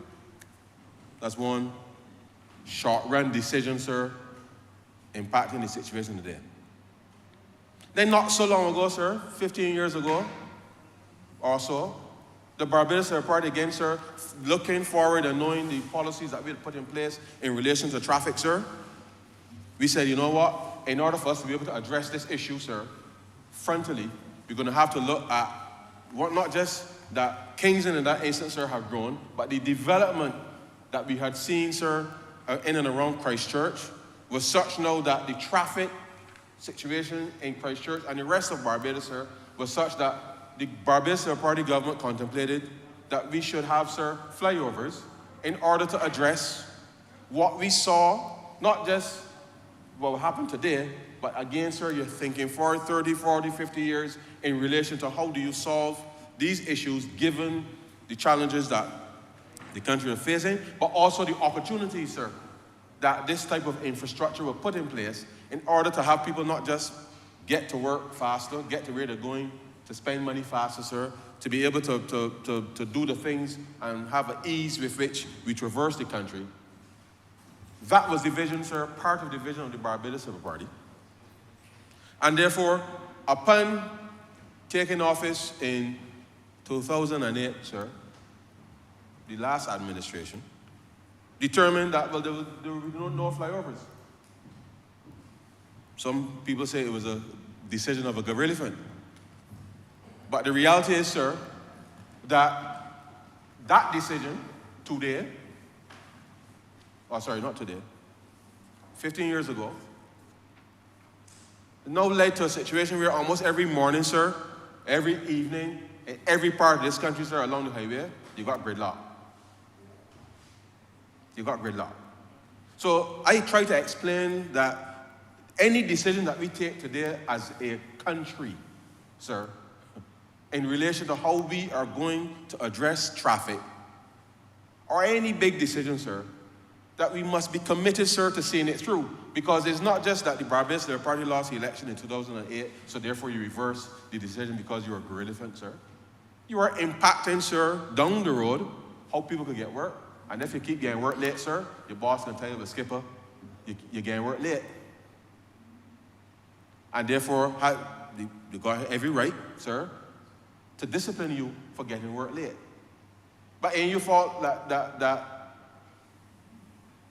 a political party, sir, made a decision that was injurious to you without understanding the impact it was going to have, sir, on the people down the road. And therefore, sir, I preface these remarks as I start my contribution, because we must understand, sir, that if you make a decision and you don't put an alternative in place, sir, because nobody's questioning your right to make a decision, but you got to have an alternative in place that's going to help solve the problem, because the problem was still there when you cancel the contract, sir. The problem is still there. And 15 years on, sir, 15 years on, the people in Kingston and Washington, sir, and the surrounding areas, everybody that has to traverse the highway on a morning now, sir, stick up. Children getting school late, sir. And if children getting school late, sir, it means that they have the first period, sir. Cumulatively, if every day, sir, the children getting school late, it means they're missing the first period. And you miss the first period every day, sir, what does that mean? It means that your education, sir, is being impacted by the fact that you can't get school early, sir. So what do people got to do? People got left home at 6 o'clock now, sir, 5:30. Now, that is not reasonable, sir, by any stretch of imagination, because that affects your sleep pattern, sir, your health in the long term, and therefore it's something that we must take very seriously in relation to the physical development plan and the decisions that we take, sir, in order to allow this country to continue on a very strong development path. So the reality is, sir, is that this conversation about traffic now, in the context of how we're going to transform Barbados, sir, in relation to what we're going to have to do with this physical development plan, then people must understand, sir, that it is one, it is going to cost a whole lot more, sir, a whole lot more to do any flyovers today than it did 15 years ago when the project was in train, sir. It's going to cost a lot more. So you're either going to come to a realization, sir, that it has to be done, and that we are going to do it, and that it's going to cost X, and therefore all of us, as a consequence of that irrelevant decision, sir, now will have to pay more.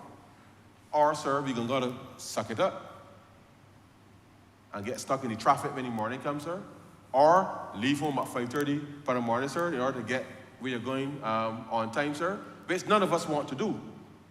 But some decision, sir, has to be made in relation to how we are going to deal with this traffic situation. And it is not for me, sir, I'm not a traffic engineer, to say that you need 10 flyovers, 5 flyovers, or whatever it is, sir.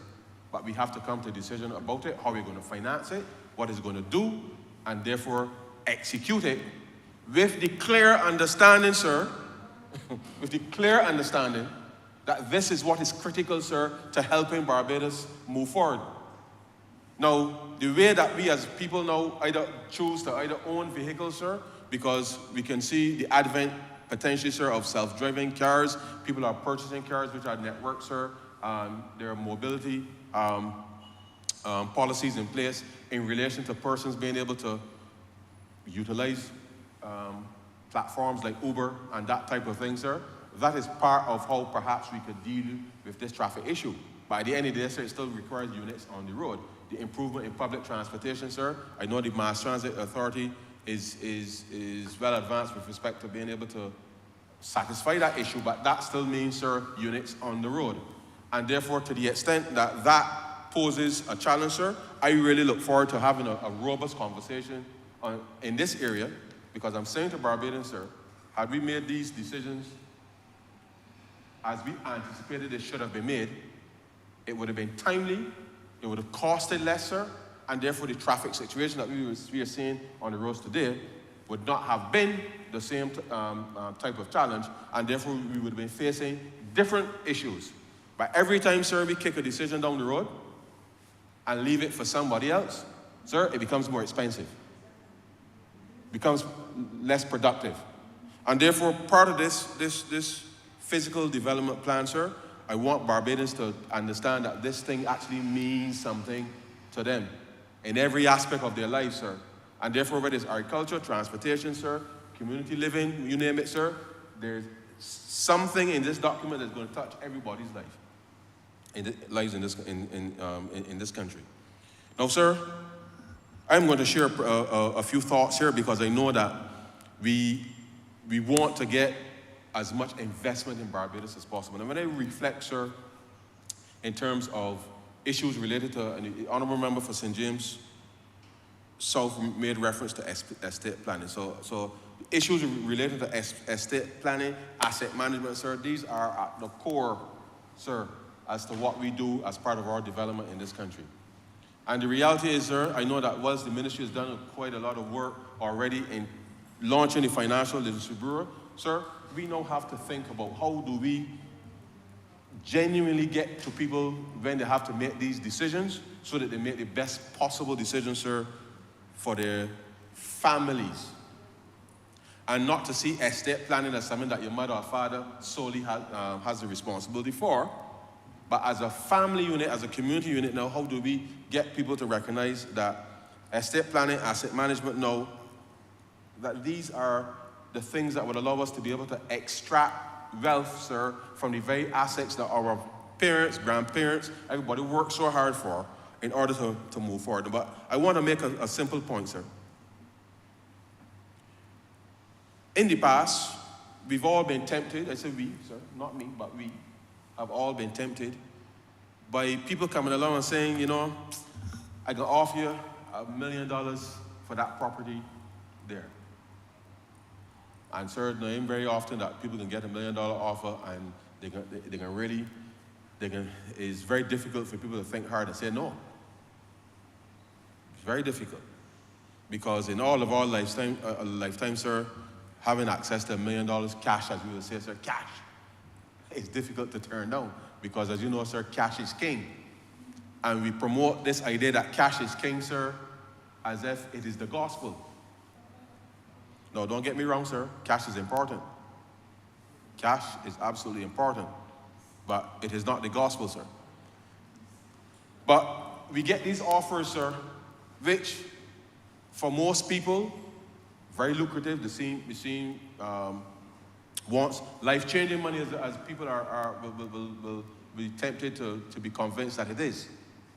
However, sir, I believe that as part of this physical development plan and what we as a government would want persons to be appreciative of, to be mindful of, is that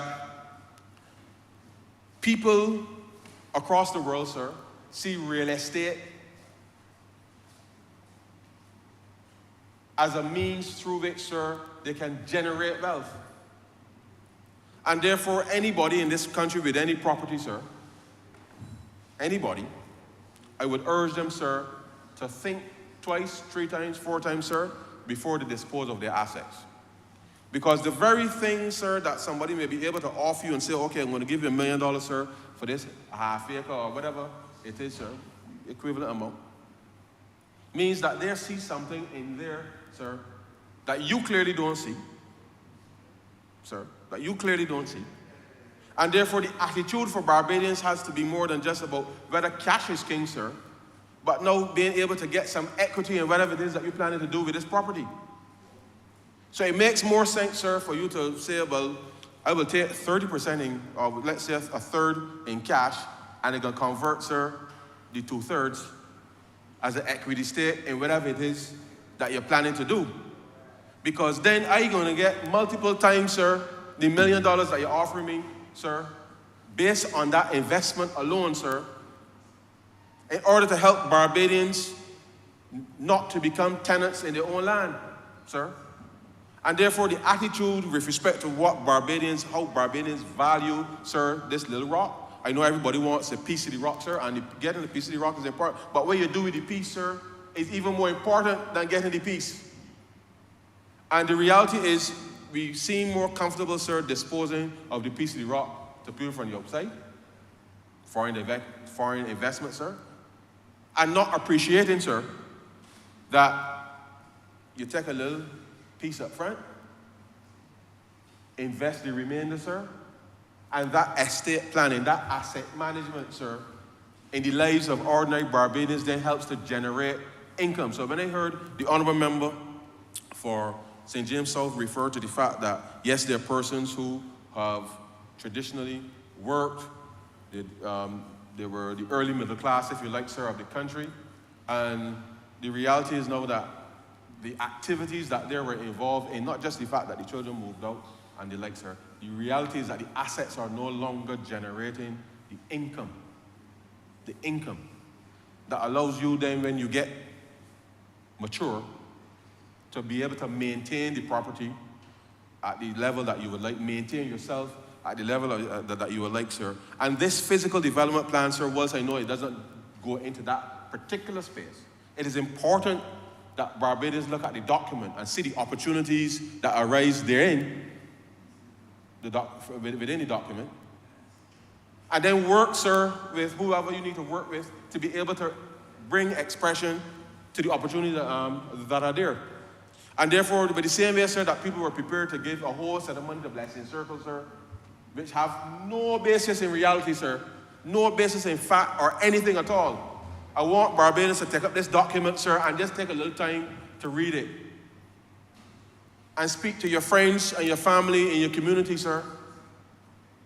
And say, how can we, as the Honourable Member for St. Philip South indicated, how can we as a cluster, sir, take advantage of the fact, sir, that there's an opportunity. You see all this development going on here, so you see with the monument, I didn't get a chance to go and see the monument yet, sir, but from where I studied it, it's a beautiful, I wasn't here, sorry, I wasn't here. Beautiful, I looked out, but I got to go and see it. You got Golden Square across the way, sir. Development coming in town. And as I spoke last week in relation to the Kensington Oval resolution, remember I said, sir, the urban regeneration that is being contemplated from Westbury Road coming up, sir, all the way up through the Orleans, all the way up to the Bayland here, sir, as part of the urban regeneration exercise.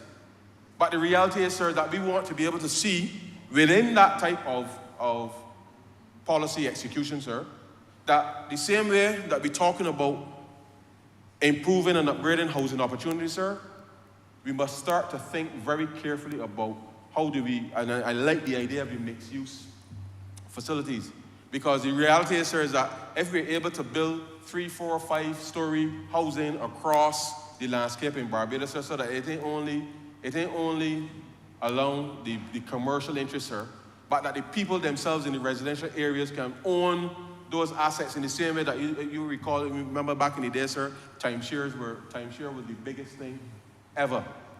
Barbados now got to see that they can get a piece of that action too, sir. And not only just see it as part of something that tourists do or resorts do, sir, and that as communities you can come together and do that type of condominium type ownership and structure, but by the same token, creating spaces within the same building, sir, to do indoor agriculture, because at the end of the day, sir, within the urban space, and certainly to address the issues that the member for St. Philip South raised in relation to predial larceny. If you're growing your food, sir, within the confines of buildings right strategically across the country, sir, it means that you solve that, at least for the most part, you solve that problem, because, you know, sir, wherever they got people, some type of malfeasance has the potential to occur. But the reality is that you can solve some of these issues, sir, with food security, especially in some of the urban corridors, sir, by people being able to utilize these spaces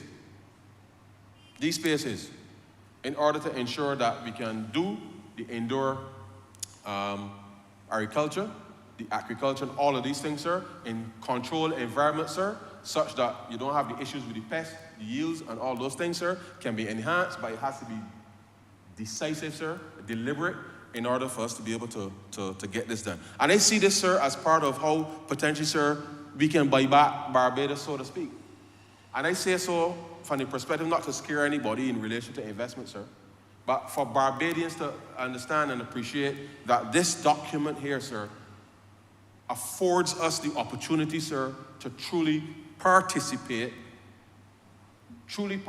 but we got to find a way, sir, to get past the thing that, you know, the trust issues, sir. The trust issues. And that, I believe, sir, is critically important for us to be able to drive, sir, this physical development plan to to the next level. And the reality is, sir, is that, as you know, last year we did the debt swap, where we came here and we spoke about the marine spatial planning and the work that's being done offshore, sir. The wonderful set of opportunities there as well within the context of the physical development and how we manage our resources.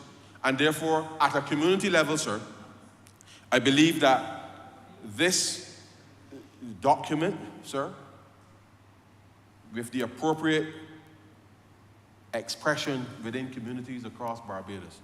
So if you look at our housing estates, for example, sir, I think there's a real opportunity, sir, for us to get our citizens within those housing estates, but I think right across Barbados, from estate planning, asset management, sir, to start to see themselves now as investors, sir, in this country.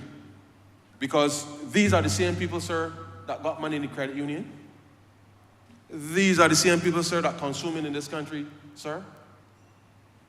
These are the same people, sir, with the skills that are delivering, sir, world-class products that people come here every day, every year to consume repeatedly, and I know the Honourable Member for St. Peter can attest to that, sir.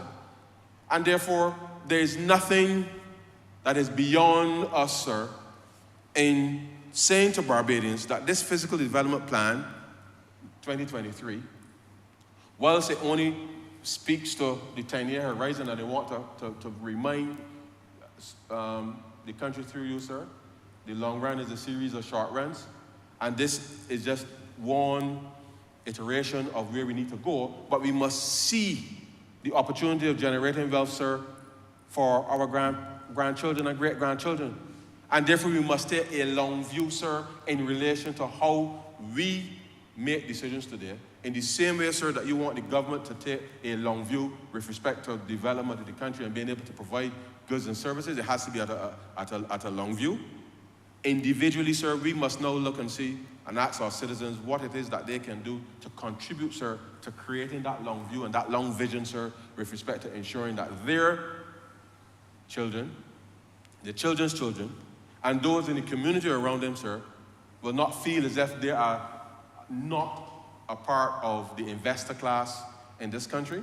Because I can tell you, sir, and I say to all Barbadians, this document has been published. People are going to be looking in this document, and they're going to be saying, well, I can see all these things happening here, and therefore they're going to come and they're going to make representation to Ministry X, Ministry Y, all over the place, sir, in order to get that done. So Barbadians, sir, should not excuse themselves from that process too. And therefore, it is not a matter of whether you know the MP, or you know the minister, or you know this body, or the next secretary. The document is here, sir. The document is here. And therefore, we have the collective skill. We have the monies in the credit union, sir. We are the very consumers, sir, of the goods and services in the country. And therefore, Barbadians must now see themselves, sir, as being capable of leading and executing this vision, sir, with respect to how can we make this physical development plan real in the lives of their families, their communities, sir. But you can only do that, sir, if you do it together. Because none of us, sir, can be saved alone. None of us.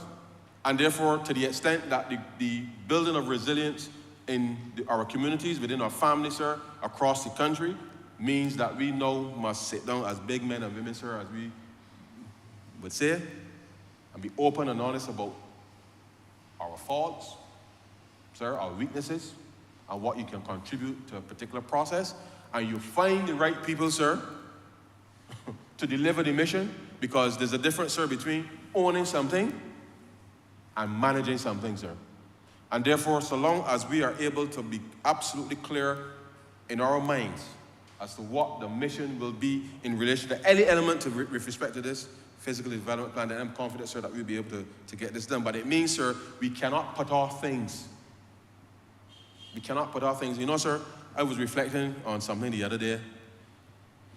I was in the supermarket, and the cashier, sir, asked me if he wanted to buy a plastic bag. And I reflected on that, sir. And I said, imagine the cashier is asking me, sir, if I want to buy a plastic bag. And the truth is, sir, you know, 5 years ago, the idea of buying a plastic bag you would get cursed, sir. It would be, it was a foreign idea. But today, sir, you go to a supermarket, or any place for that matter, and they will ask you, you want to purchase a bag? And then you will say, you know, I left my bag home, so I'll go and get one. I'm making the simple point, sir, that had we not taken the decision in relation to the ban on single-use plastic, sir, that would not even be a contemplation for any supermarket, anybody, any consumer, sir. But no, we accept it, sir. We accept it. We accept it. And therefore, I'm saying to the country, we must make decisions, sir. Because people can haul for murder, and then you get used to the change, but the reality is, sir, you see the benefit of the change. Because most of us, sir, people don't carry the bags when they leave home. They know, because normally I got a few bags, the recyclable bags in my car, but I take them out, sir, and I didn't have them, so I had to buy a plastic bag. But normally, I would got them in the back of the car, and they would take them up. But the reality is, It hurt me. But the I reality, had to buy the bag. I had to buy the bag, sir. Spend the money. I had to spend the money. So that was not me, sir. That's not me. But the point is, sir, what we don't realize is that these small things make a significant difference, sir. A significant difference to how we operate, and ultimately, sir, how the country is able to manage its resources. So you know, sir, I put the bags in the back of my car, but when I went home now, the bags I took out, they're there. So I don't make the sport, but I'm saying it has to spur, sir. I mean, it may happen from time to time, but it has to spur, sir, a change in your behavior in order for us to be able to see that the policies that the government is putting in place is really for our benefit as individuals. And therefore, the debate here in relation to the physical development plan, sir, I think is absolutely important. I'm going to share aspects of because I mean, this is as comprehensive a document as one could possibly get. And the reality is, persons will hire people to go through the document, sir, and identify opportunities for investment in Barbados. I'm going to take the time, sir, to communicate with my constituents, I'll share with members as well, the opportunities, so that Barbadians, whether you live in a contiguous setting or across communities across Barbados, that you must find a way, sir, must find a way to be able to leverage, sir, the strong savings that we have in our credit union movement, which really, sir, is our money.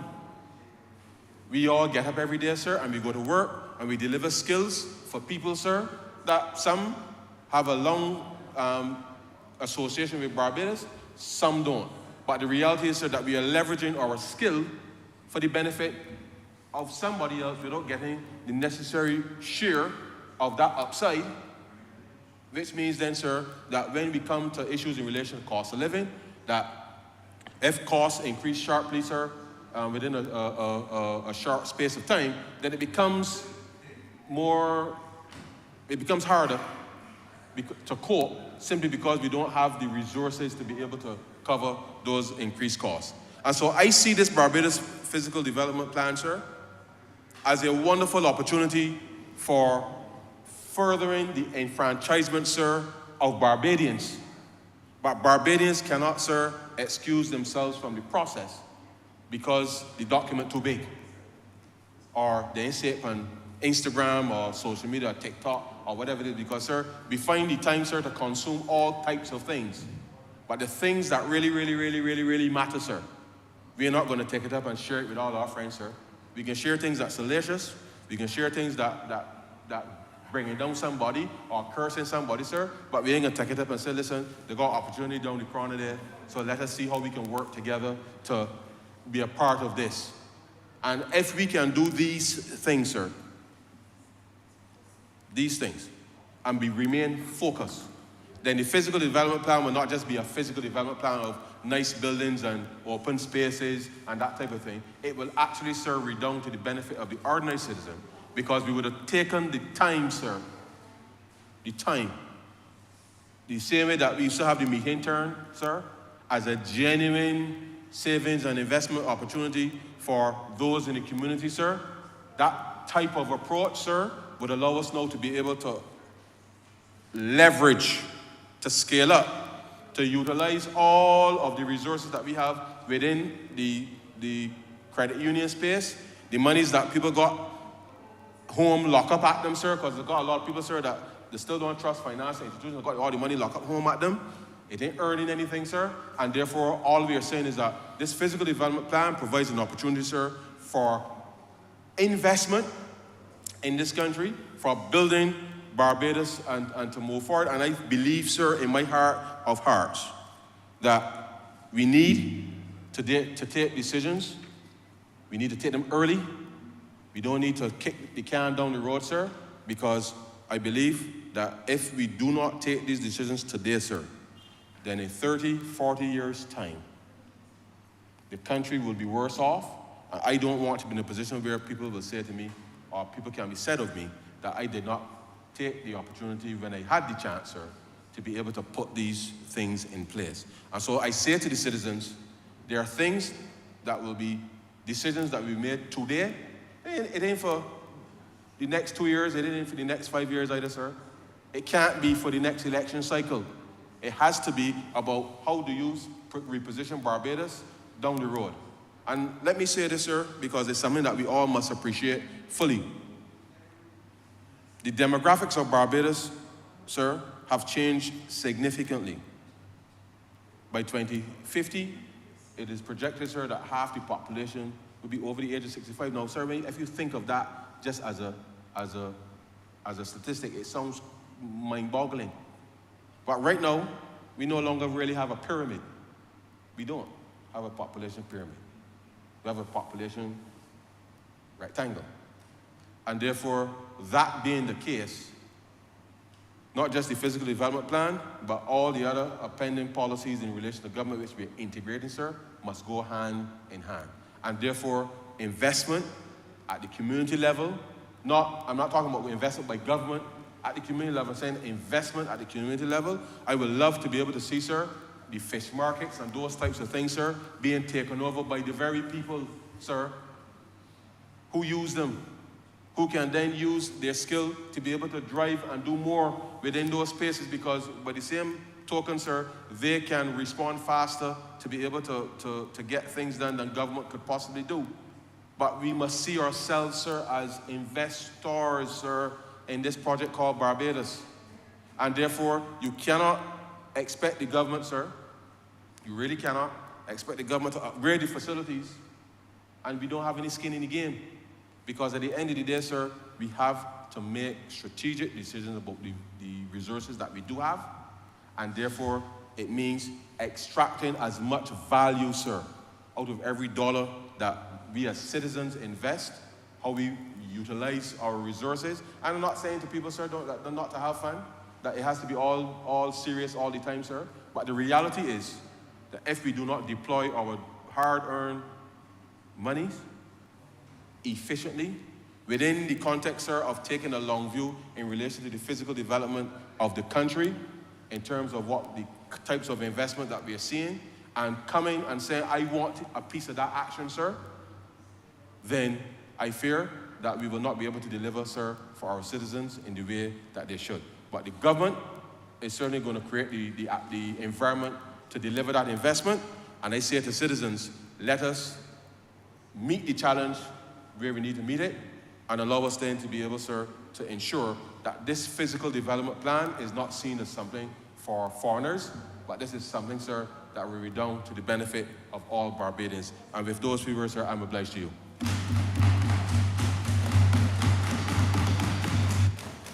Honourable Member for St. Andrew. Thank you, Mr. Speaker.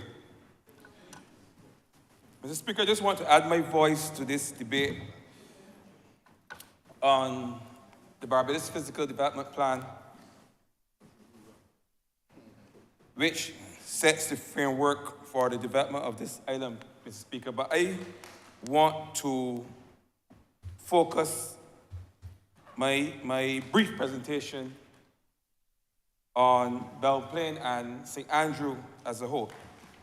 This morning, Mr. Speaker, I sat and I listened with amazement as the member for St. Joseph lamented about some of the challenges that he faced as an MP in a rural constituency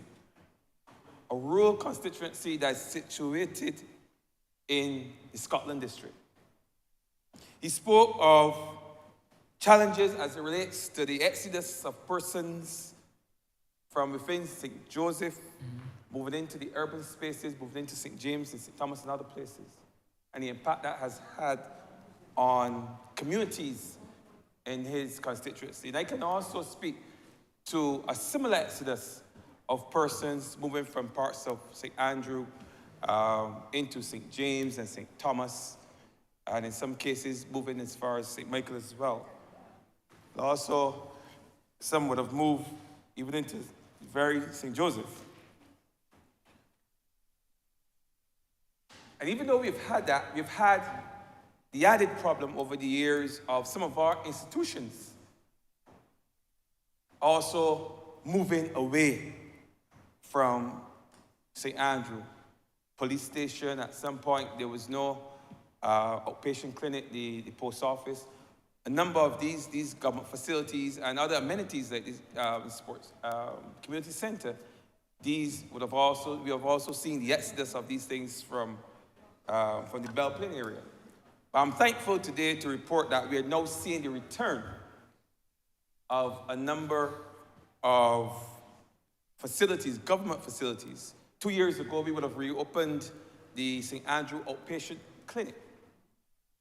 And just this year, we've seen the reopening of the St. Andrew or Belle Plaine's post office. So we're seeing the return of certain institutes, certain facilities, certain amenities coming back into St. Andrew. Because just like St. Joseph, and I'm sure the same is true for St. Thomas and other parts of rural Barbados, it is very difficult. It's perhaps one of the hardest choices a person will make, a person living in St. Andrew, St. James, St. Thomas, St. Joseph, St. John, I believe as well, St. George. The hardest decision that person could make is moving out from that rural community that they grew up in all their lives. I've seen people live in places where you know for sure that within a few years the land will slip away. In fact, you can see evidence of the land slipping even as we speak. And those persons are adamant that they can find a way to preserve and conserve that area, that they're willing to stay there to the very, very end. And it's not because they're foolish or they're devils or they're risky with their lives. No. Such is the connection. Such is the connection to the land. Such is the connection to the community, to the bucolic nature of St. Andrew itself. That is that hard to leave. And hardship, poverty, and I'm saying that that's an impoverished place, but even that cannot compel persons to want to leave certain parts of the Scotland district just because of nature, the vibe that it gives off. There's something special about the Scotland district. And I realize that Barbados, and many Barbadians are starting to realize how special that vibe, from as far as Bathsheba and even beyond Bathsheba, all the way down to pass through Belle Plaine and into St. Peter. There's a special vibe that one gets when one even pass through there. Brothers, when one lives there, is even more so, more impactful. And that's what we've been seeing. And I sat here and I shared my heart smiled when I heard the member for St. Joseph speak about St.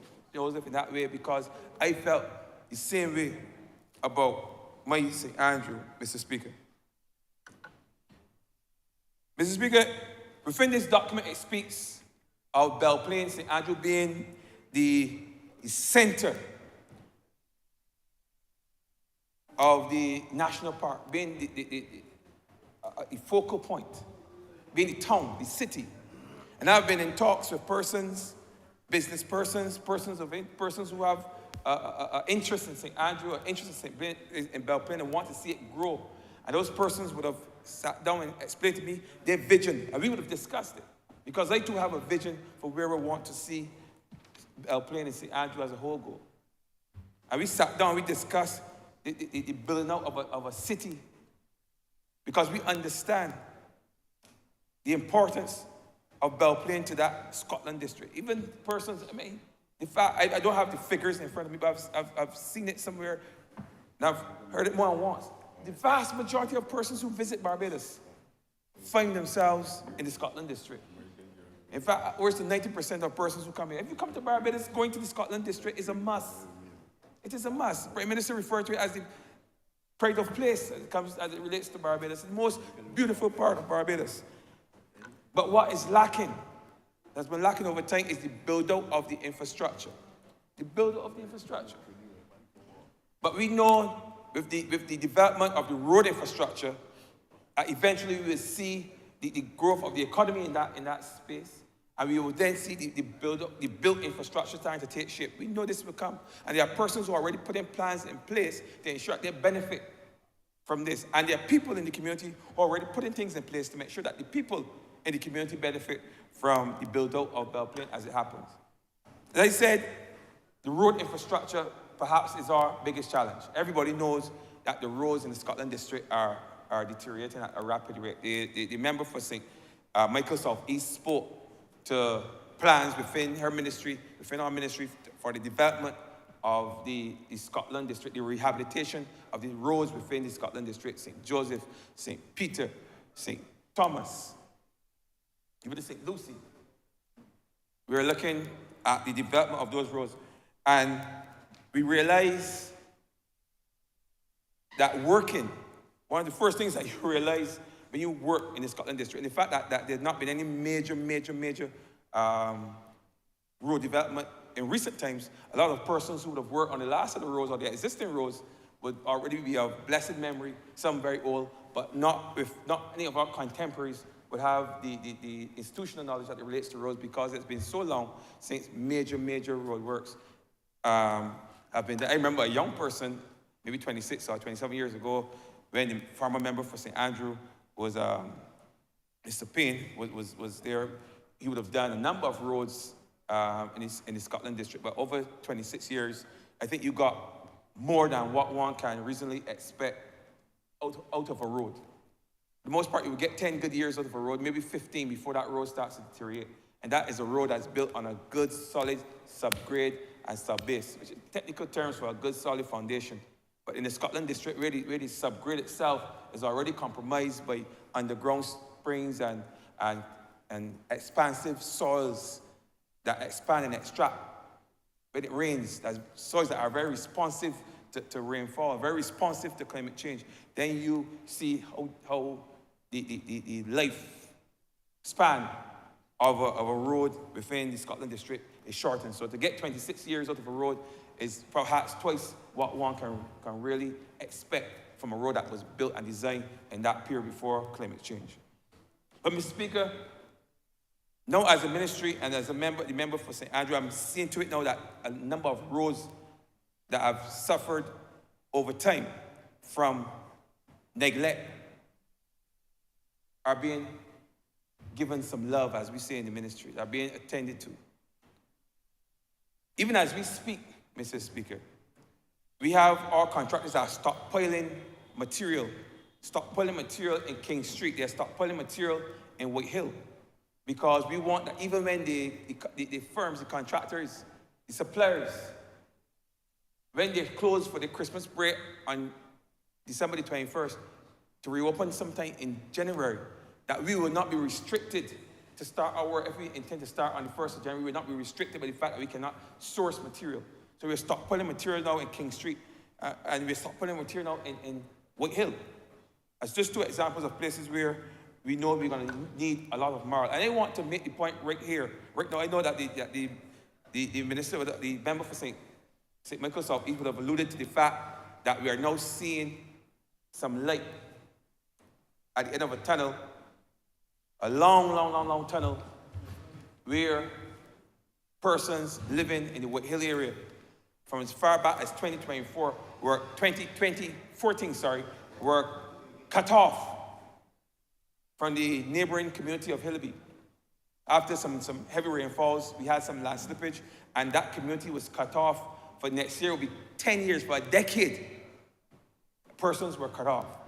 And I'm happy to report right here in this Honourable chamber, Mr. Speaker, that today, just today, we've seen the reunification of White Hill and Hillaby, the reunification of White Hill to the surrounding community with the completion of the excavation and the laying of the link road that we have built to replace the breakaway area. What had happened, Mr. Speaker, is that we determined that the soils where the existing road was, the existing footprint, were soils, Joe River soils. I know the member for St. Joseph referred to this morning in his presentation. They are Joe River soils, and these soils are not ideal for road construction. Even with the best engineering skills, it didn't make any sense to try to build back any footprint. So we had to go wide and far and build around the area, the slip area. It required us acquiring a number of parcels of land, at least 14 parcels of land, displacing persons, But those persons, some of whom are just as happy, even though they're displaced from where they live, they're happy to see for the first time that a road can now lead from in Hillaby right into White Hill for the first time in just under a decade. So that is perhaps one of the symbolic victories that we can perhaps point to from this road rehabilitation program, because it means we have been connected. Now the road is not completed by any stretch of the imagination. It's going to require some additional work, some marling. It's going to require some rolling, some paving. But I am sure that come this Christmas, persons for the first time will be able to drive from Hillaby straight through White Hill and straight down into Batside for the first time in just under 10 years. I'm thankful for that.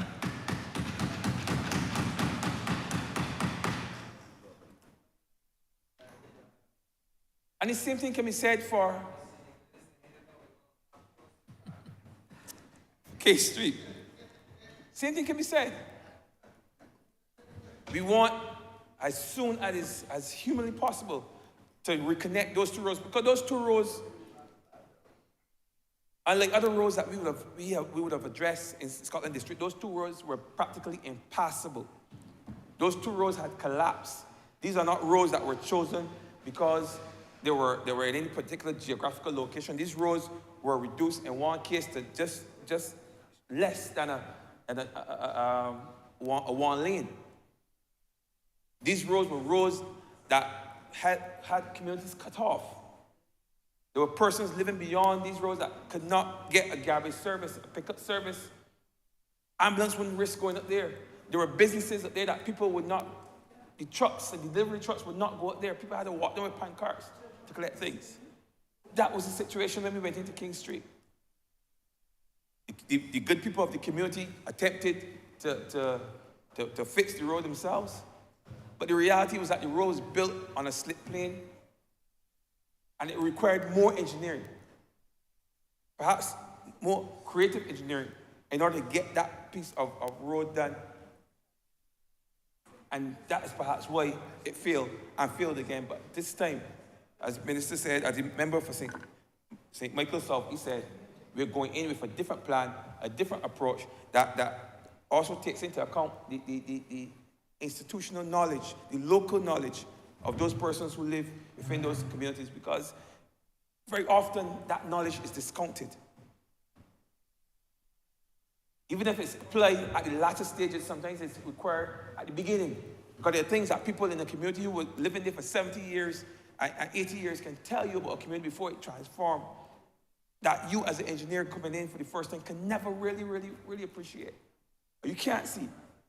And that is where we've been having challenges. And that's why going forward, not only are we going to incorporate all of the institutions within the Scotland District, including the Soil Conservation Unit, but we've also engaged those persons who have lived in those communities for years, just to give us some insight as to how it was, how water flowed naturally before before the roads were done, before houses were built, where land was built up. These types of questions help engineers to better design roads, because going forward in a world where climate change is going to become our norm, the most important component aspect of road building will not only be the pavement and how strong that pavement is, how flexible that pavement is, but it would be the drainage. How do we discharge water off the road as quickly as possible before it can further cause the road to degrade? You have to get that water discharged. Even in sitting down and listening to engineers internationally, that's the biggest issue. If we can get that water discharged, if we can get that water off the road as quickly as possible, then that road can be preserved for a much longer time. And that is where we're going to put a lot of the effort, especially in the Scotland District, where he said the soils are expansive and very responsive to intense rainfall. That's where we're going to put a lot of the effort, ensure that those waters are removed from the surface of the road as quickly as possible. But I just mentioned that because I wanted persons to know that we are working hard to ensure that Belle Plaine has as little challenges as possible in attaining that city designation, that central focal point designation. And connectivity would not be, as long as I'm able to having a say about it, would not be the issue that will impact Belle Plaine from seeing its full potential. And the same thing can be said for the surrounding areas, because I'm often accused of being laser focused. Let me put it like that. But I've taken it upon myself to ensure that not only the arteries leading into from Belle Plaine into Bridgetown and into St. James and St. Thomas, but I'm ensuring that other areas, Fruitful Hill going into St. Joseph, Hillby Road going into St. Thomas, Content, all these areas, we've been working hard to ensure as much as possible that these roads start in as soon as possible time. It has to happen. It makes no sense having one section of the Scotland District being rehabilitated in terms of their roads, and other sections that lead right into the same place, roads in the state. So that's why we've been working hard to ensure that Indian Ground to Robert down to Fort Hill, these are the roads that are going to start as a matter of priority. Porridge Spring, down to Content, down to Short Hill. These are roads that have been prioritized because these are also main arteries into that Scotland District. And we see the importance of that. The Ermborn Highway, as it extends beyond Barclays Park and into Cattle Wash, those are roads that we're looking at to ensure that those roads are done in the soonest possible time. And also, we're also looking at the other areas that are failing across the Scotland District. We see roads like Melvin's Hill failing, Mellows failing. And the truth is, we in this country are seeing as I said, conspiracy of events that are happening at the same time, where we have roads and bridges in the Scotland District, many of which were built on mud, because one of the things about Scotland District is that there's not a lot of rock that you can find anywhere. You may find some rock in St. Joseph, but you're hardly going to find any rock in parts of St. Andrew.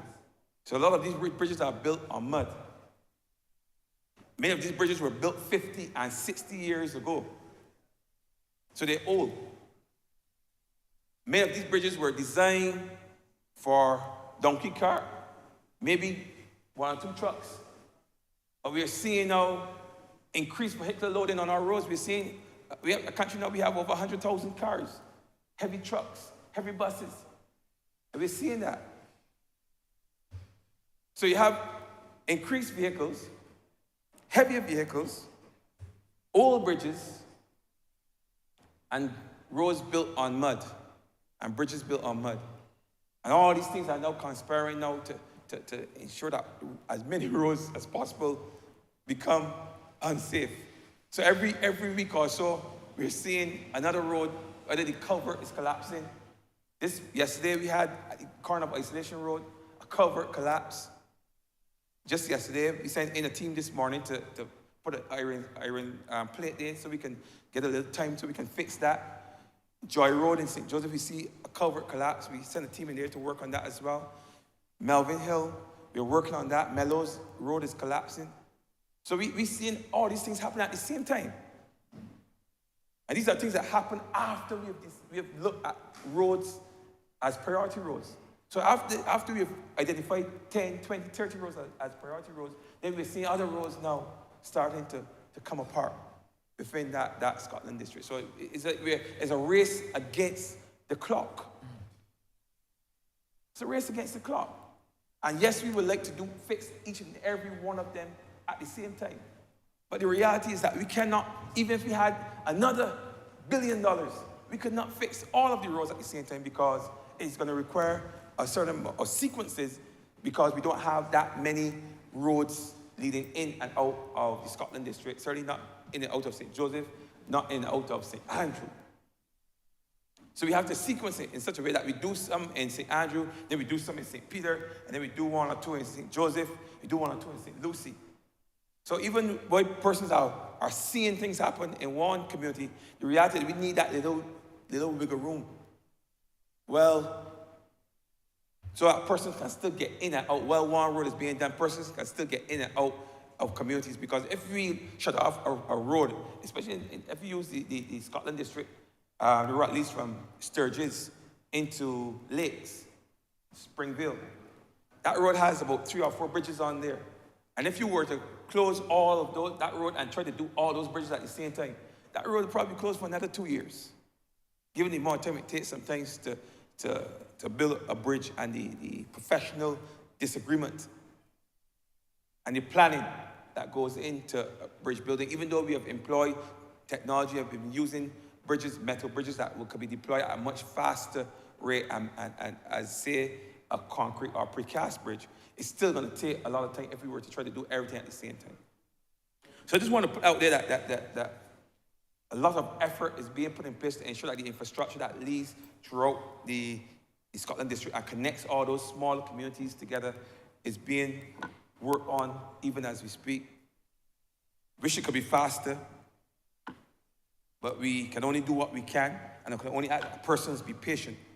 I know that within 3 to 4, 5 years, we will see that entire Scotland district transform as the roads and so on and so forth are fixed, and persons can easily drive down there without the risk of doing any damage to their vehicles.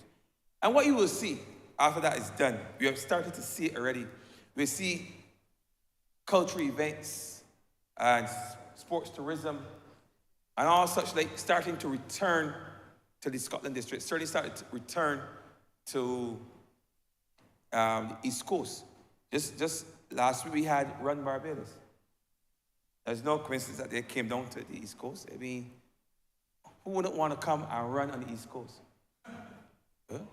Who wouldn't want to promote Barbados by using the East Coast? Who wouldn't? As a place for sports tourism. Of course, it's a natural thing. My only thing is this, is that be conscious when these events come, the meetings and the other events that we welcome. And we're glad that you've chosen St. Andrew and the Run Barbados, that even in your planning, that you spare thought for the residents, because sometimes many of these events, the rallies and the marathons, when they come to the community, sometimes they cause some inconvenience to the residents. Now, the inconvenience is expected. If you're going to have persons coming into our communities to have major events, national events, we know that there will be some inconvenience, but every year, I would not want the problem that exists last year be amplified this year or exacerbated this year, but rather do a postmortem, see what people were complaining about, whether it was that the bus route was cut off for 5 hours, whether it was that persons could not get to work on that particular day at all, whether it was that there were no provisions for breaks in between the stages. We look at those things and correct those things next year so that the events and the people in the community can all be in harmony. Because we welcome you, but not at the inconvenience of persons, to the extent that persons' livelihoods are placed in jeopardy. I'm just putting that out there, that these are things that you have to think about. If nobody says anything, then the same thing may continue over and over and over. So I'm saying it on behalf of the people in the Belle Plaine area, right? We need to have that, just engage with the people, liaise with the people, talk to the people, and the people will find a way that we all can work together with the understanding that, we welcome you, and we know that it will be some inconvenience, but they also bring some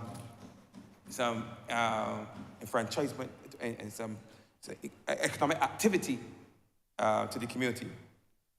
So those are some of the things I see coming, but we also doing our own indigenous things in St. Andrew, where we are building out our own space. If I look at the three examples I can think of where we are giving back to Barbados. St. Andrew has always given to Barbados. We've always given to Barbados. As far back as 1968, we've had what we refer to as the sand hole, what people refer to as the sand quarry. And people will tell you that every aspect of Barbados has a little piece of St. Andrew in it.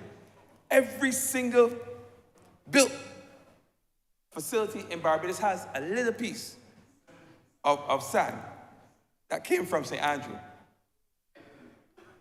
Even Kensington over where I am heading to as soon as I finish my presentation has a little piece of St. Andrew in it. And we have been given to St. Andrew, and now we are giving to St. Andrew our cultural pastimes, our indigenous pastimes. We have now repackaged, we have now rebranded, and we're given to Barbados. We're telling you, come to St. Andrew and enjoy St. Andrew life, like how St. Andrew people enjoy St. Andrew life. Crab night, St. Andrew Carnival, Long Pond Cookout. All these things are just indigenous things that we would have done as young people. I mean, these things were going on long before I went to St. Andrew. I don't want to take credit for the creation of any of those events. There was a carnival long before I went there. Crab night was going on for over 20 years. The cookout was going on for just as long. But these are unique experiences that one can only enjoy in St. Andrew, that we are now telling the rest of Barbados, you are welcome to come. You're welcome to come to St. Andrew and vibe with us, relax with us. We have all forms of tourism. We don't have the nice beaches like what they have on the West Coast, but nice for swimming, like on the West Coast and the South Coast. But we have a different kind of life. We have Long Pond Beach, we have Long Pond, we have that cookout experience, that outdoor experience, that rustic experience. Oh, not to mention our cricket grounds, our isolation cricket grounds. Teams that come from England every year. I mean, even before I was aware of its importance, I would often pass there and see touring teams from England, touring teams from Australia, wherever cricket is played, always found themselves right there in St. Andrew because of the cool vibe, because of the beautiful, bucolic nature of St. Andrew. The honourable member has 2 more minutes. If you don't want 2 more minutes, I can take the 2 minutes from you, honourable member. I'm moving on, Mr. Speaker. And thank you for the 2 minutes.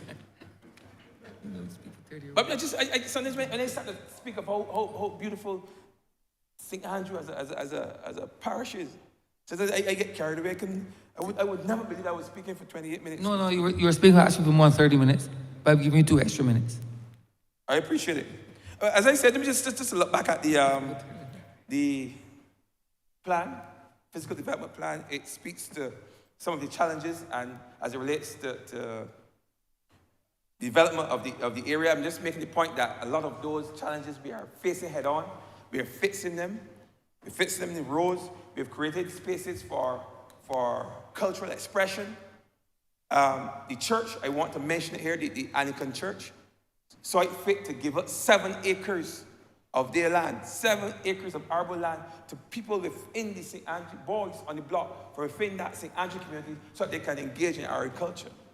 Sure. Yes, and for security, it's this.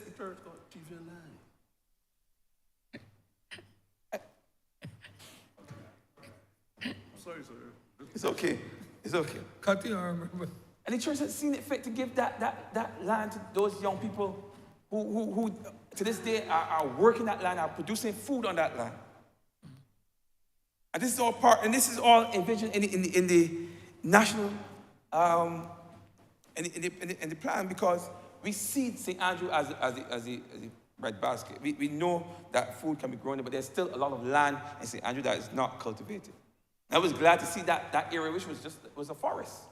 And with the help of the Ministry of Agriculture through the Soil Conservation Unit, the Ministry of Youth, who would have identified the young persons from their block program, and their new Project Dawn, I think that was the name, Project Dawn. They would have identified young persons, giving them the tools and the skills to go in there and to cultivate that land and to produce food on that land. And they was able to be down there at some point just passing through, and was given a big bag of food that I couldn't even use all myself. I had to then donate some of that same food to some of my other constituents right across the constituency. But in fact, was that persons were able in a position to give me food from land that they would have worked and grown that food on right next door to their houses, anything. So as I close, Mr. Speaker, and to be honest with you, I have not spoken to half the things that I wanted to speak to as it relates to what's going on in Belle Plaine and what's going on in St. Andrew. But I think I've painted a picture of the potential for the Belle Plaine area. I've painted a picture for the vision that we have for that space, and the fact that we are now on the up and up. We are on the up and up.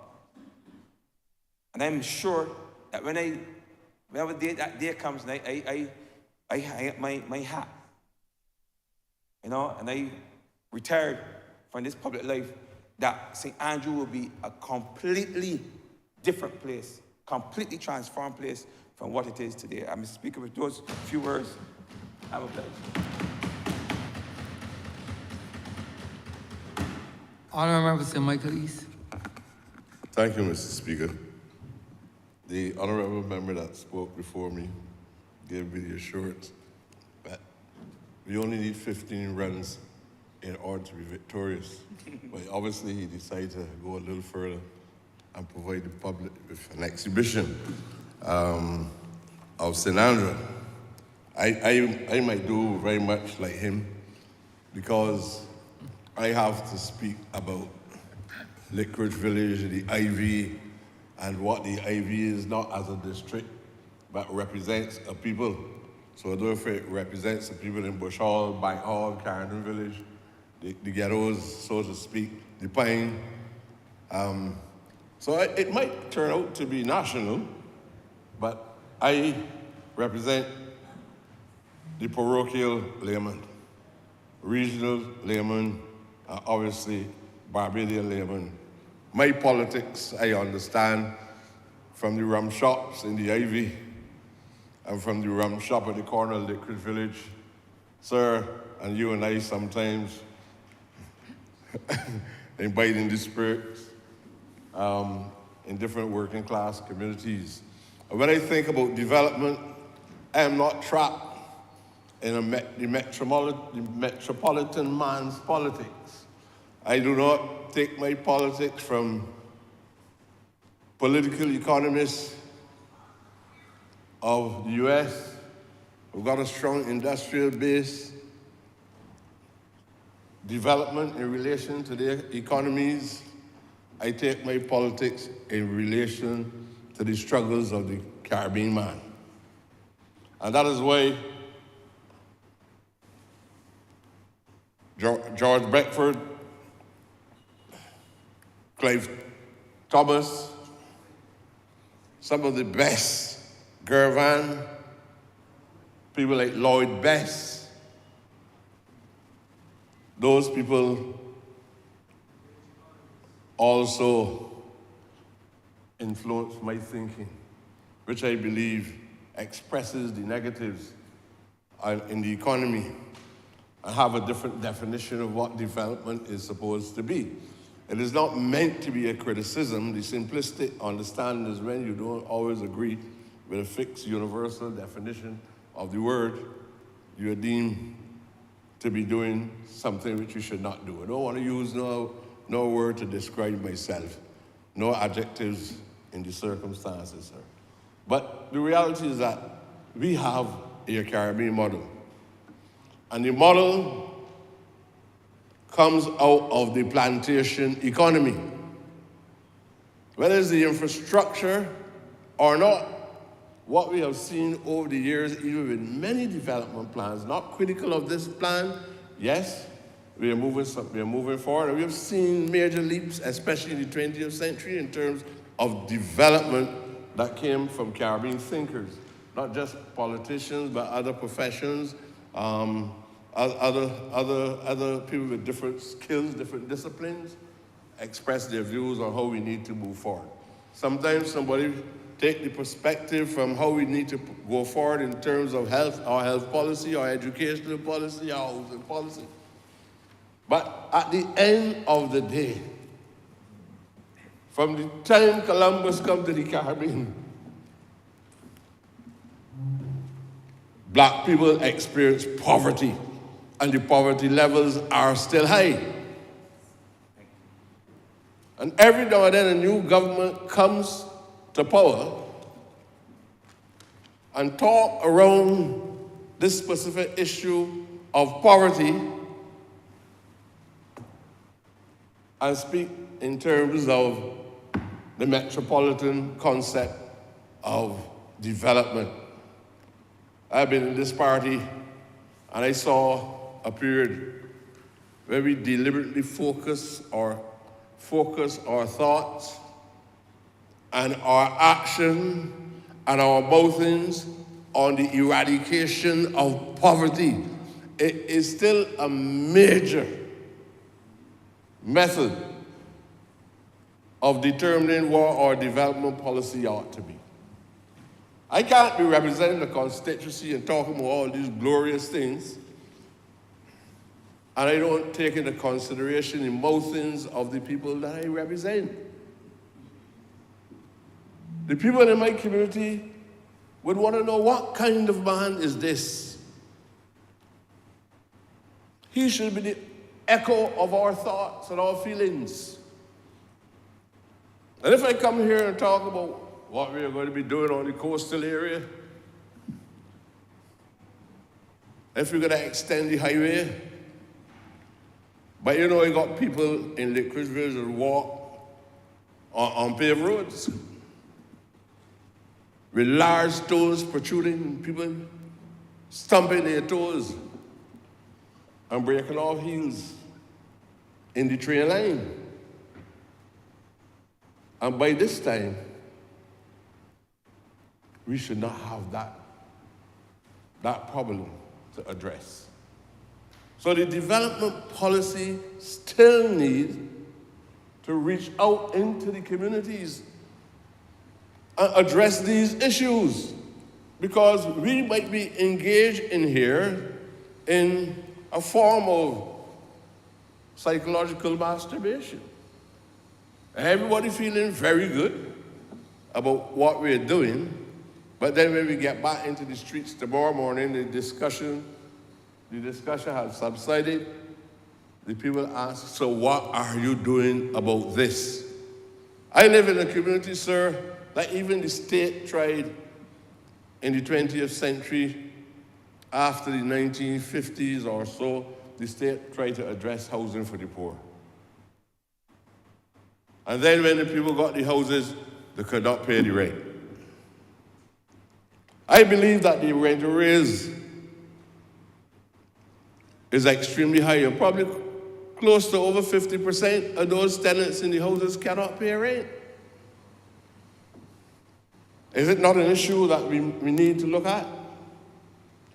I don't know if there's any generalizations in the development plan that took into consideration the large numbers of persons who are at present facing eviction. And that is why sometimes I speak more of homelessness than speak about housing. Because this debate on housing can become very distorted. And sometimes it is a major paradox in talking about improved housing conditions and believing that what we're saying in here is what other people outside don't have a house or live in a house that is only considered to be a 4x6 little unit that you live in, and you can't enjoy the privileges like anybody else. The debate is not theirs, because when they talk about a house, they just want somewhere to live. We had a problem, we had a policy once, sir, that if you had no money, and you had 3 children, nobody questioned your personal life. The welfare department would send you to the National Assistance Board. and a poor man can find somewhere to sleep.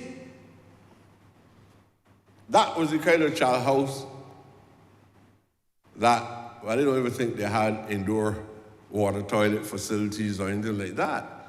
I don't know. I know sometimes my friends in here, when they're talking about housing, they say, I would like to go back to the child house. You can't go back to the child house. Because all of these policies, all the programs got to emerge out of some experience of the people. And the only reason we had child houses is because the plantation decided that if you want to work here, you must keep your house here. And if you want to go elsewhere, take the house with you. And sir, you and I most of us are here would have seen many Sunday mornings before 7 o'clock. You would see a truck passing down the road. The truck had on the whole house one time. One time. I was, yes, development occurred. We move away from that. I don't agree with anybody who says that they would like to go back to the child house. I know how it emerged. I know the history of the birth of a child house. I would assume that that's a part of humor in the conversations that we are having here today, sir. But I have persons who never had the opportunity to flush a toilet yet. Never, they don't know what it is. A document on development must address these disadvantages to the poor people. Poverty is not a criticism of any specific minister or government policy. I am trying to add to the thinking. Just like, although I'm not on there, equal, just like what Lloyd Best was saying to us, just like what George Beckford was saying to us, and many of the other thinkers of the time. Clive Thomas was saying to us in Persistent Poverty by Beckford, and the poor and the poorless. Address the issue of poverty, the major issue that we are facing in these colonies is that we all live through abject poverty. There's no debating. There can't be no poverty more than you not having food to eat. And if you're seeing rising unemployment issues, you don't have to debate, because hunger is not debatable. Everybody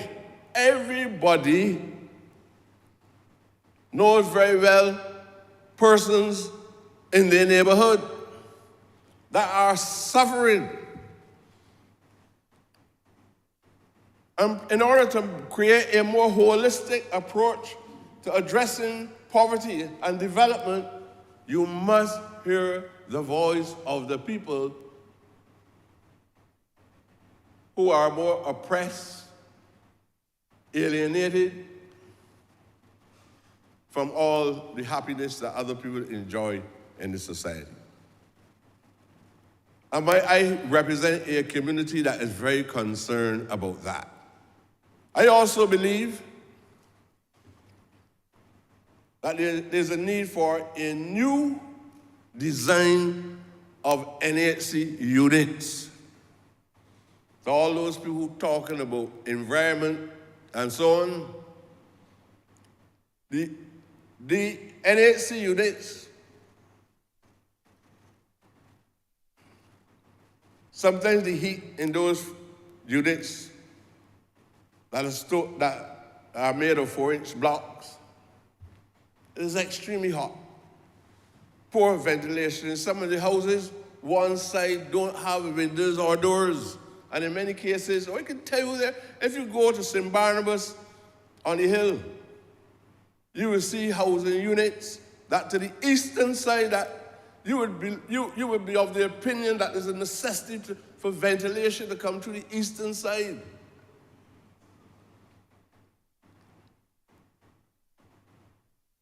Those are issues that people who live in poverty are experiencing.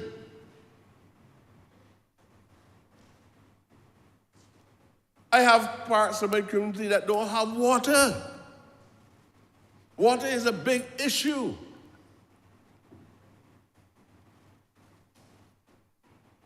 So you know that the personal health standards are challenged because you don't have water.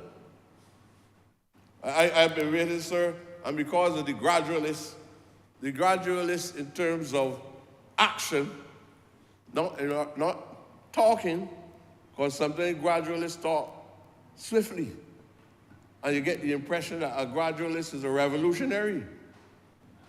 But after talking, nothing happens. I'm talking about moving ideas from off the documentation into the community and seeing the actual changes. It might not be a minister's problem, but wherever that bottleneck exists, you have to remove it or get around it one way or the other and deliver. People are becoming a little disenchanted with the commitments, the sounding commitments, and coming to the conclusion that they're not actually commitments. In my area, that's why I tell you, I don't think I have any unique problem. I am speaking for the poor people across Barbados, especially urban poor. That's why I say I don't speak for the Ivy alone. The ideas might come from within the Ivy. I don't speak for Lickridge Village alone, sir, and I believe that repetition is a necessity here now. I don't speak for the area alone, I speak for the Pine too, in Golden Rock, and Lasses Terrace, and Princess Royal Avenue. That is where poverty exists. So when we have a development plan, the people must feel an integral part of the development plan. Even if you say, come on board, listen to us. Let's have rubbing shoulders. But we need to see the development following. I believe that is quite easy to understand. I also feel, sir, and I know how important cricket as an institution is to all of us, but I will never neglect the people's business to go to cricket. I know most of us, when we could not communicate as effectively as the most persons in here could communicate now. The only thing that we knew well is known, sir. Is as we develop, we learn more adjectives and adverbs. So we learn to strengthen language and give the language melody. And in those days, we used to use the cricket parlance. So you hear people talk outside the off stump. So I understand when a man has to balance the interest between representing his people as a parliamentarian, sometimes you want to enjoy cricket as a sport. But the same parliamentarians that criticize cricketers when they don't deliver. But then they want to go to cricket. I am glad to know, sir, that even though I came at the 11th hour, I was quite willing to give away to other persons who probably has greater foresight and creativity than I. That I have stood here to do the business of the people, and I will hope the cricketers will do the business of the people of Barbados as well, sir. But I am asking for, I am at the mercy of the cabinet of Barbados and the Prime Minister, sir. I don't want to leave politics at any time without knowing that the way I found my constituency when I came here in the 1990s, that I am not going to be leaving it in the same state that I found it.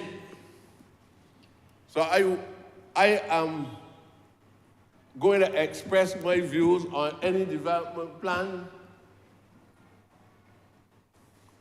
as long as I can't see water through Lickridge Village, through Howells Crossroad. I told you I'm a parochial man. I am a layman of the region. I will speak in those terms always. I am not a metropolitan boy or man.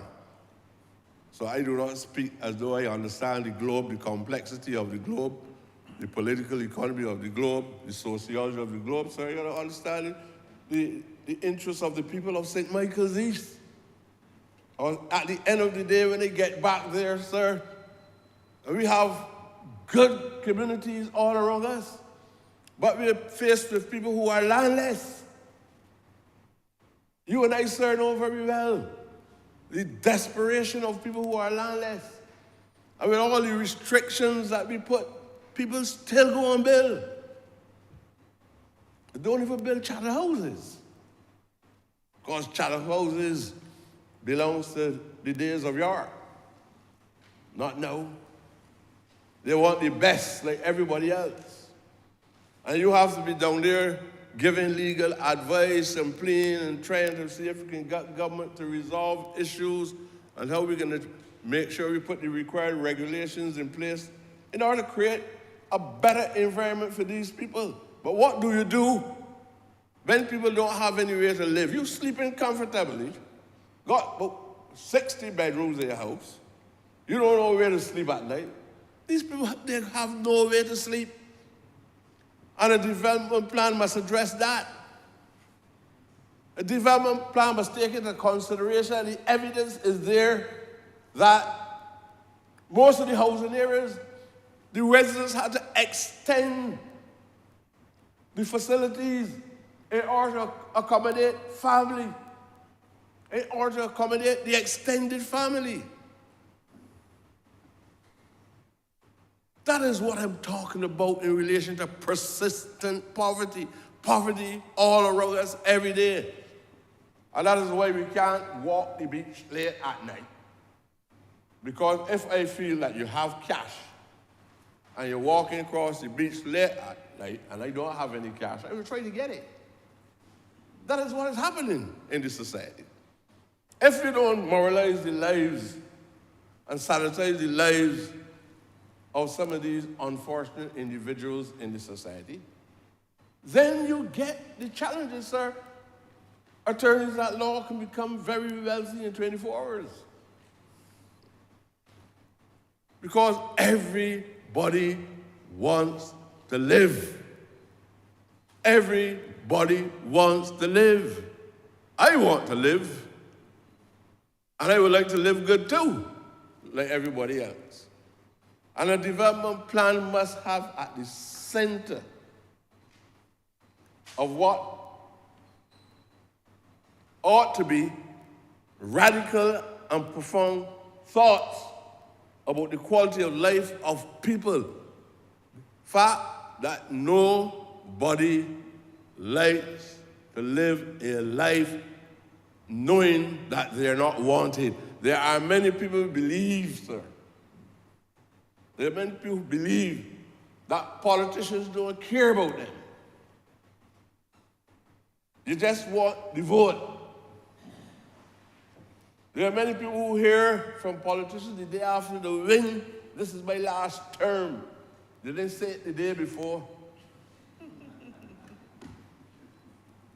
Politicians know who own when they win. I tell you, I was in this business long. A development plan must take into consideration the social welfare state of the people. The welfare state is being challenged as a result of institutions, external, international institutions rather, who think that they ought to govern governments. And in order for you to have this, you have to give up that. And while we still hold nominally the institutions by name, rather, the institutions now are not as effective as they ought to be.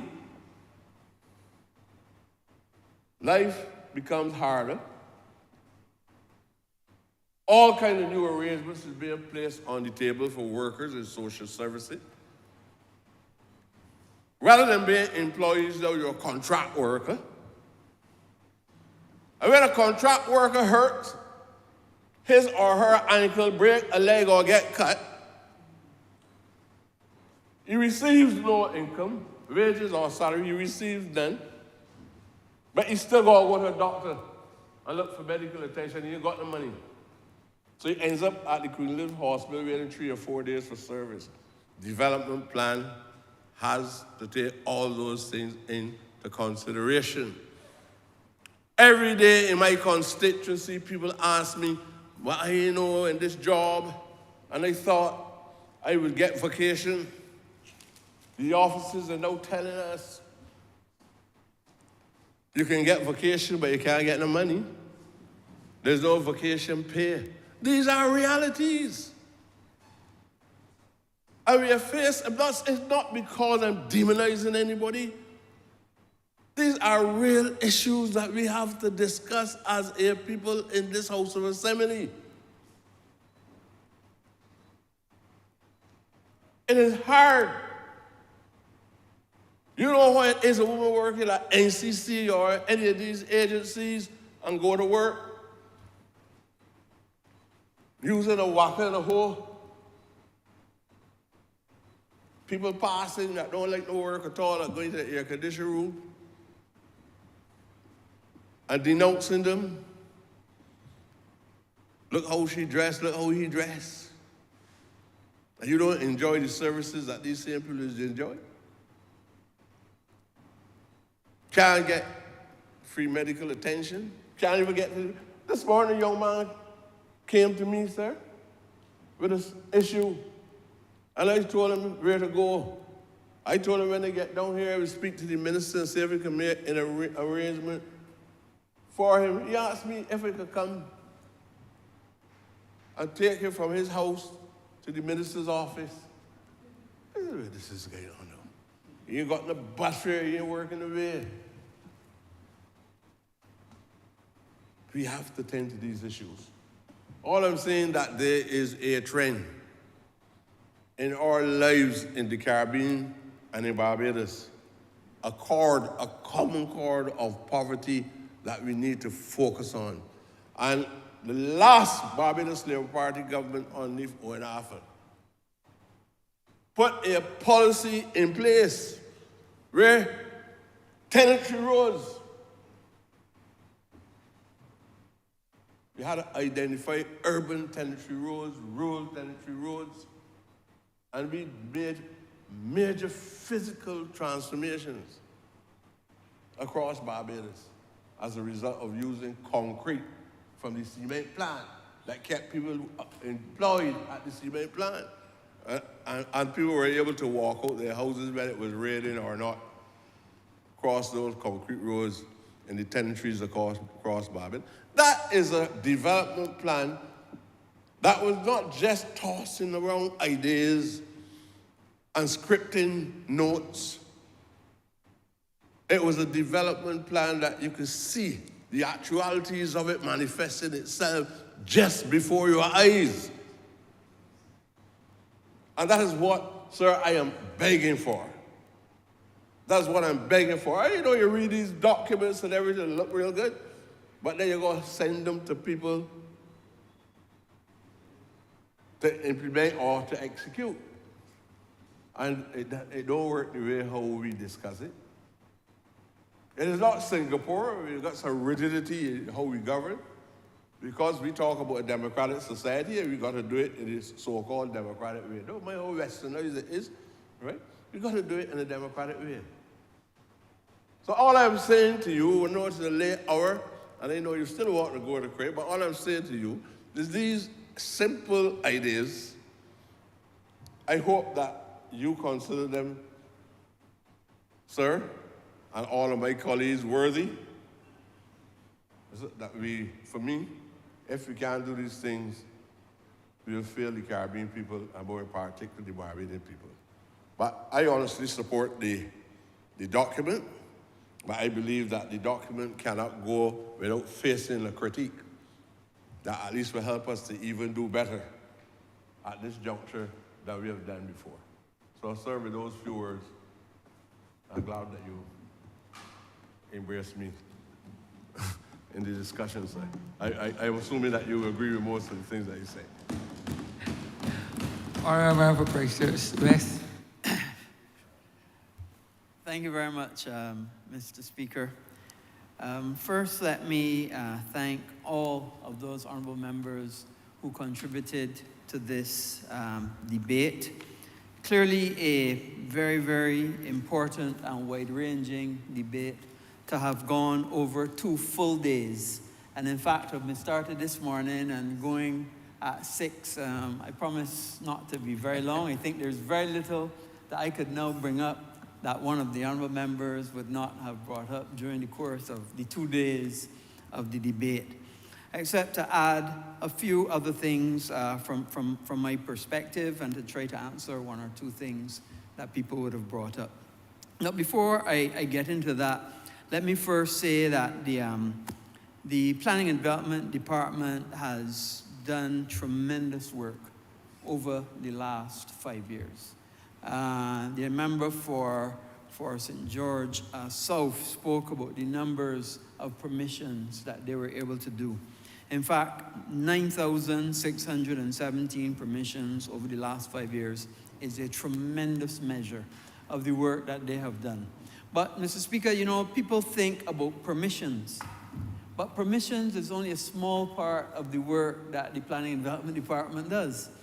Because in addition to the permissions, they also have to do what's called building starts, which means that every time that you go and actually start the building, to make sure that you're within the boundaries, you call them so they come and measure, so that you don't go and build a whole structure and then find out that you're too close to the northern boundary, the southern boundary, or the road reserve, or whatever it is.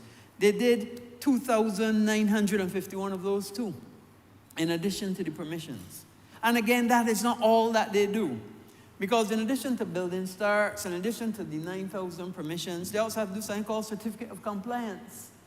And they did almost 2,300 of those as well. So you can imagine the amount of work that a small department was able to do in 5 years to be able to lift and give people of Barbados an opportunity to develop their house, to develop their business, all sorts of infrastructural things, even bridges, whatever. And I am happy and proud to be able to lead a department that is really firing on all cylinders. And I would, from this honourable chamber, salute them for the work that they have done and continue to do for the people of Barbados. In addition, Speaker, I want specifically to answer a few things. And I go back to this concept of Barbados developing only in a few areas. Not so. And I have this map that shows the 9,000 permissions that were given. Yes, Barbados develops coastally, the South Coast and the West Coast. But we've also had significant permissions given in the rural areas as well. St. George, in fact, St. George and St. Philip tend to be the growth centers for development. And also, we have had permissions given in the Scotland district, including St. Joseph, St. John, parts of St. Andrew have also gotten permission. So there's I don't remember that's part of the document. This is part of the document, yes. This is part of the physical development plan. It's just one of the plans that I pulled out, but it is part of the document that is clearly there as part of the resolution. So permissions have been given across Barbados. And what is also interesting, Mr. Speaker, is of the 9,000 permissions, only 200 refusals. So small percentage of refusals, which says that even if you have an application in that needs tweaking, that needs adjusting, what do? We don't refuse it. We call you in. We say, this is what you need to do. This is what you need to do to amend the application so that everybody gets an opportunity to get their application in.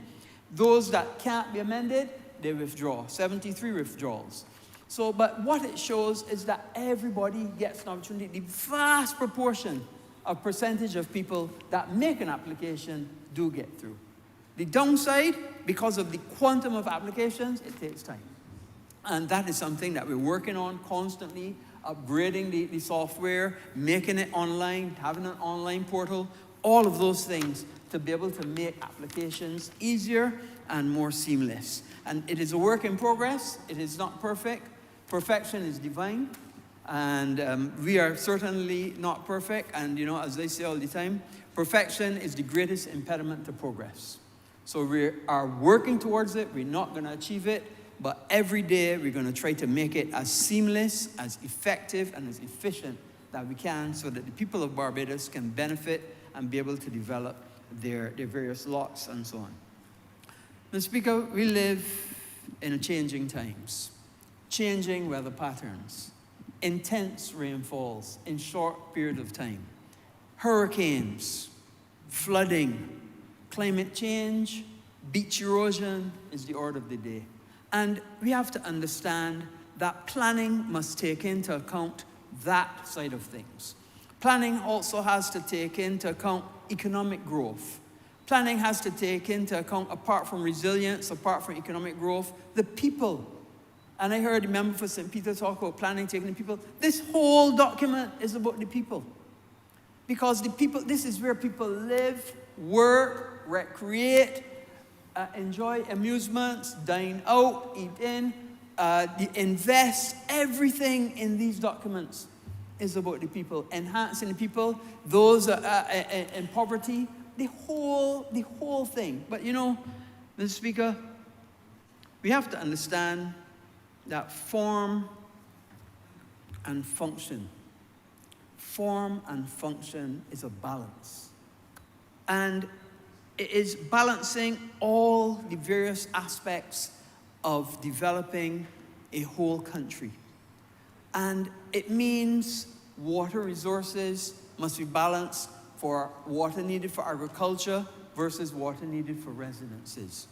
It means balancing investment for bigger business versus investment for smaller businesses. It means balancing access to the beach versus foreign direct investment. All of these things come in to making a physical development plan and trying to get the best out of the resources and the limited land space that we have.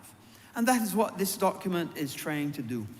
We, Mr. Speaker, have worked bringing all the departments together, bringing all of the ideas together, all of the perspectives together. Will everybody get everything they want? No. They won't.